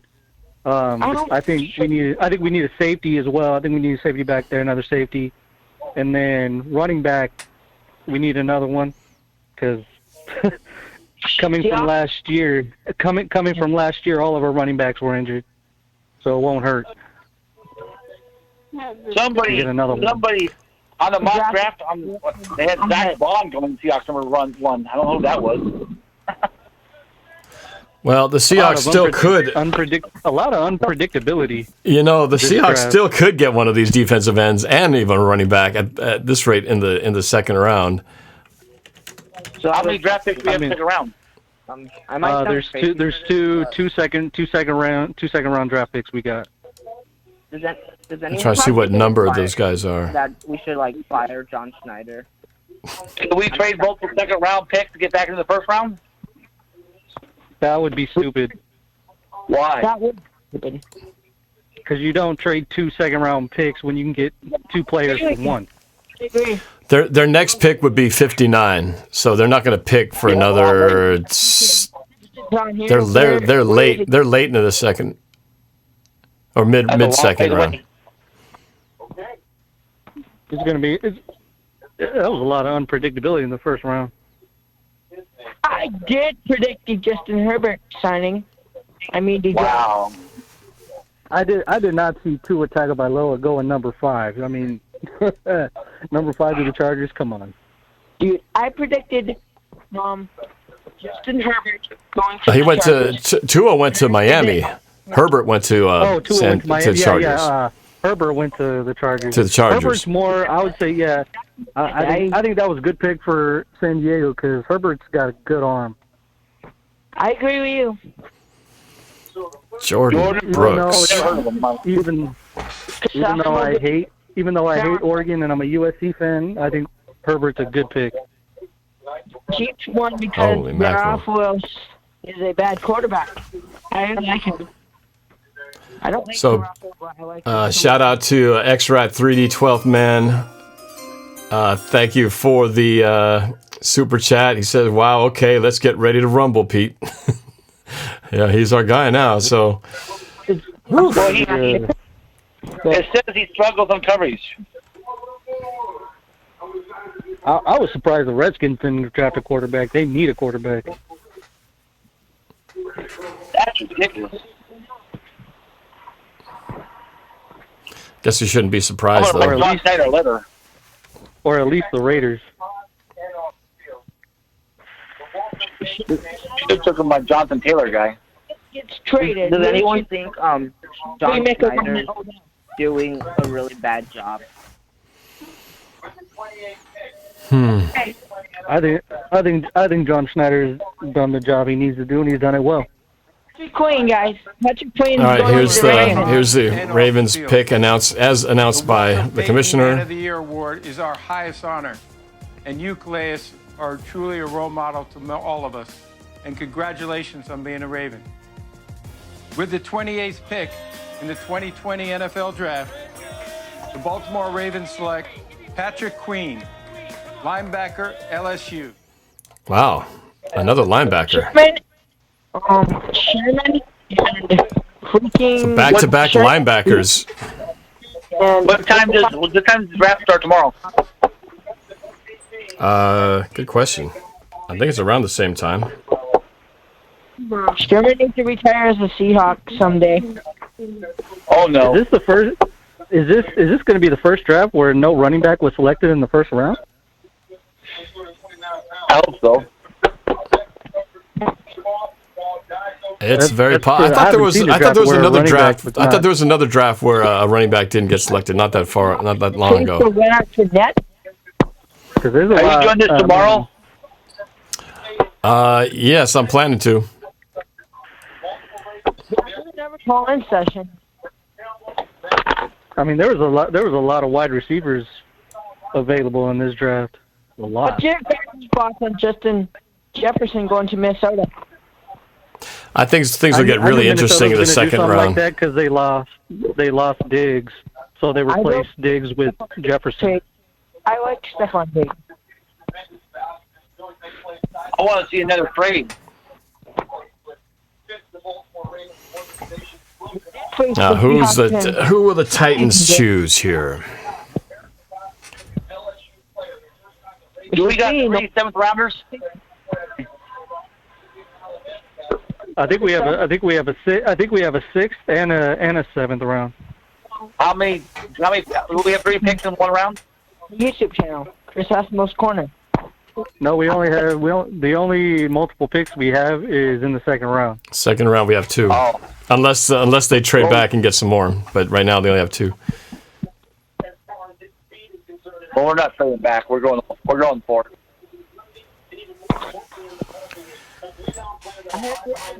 I mean, I would trade the 6th and 7th round for another 2nd round. That's what I would do. How about 6th, 7th, and 2nd, and 6th, 7th, and 2nd for the first rounder? Dude, but what's your guys' No, there's a lot of good players left for the 2nd round, so I would trade 6th and 7th round for another 2nd round. We don't have a 7th round pick. In the 2nd round. Who do that though? We should talk sports news, but this NFL draft is going to be crazy. Does anybody think Marshawn Lynch would be a great running backs coach?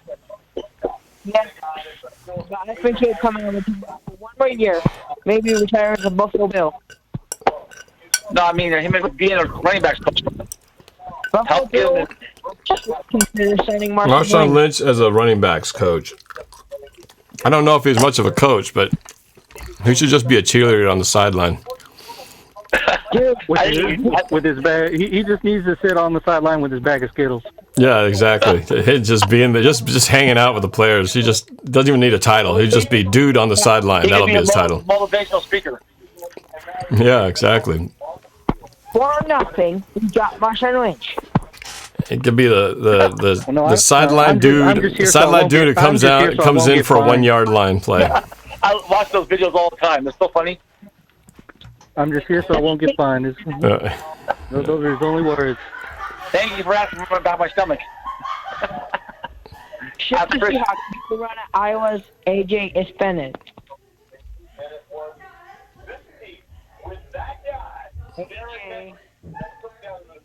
What pick are we on now? The 29th?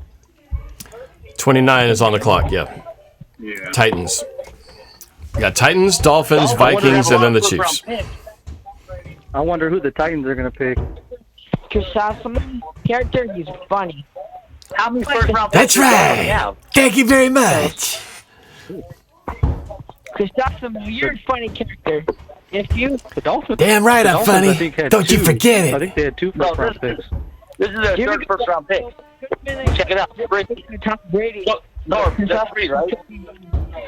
Wait, what? Who's talking? Hello? Who's asking me something? Dolphins have 3 first-round picks, right? Yes.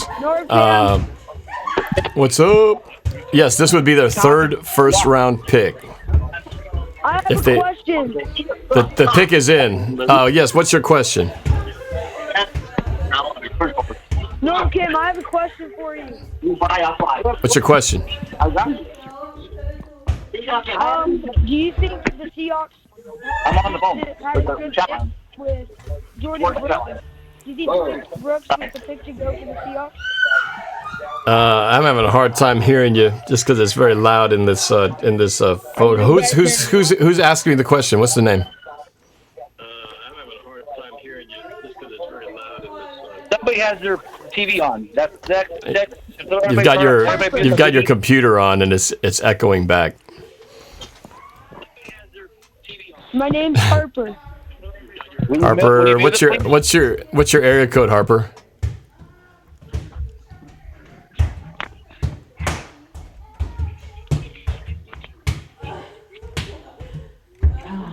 $843. 843. Okay, I'm going to temporarily mute everybody for a second. I'm going to bring you on.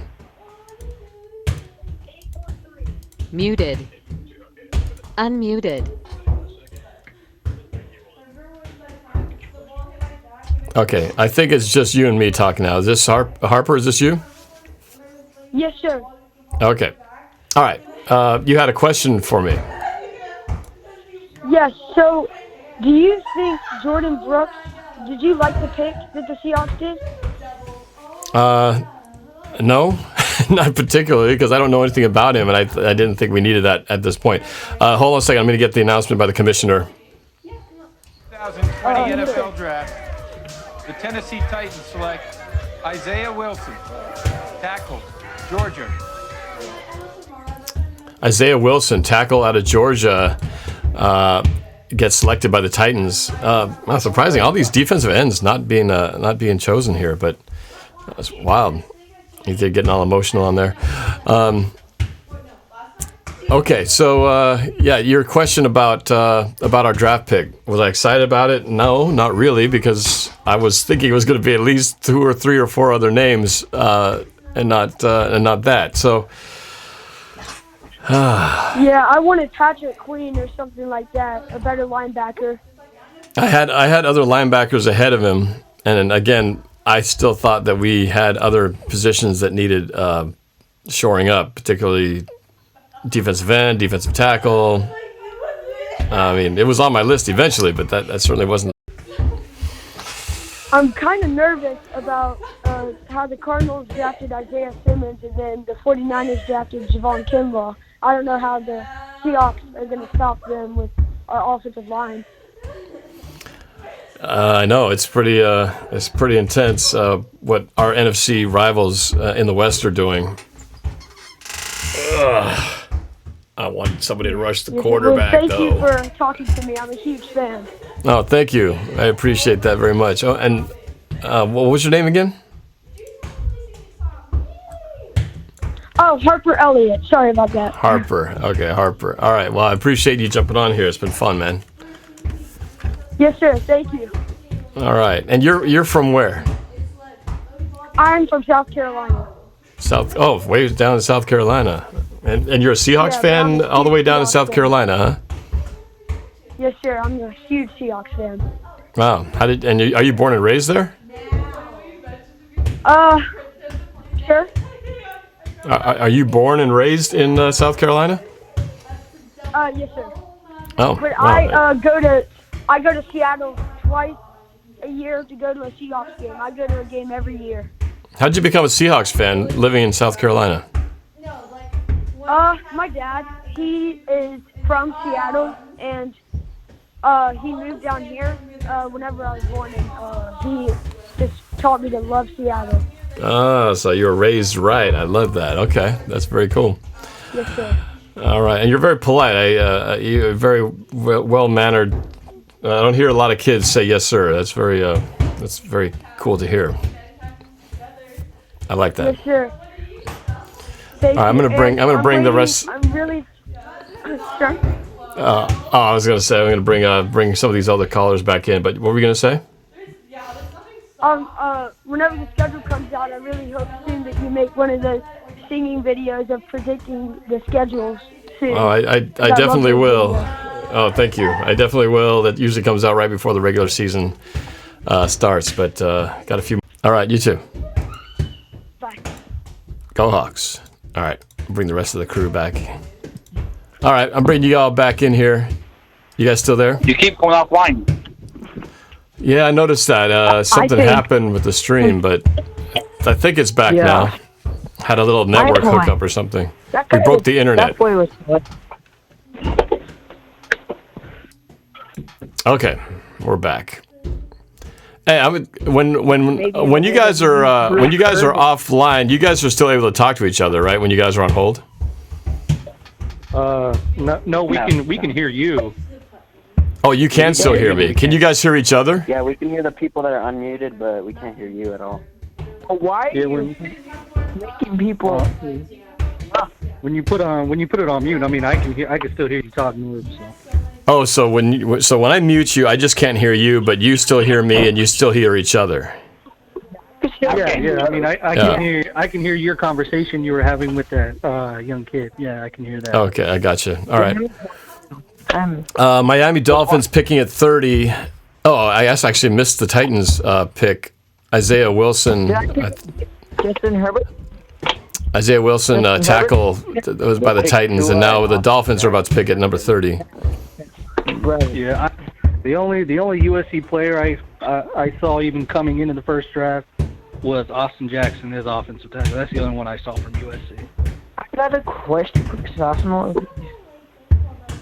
You have a question for Other than Crisosimo? Michael Pittman, that was the only one out of SC. Down as the Niners quarterback very soon. If Crisosimo is the man. Hopefully. I'm wondering if we could use this draft pick as potentially the way we use Bruce Irvin as a edge rusher. Maybe kind of how we're planning to use Shaquem. That popped into my mind. He's a fast, speedy, kind of light for a linebacker. Maybe we could use him on the edge as some help, I was thinking. Oh, that's a good point. Just because linebacker doesn't mean that they couldn't possibly be used in an edge rushing capacity. Not to mention, we do have a need at linebacker. At some point, we got to start worrying about KJ Wright and Michael Kendrick's future. They still haven't made a decision yet on the ruling of his criminal sentencing. Still hasn't been ruled on yet, so we don't know what's going to happen with him. Well, I'm kind of wondering what they're going to do with Bert Kirvin as well. Are they going to start bringing him in this season? Let him get some time? Right. Yeah, that's right. He's pretty much just been a special teams guy.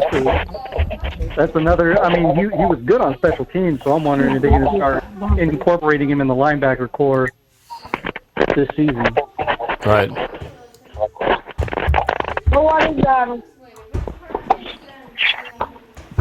I still like, for the short term, I still think Wagner, Wright, and Kendricks are a great linebacking crew, but we know that's not going to last much longer. Especially Kendricks as well. We don't know. I mean, obviously his personal situation, and then the torn ACL as well. So we don't know what's going to happen with that. That's what I mean. I think we could bring in some of the younger guys, maybe for Kirvin, and obviously adding Bruce Irvin back to the mix is a good addition, and the linebacking play as well. Right. Harvin. Dolphins pick is in. I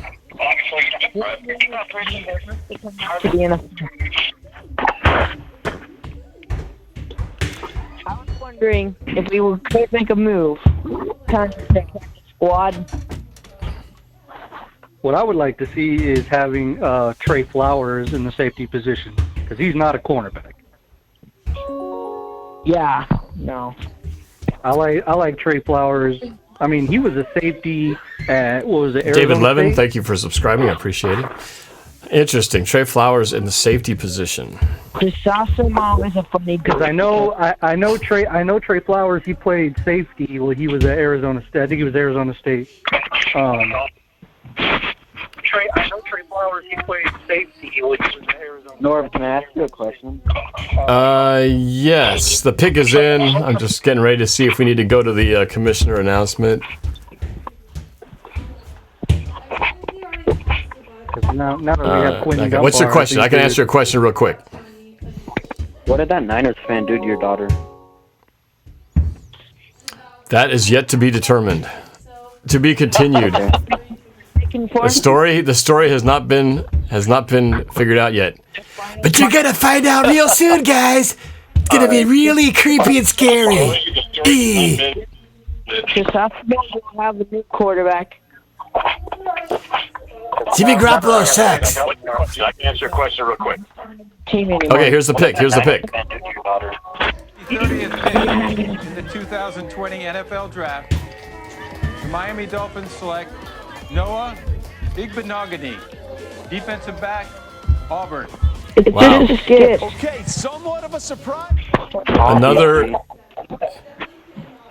So Miami Dolphins pick a cornerback, Noah Igbenogany.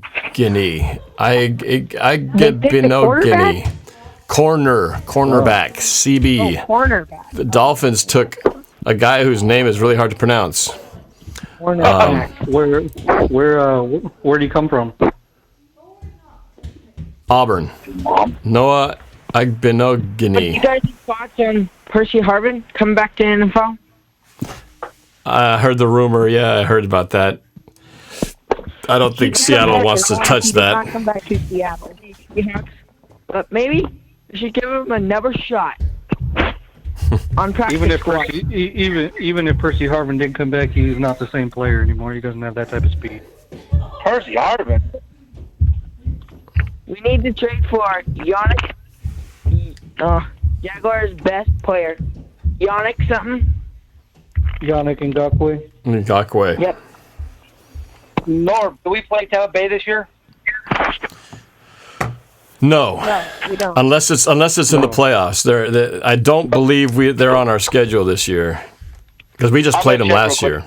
We just played them last year, but I don't think so. Oh, yeah, I forgot. We beat you in the playoffs. What's the team? Tampa Bay. We played them last. Yeah, we're not playing them this year. Buddy. It would have to be. Yeah, no, it would have to be in the playoffs.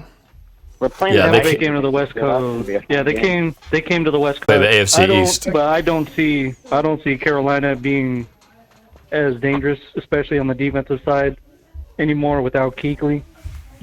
Carolina Right. gave away every single one of their defensive players. At least notable one. Well, I mean, look at Jacksonville. They did the same thing. They literally depleted that young defense that they had. I mean, they had one of their top young defenses in the NFL, and they let go every single one of them. Wonder how Chris. Oop.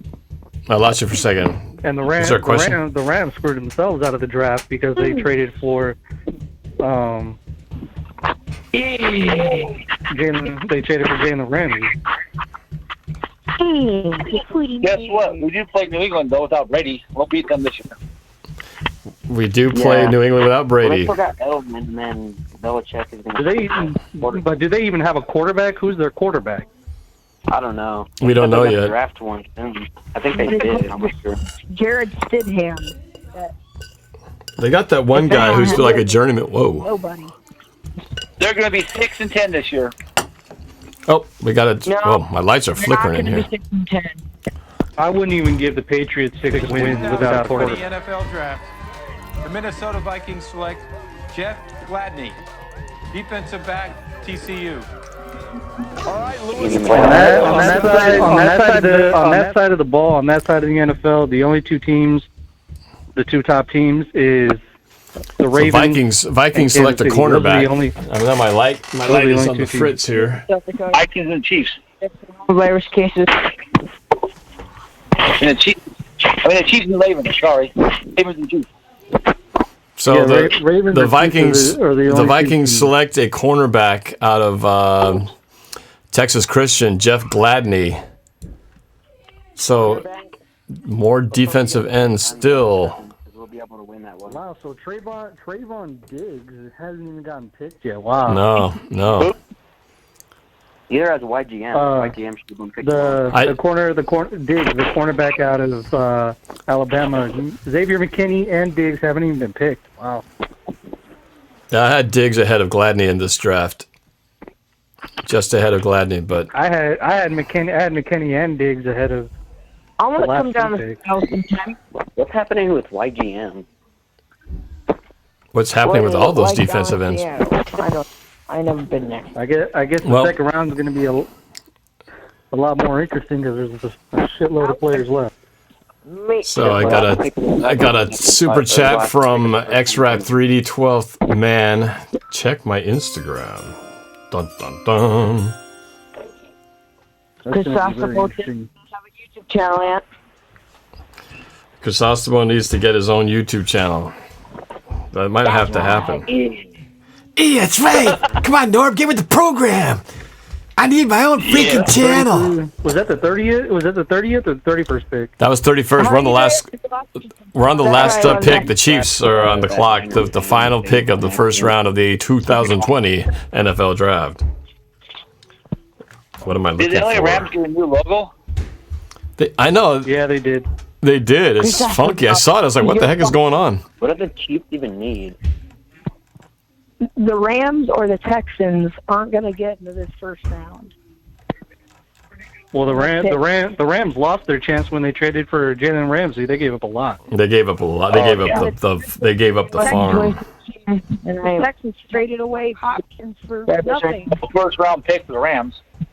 The Rams traded more than they gave away the Brinks. They did. stacked up the Brinks truck for that. Well, not to mention they also paid a lot of money to keep Todd Gurley too. That worked out really well. Well, they gave away Todd. They let go. They let go a lot of good of their defense. They let go of their middle linebacking core as well. Still in Todd Gurley. They blew. But he just had to go to another bird, the Atlanta Falcons. I mean, giving up Todd Gurley wasn't that bad because I don't see him lasting too long with that arthritis.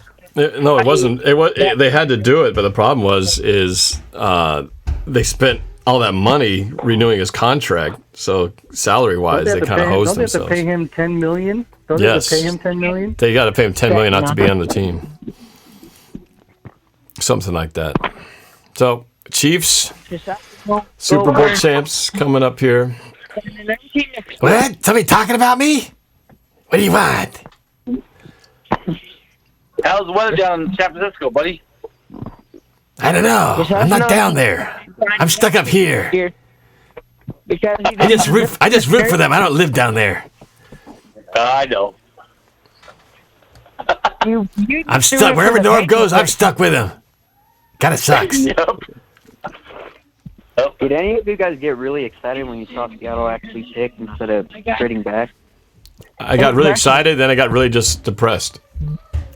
It was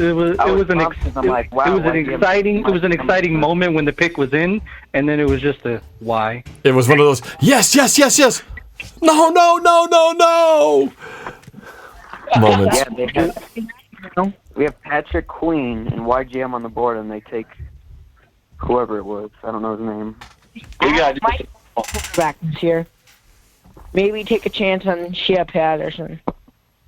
I mean, there's a reason why they're in the position that they're in, and they obviously saw something. Crisostomo join another team next year. What? They What are obviously you talking saw about? something in this Brooks kid more than they did YGM. So. Or they figured they could get him later.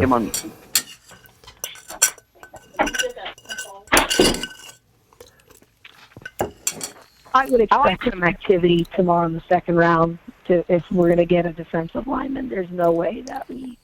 Come on, Chiefs. Pick already. Do you guys think it would be worth it if we still have him on the board in the 59th pick to draft him then? Who? Huh?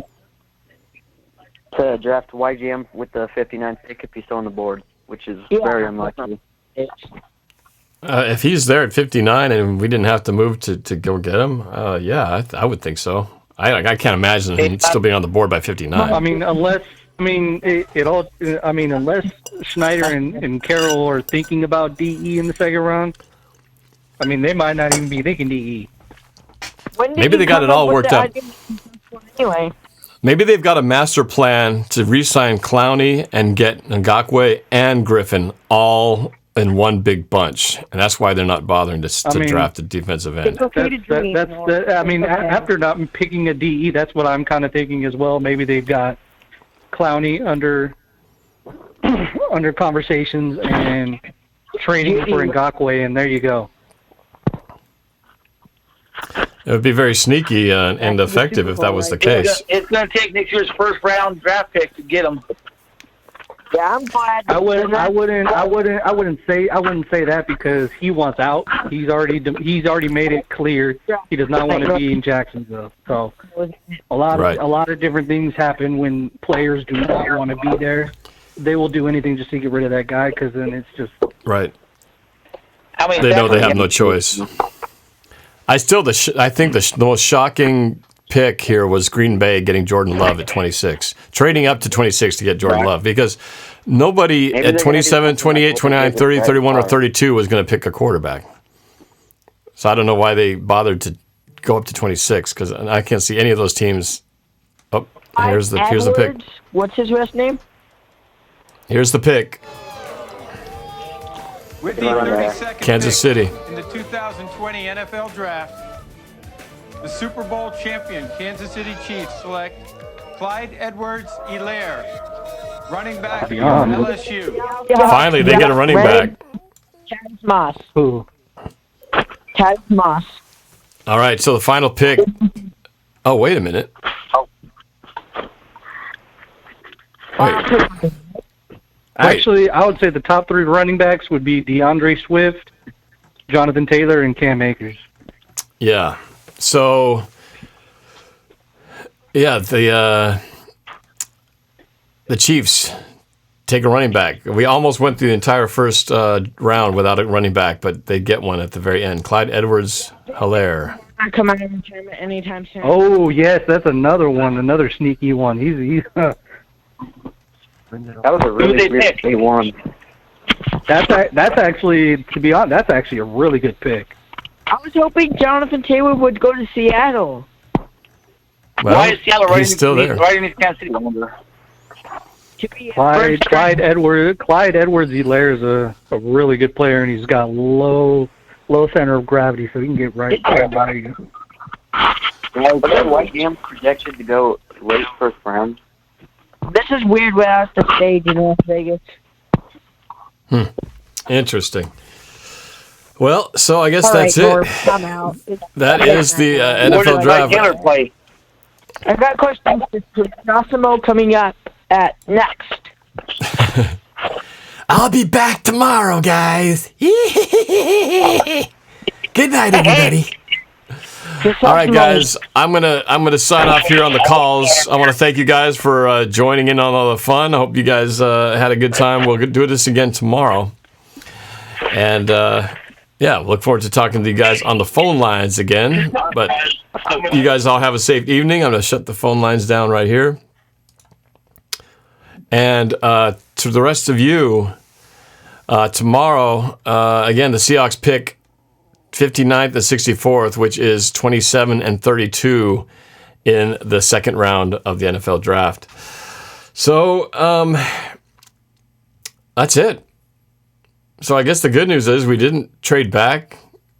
The not so great news is it was for somebody I certainly wasn't expecting, but again, give them the benefit of the doubt. They must have seen something that they liked, and maybe again this is a sign that they've got something in the works at defensive end that doesn't involve them having to spend a first-round draft pick doing it. So we will find out.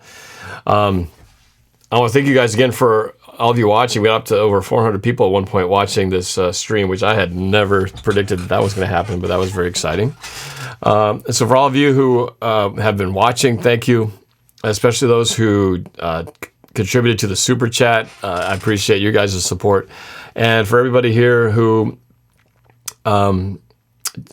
answered and commented in the chat and was just part of this experience. This was a lot of fun, and tomorrow with 2 picks in the second round should be even more fun. So looking forward to doing this again, and for the time being, you guys all have a good night, and if you feel it in your heart to do so, I would love it if you guys would hit that subscribe button right over there in the corner somewhere, and like this video. It helps me out in the YouTube world, and hit that notification bell, and that way you won't miss any more videos whenever I come out with one in the future.